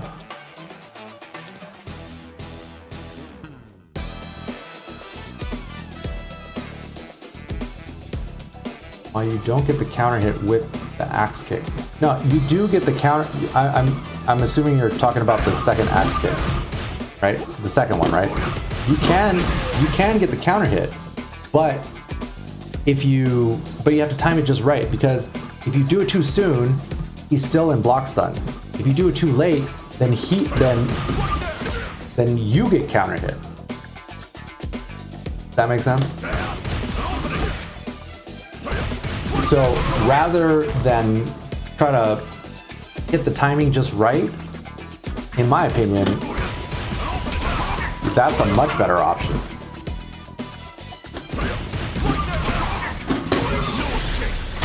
I mean, at least, you know, obviously this is situational, right? Like, they have to be cornered and you have to have 3 bars. But, I mean, dude, that does a lot of damage. Yeah, he's +9, but the jab takes 10 frames, so he's actually 1 frame too slow. Yes. Okay, and this is how we tested it, right? Because crouching medium kick into drive rush,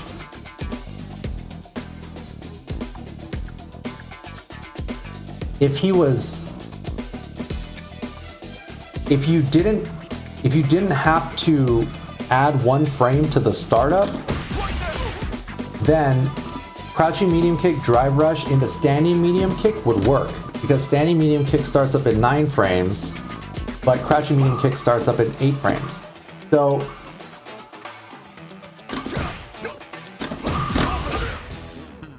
this should work if drive rush is +9. However, it doesn't work because you have to count the extra frame. So whatever it says on the screen when it says startup 9 frames, it's actually 10 frames. And so the way that we tested this is by doing crouching medium kick, drive rush into another crouching medium kick, because crouching medium kick has an 8 frame startup, whereas standing medium kick has a 9 frame startup. So that makes it one frame too slow. And you can test this, and the reason why you know that, the reason you know it works is because the hits trade when you do crouching medium kick. Like each player gets counter hit.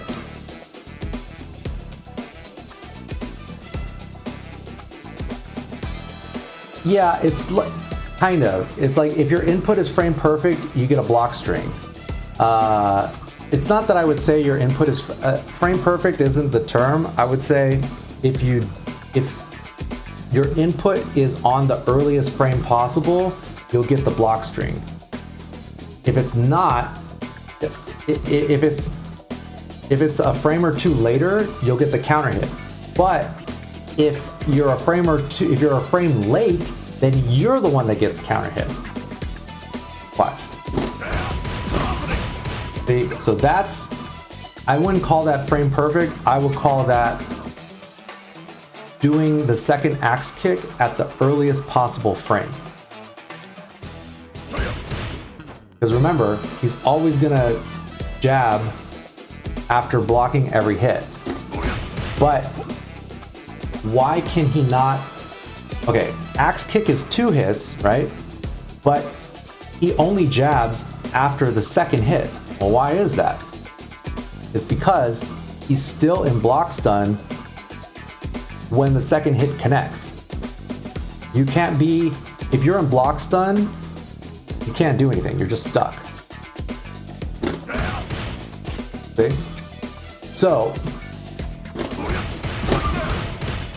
if you do the second axe kick at the earliest possible frame, he's still in block stun.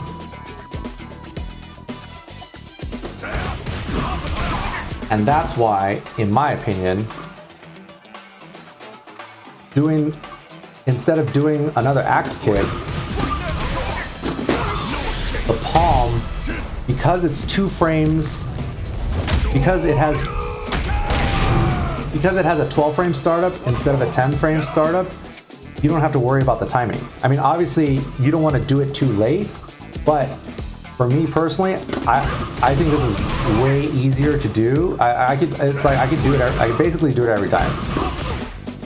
But what's going on there, right? Why does that not work?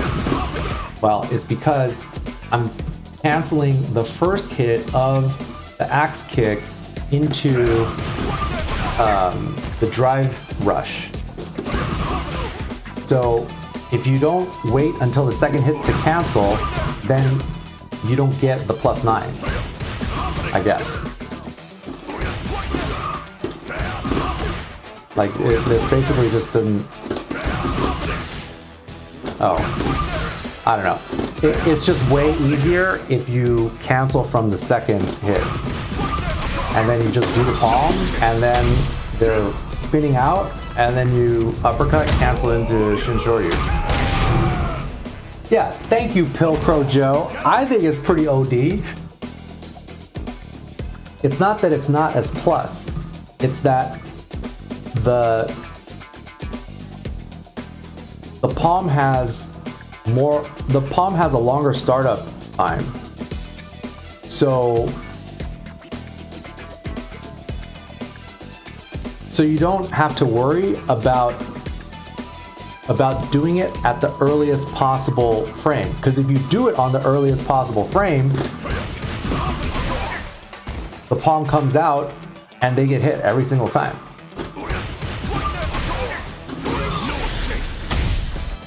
See? Does that make sense? So see how like you could definitely do it. Watch. I'll try. What I'm gonna try to do is after the second axe kick counter hits, I'm gonna try to cancel into Shoryu and then cancel into Shin Shoryu.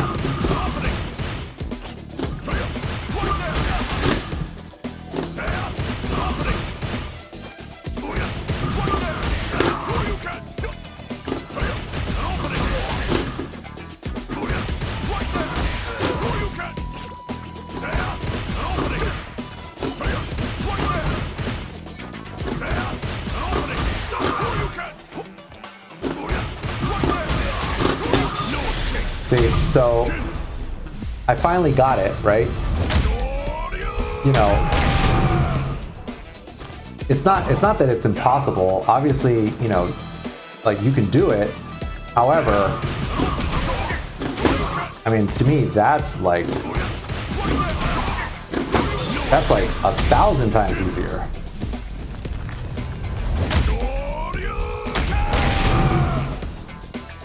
What's wrong?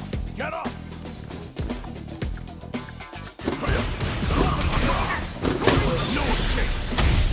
And it seems like jab is easier to cancel into the Shin Shoryu from that situation, but it is possible to do it with Pierce.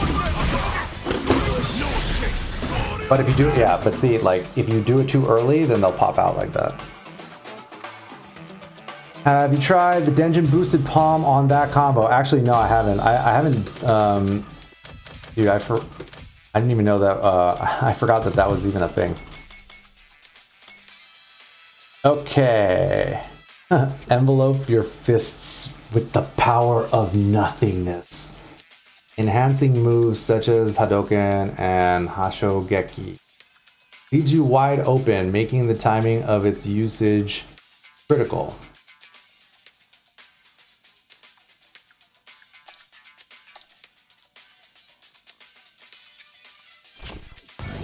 Okay.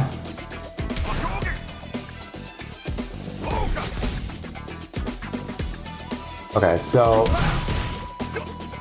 when you're in Denjin,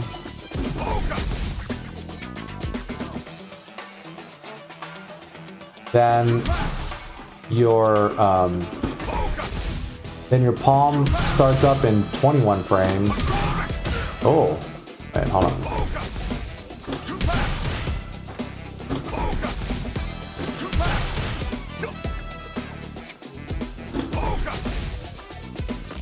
Okay, here, let's see if the frame data is different. Oh, whoops.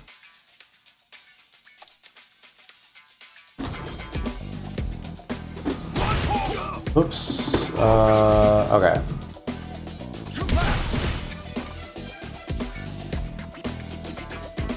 Wait, is that real? No, that's not real.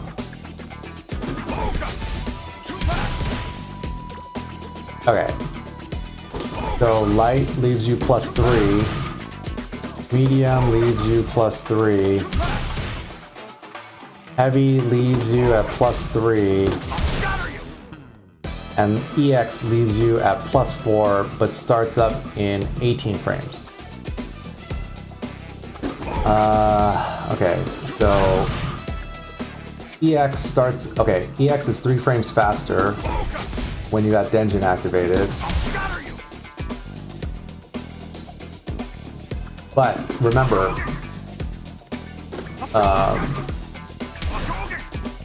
when you're not in Denjin, it comes out in 12 frames.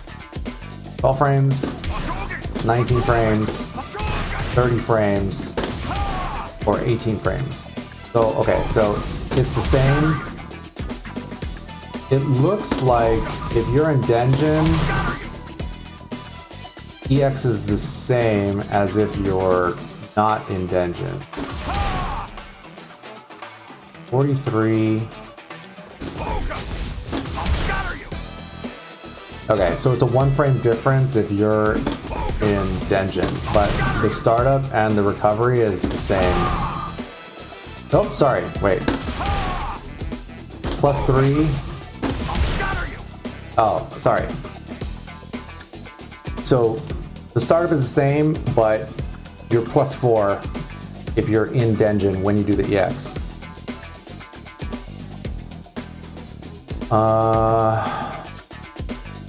Okay.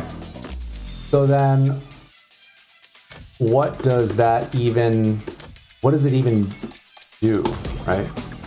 When you're in Denjin. So we're going to save the state and then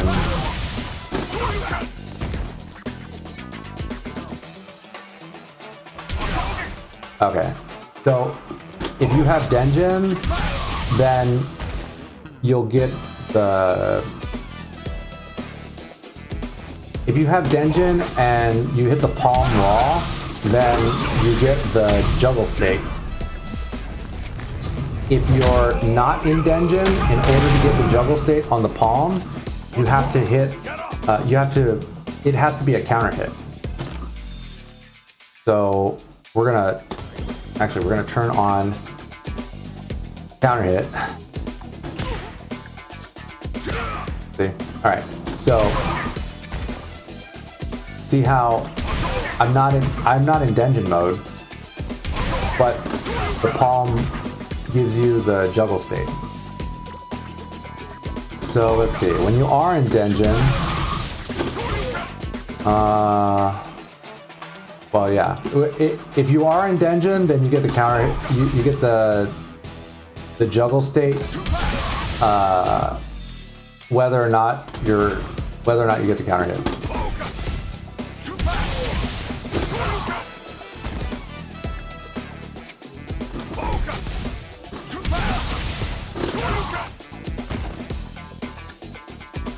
And they're electrified and spinning. Can you hit them with CA3 in the corner?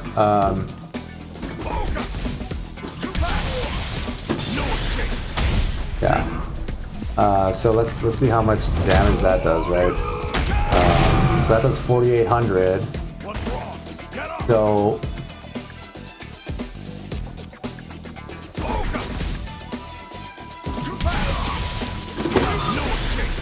let's see if this does more. Let's see if it's better or worse to do the DP before the. So that does 4,700.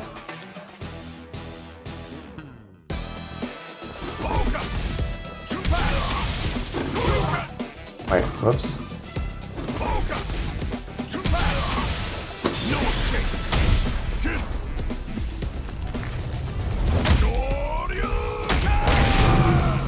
Okay. So if you just go straight into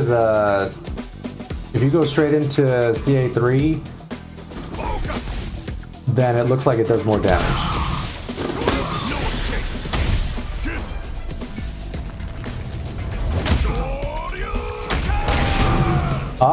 But if you do fierce uppercut, then you get 5,000. Wow. All right. That's cool. Here, let me set counter to on.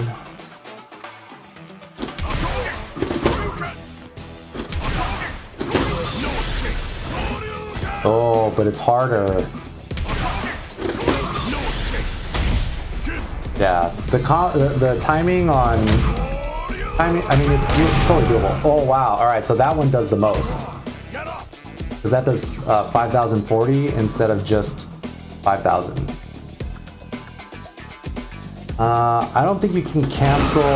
Yeah, you can't cancel the EXs into CA, but you can you can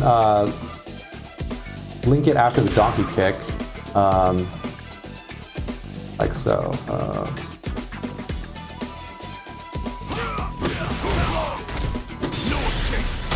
So that's like super practical. Seems super practical to me.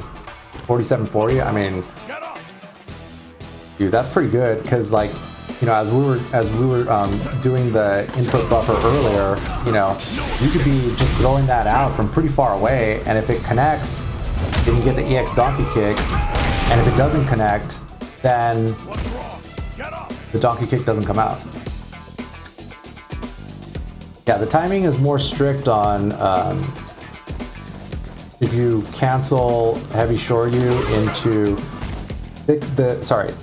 the timing is more strict if you cancel the heavy shoryu off of the juggle state. But light DP seems easier to juggle, easier to cancel into Shin Shoryu without the risk of them popping out. So, like, realistically,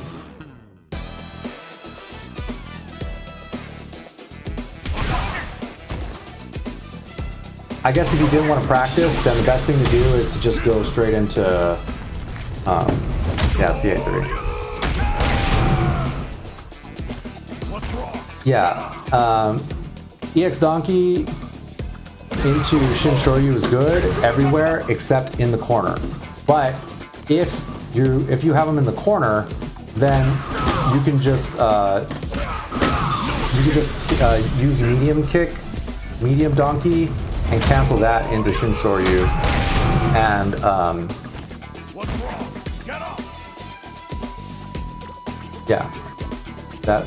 that's I think that's pretty good for what it is. Yeah, exactly. Super low. It's like, in my opinion, this is the sweet spot.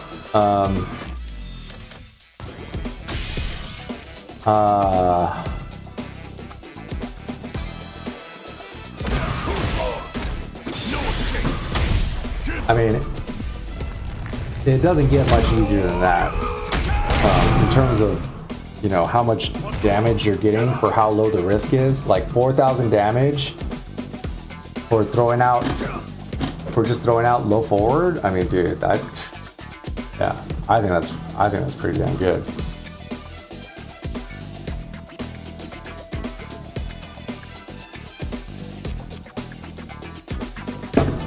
Also, if you could, please hit the like button.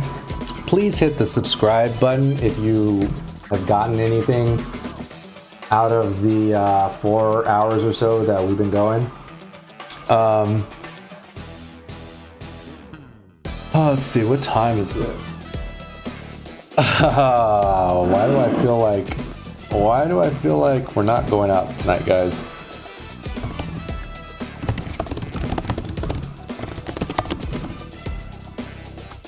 It's my homie's birthday. We were gonna go to after hours, but I don't think he made it. Yes, please hit the bell button too. Thank you. Thank you, voiceover and mocap guy.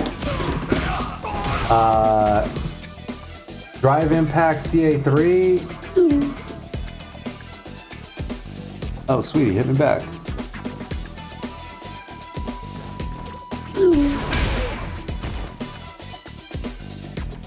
Oh, sweet. Oh, all right, they're almost there.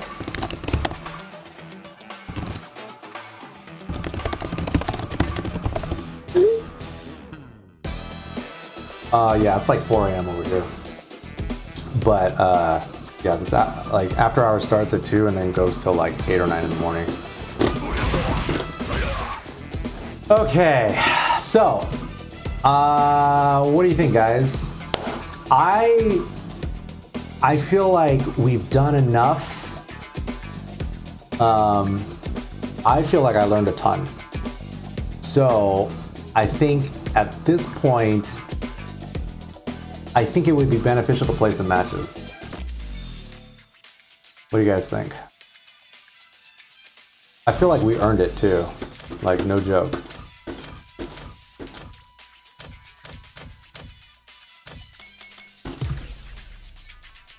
I'm in Vegas, dude. I got the hell out of LA. How do I get out of here? Oh, yeah, there we go.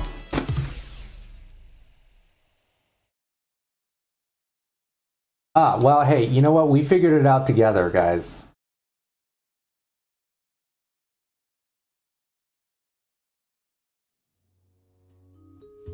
I mean,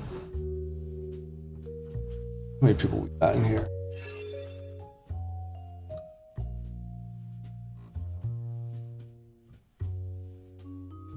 Yeah,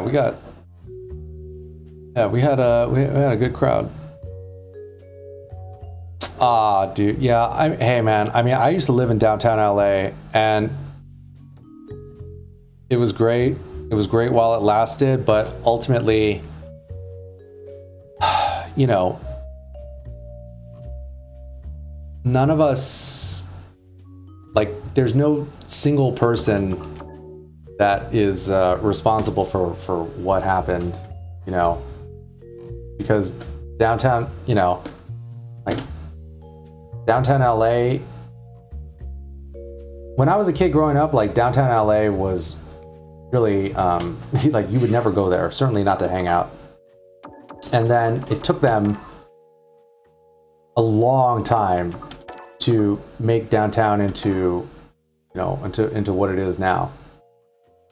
And it's going to take an even longer period of time for it to recover, because it's just, I mean, dude, it's just turning into Gotham City over there. I mean, most American cities, in my opinion, are turning into Gotham City. So, you know, I got out of there. Vegas is, I mean, I'm just really lucky and grateful that I had already moved to Vegas, you know.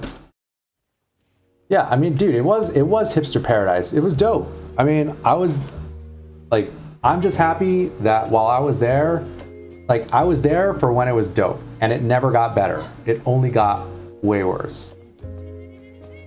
And, you know, whatever, like Vegas isn't perfect by any means, but it's way better. And, you know, being able to go the after hours like right now and it be like prime time, I mean, dude, that's, I'm into it. All right, so let's see. Okay. The featured player's win streak How long, has been stopped. how long have we been at it? Let's see. Let's see. Oh, this guy's real excited. The featured player's win streak has been stopped. Anybody? Am I the only one that wasn't smart enough to get cool clothes on? Oh, here, let me play this guy. All right. The featured player's win streak has been stopped. Oh, wait, he's got a terrible connection. This guy's just standing on top of the machine. Oh, all right. On here, guys. We want to play? We currently have a player on a winning streak. Is nobody sitting on the machine by themselves? Here, come on, bro. The Come on, let's play. featured player's win streak has been stopped. Oops.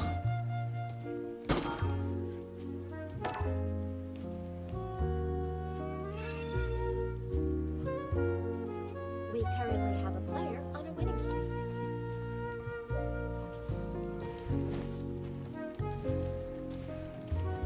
Are we in? Oh, I think we're in. I think it's happening. The featured player's win streak has been stopped. Here comes a new challenger.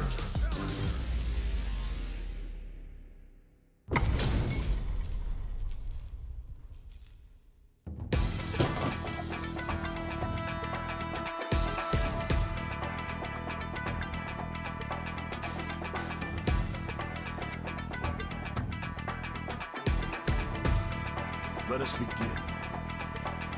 Hope you're not a sore loser. Round one. All right, here we go, guys. This is the, oh, actually here, I better leave a, I'll leave a marker. Oops. Nope, that's not it. Hold on. All right, there we go. All right.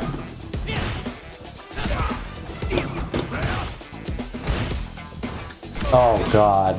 Dude! Hold on, hold on. Oh no, my buttons are fine.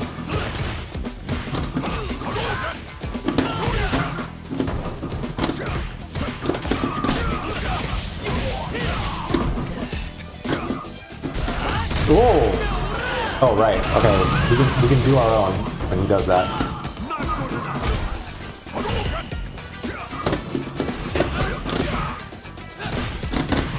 No, that was dumb. Funny. In my world, we're all Round 2. Fight. Hadouken!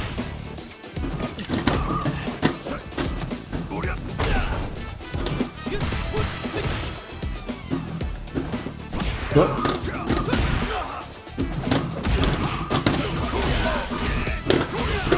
Alright. Oh, probably could have done CA right there.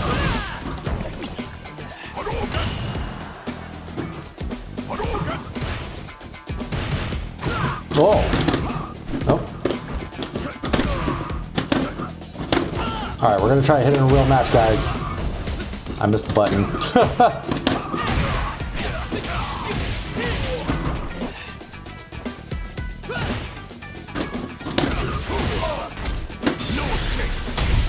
Super practical.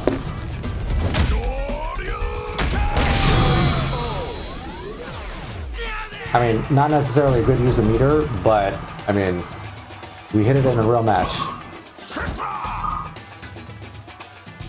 Final round. Fight. Hadouken! Oh! Oh, that was nice. Uh-oh. Trying to get on James' level. Whoops. Oh, I thought he was gonna DP. Uh-oh, uh-oh.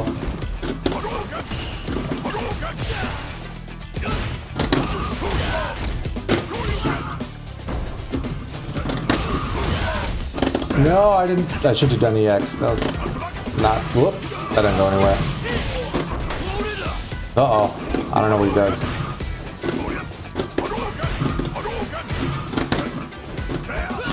Oh.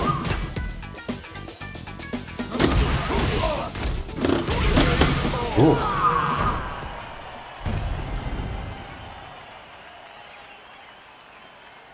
I mean, dude, if you thought Street Fighter V was worth buying, this is gonna blow your mind. Ryu wins.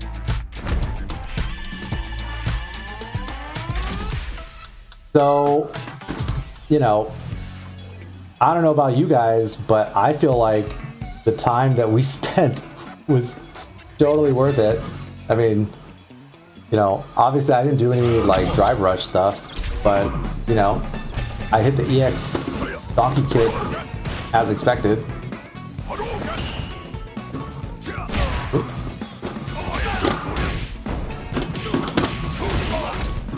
Oh no! Oops.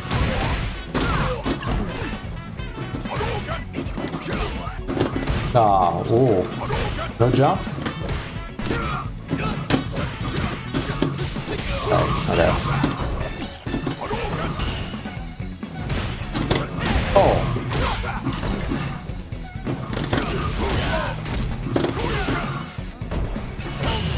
Ooh. Where did I parry? Interesting. Uh-oh.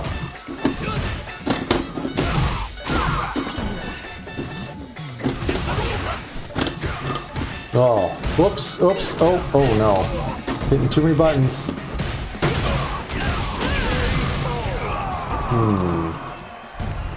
my world, we're all feeling it. Round 2. Fight. Hadouken! Hadouken! Oops. Hadouken! Hadouken! Oh, oops. I didn't actually think that was going to connect like that. Oh no.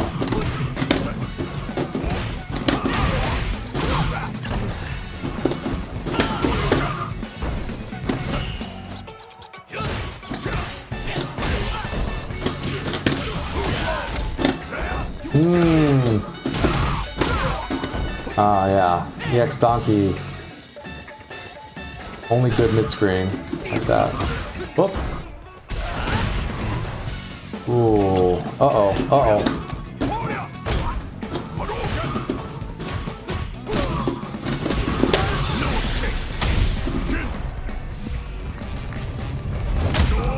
Why I don't drive impact as much? I don't know. I don't know. I don't know how to play. One thing at a time.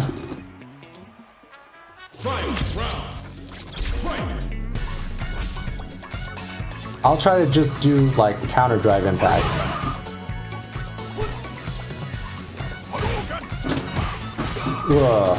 Whoops. Uh-oh.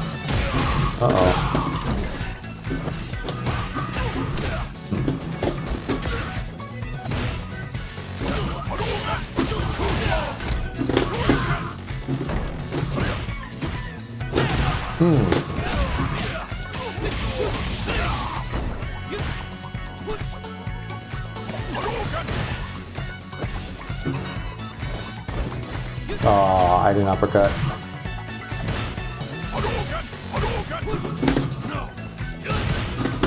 No, no punish.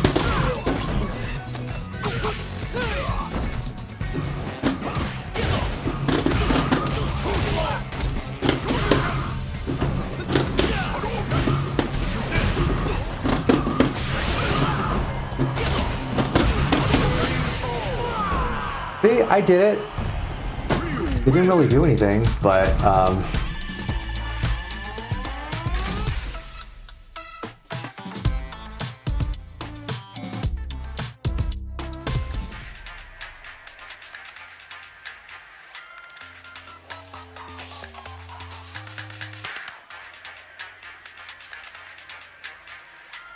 Round one. Fight. oh, I didn't actually think that was gonna hit like that.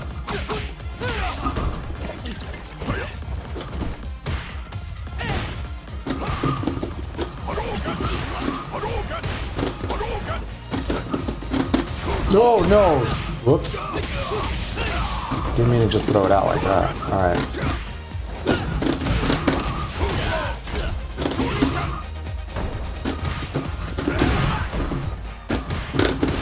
Whoop.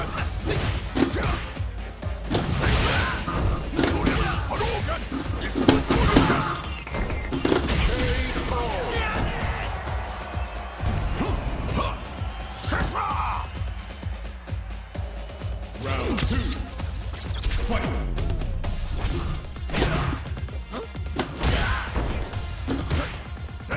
Oops.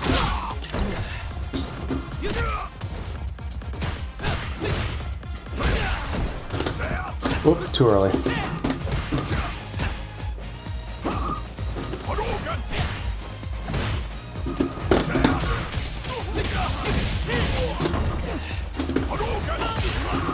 Oh, you know what we should? Okay, all right. I'm gonna try to drive rush.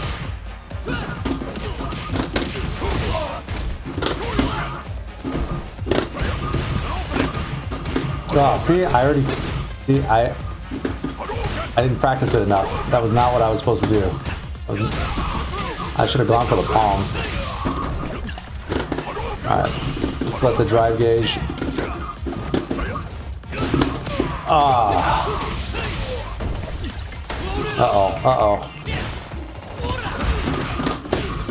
No! I got too excited.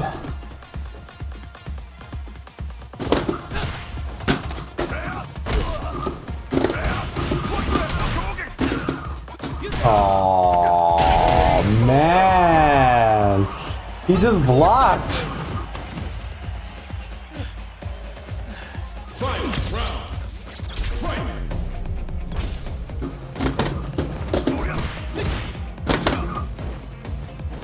Oh no.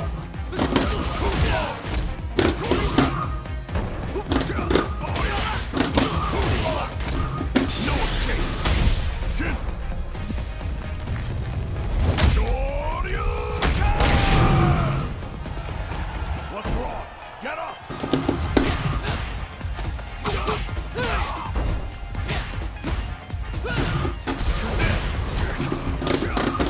Uh-oh.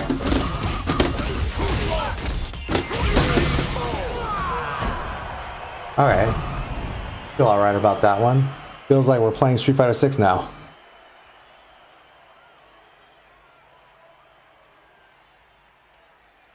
I don't know. I mean, what feels better? Well, I'll tell you what. Being able to low forward EX donkey kick by buffering like that into Shin Shoryu, I think is pretty satisfying. Round one. Fight. Hadouken!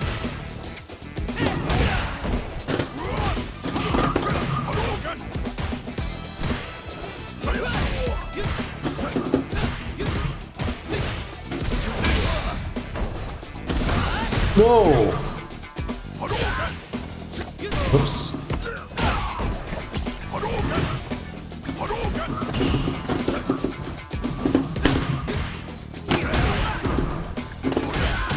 Oh, whoops, whoops.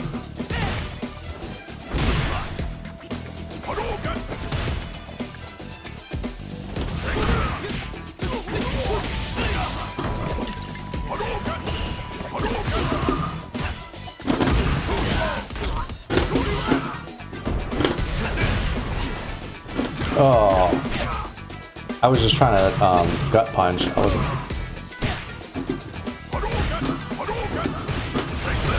Oh, whoops, whoops! I forgot. I should have thrown an EX right there. Round two. Fight. I feel like I don't think that. I mean, I don't think that that's. I don't think that's all that good in that situation. Oops.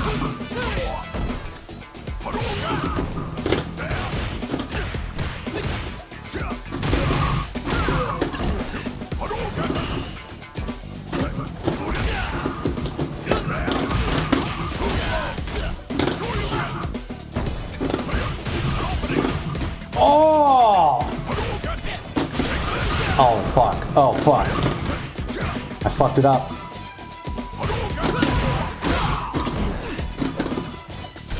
Whoops, whoops. Burned all my drive meter. For no good reason. Oh no! Oh, that was pretty good.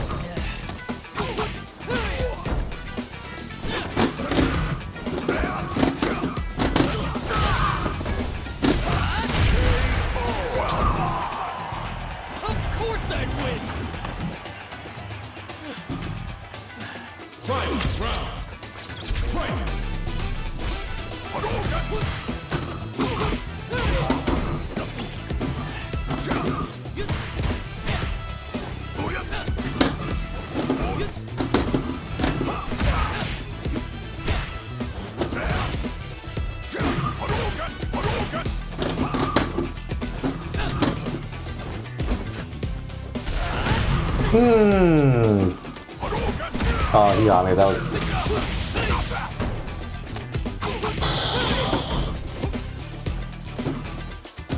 Ooh.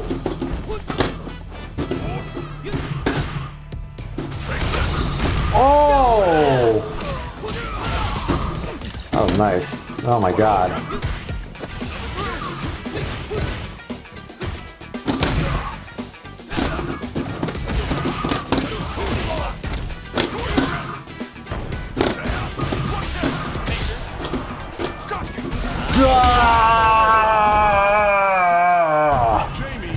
Alright, you got me.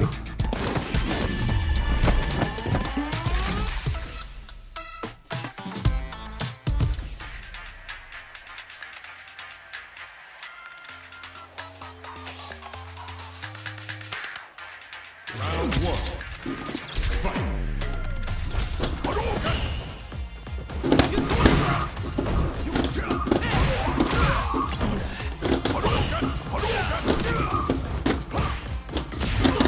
Whoop.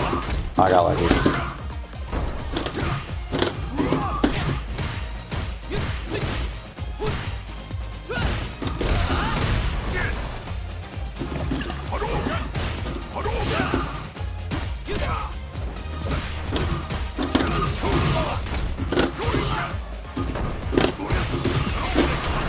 Oh, he just jumped out. Oh, wow. Oh, that was really smart to use it right there. Oh, wow. Whoa.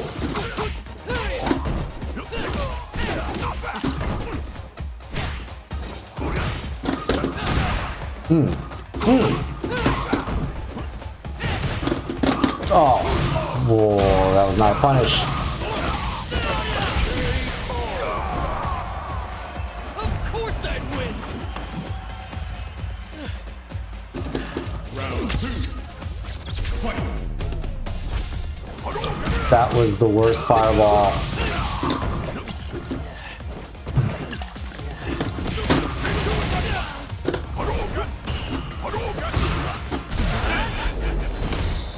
That ain't the player.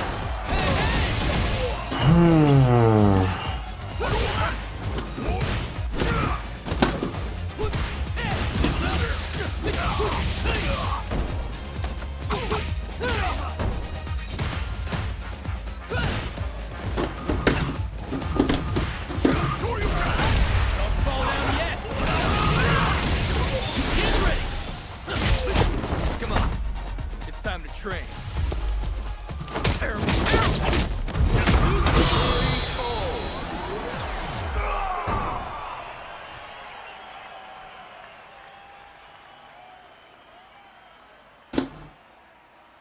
I think it's whoever does the drive impact last Jamie wins. wins. Round 1. Fight.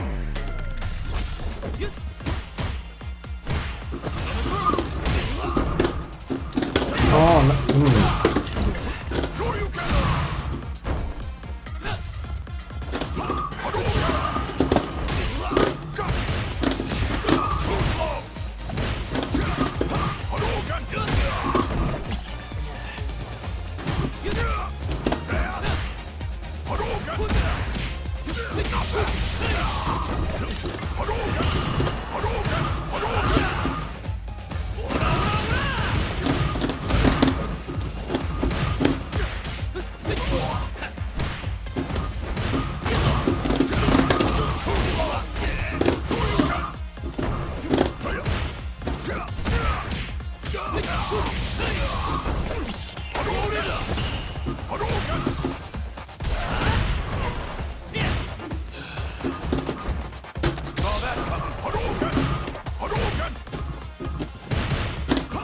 Oh!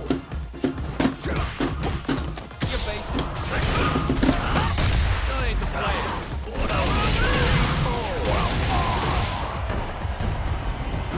course I'd win. Round 2. Fight.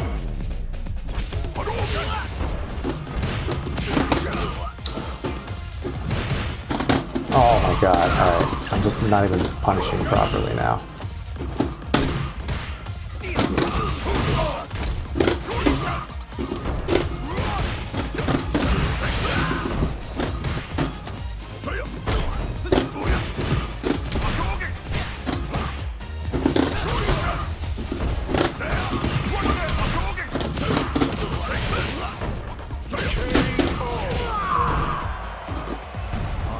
Become stronger.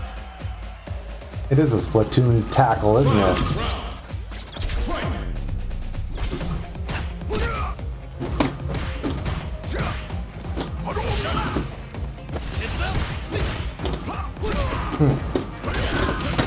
Oh, that I fucked up the combo. Wrong button.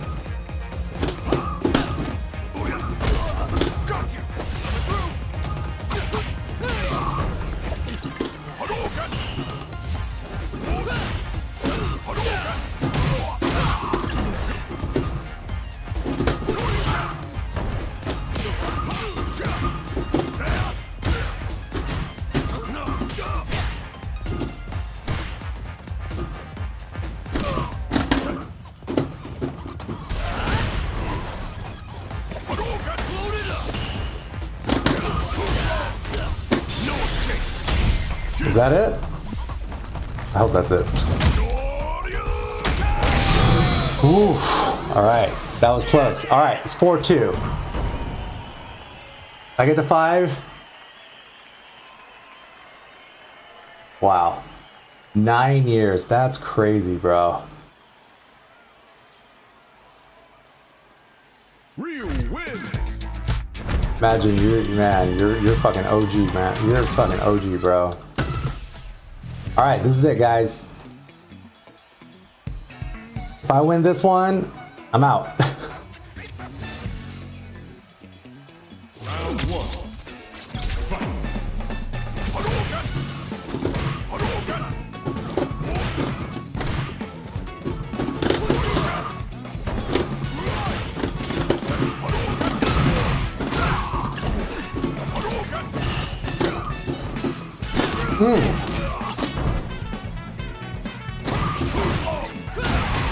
Too close.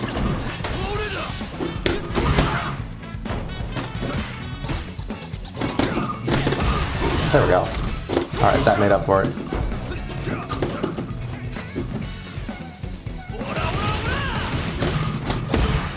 Oh, I didn't know if that was actually gonna punish.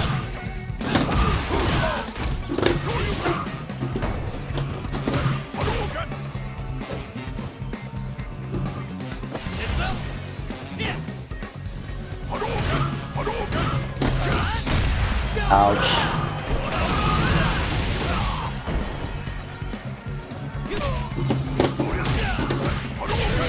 Oh, there's chip down. Oh no, that hit for real. Round 2. Damn, you guys are OG. Thank you for sticking around. A lot of people, let me tell you guys something, a lot of people, enemies stay the same, but friends often change.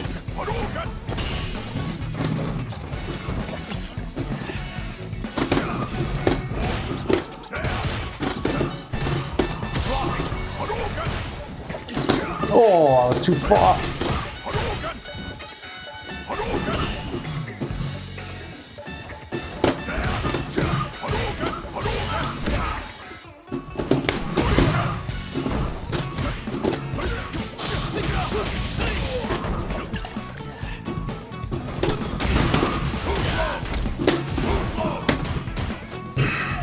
I blew it.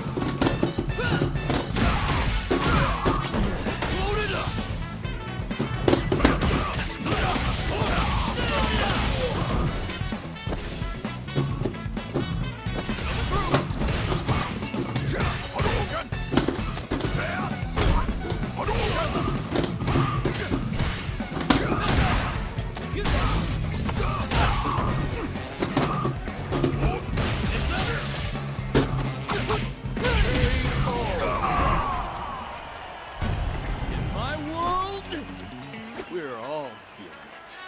Final round. Fight.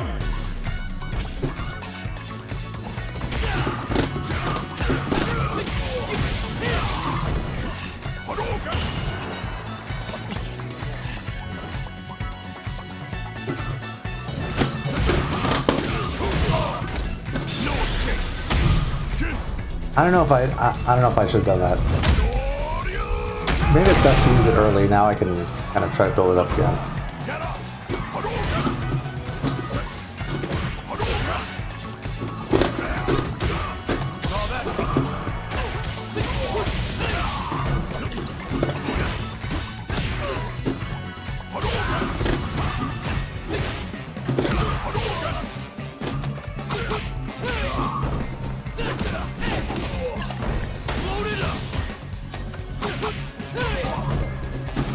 Oh! Oh my god. I can't believe I blew it. God, that sucks.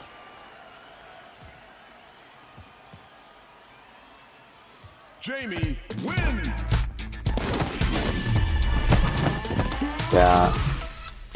Well, gotta figure out something else to do with the meter.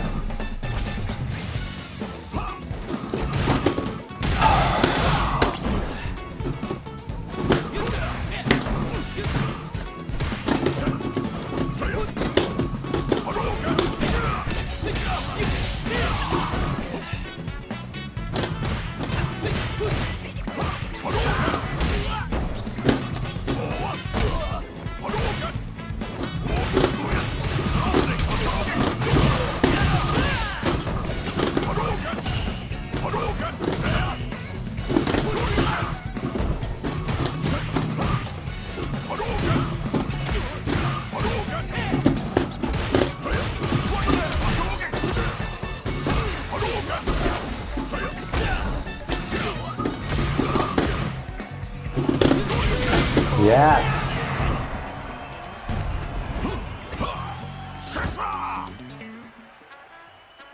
Round 2. I had partner on Twitch. I had partner on Twitch, and then they fucking then they unpartnered me. No warning. What kind of hey? Okay, real talk, you guys. What kind of business partner ends the relationship without warning? Without, you know, it's just, you know, it's just bad form.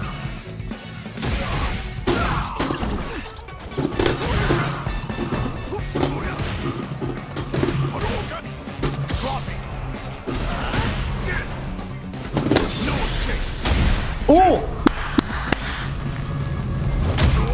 Yes. Yes. All right. Ryu wins. All right. We're gonna go out. No, sorry, bro. Look, we did it. We did versus the 5. Okay. All right. Here, let me tell.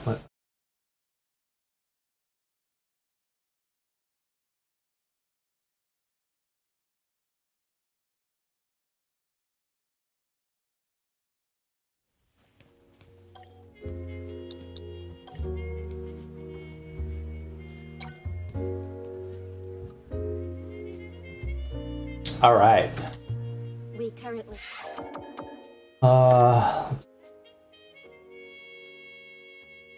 I know we got. I think we got the rewards for doing the rank matches. Yay! Yeah. All right, guys. I mean, I think honestly, I think that was pretty good. We spent a lot of time in training mode. We figured out some shit. It was, you know, I was able to do it in a real match, you know, basically.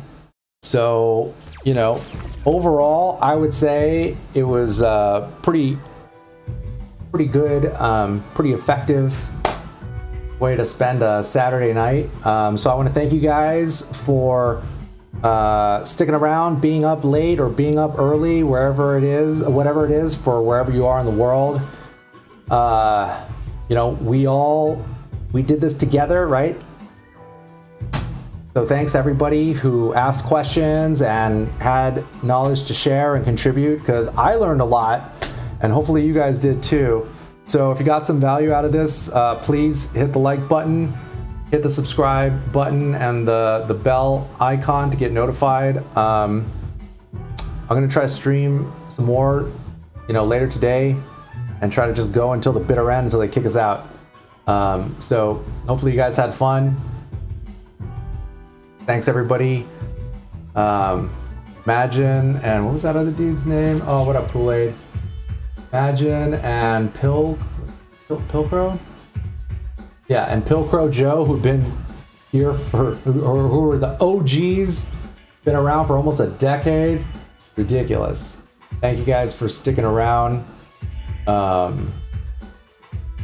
Yeah, I guess leave a comment, and you know, let me know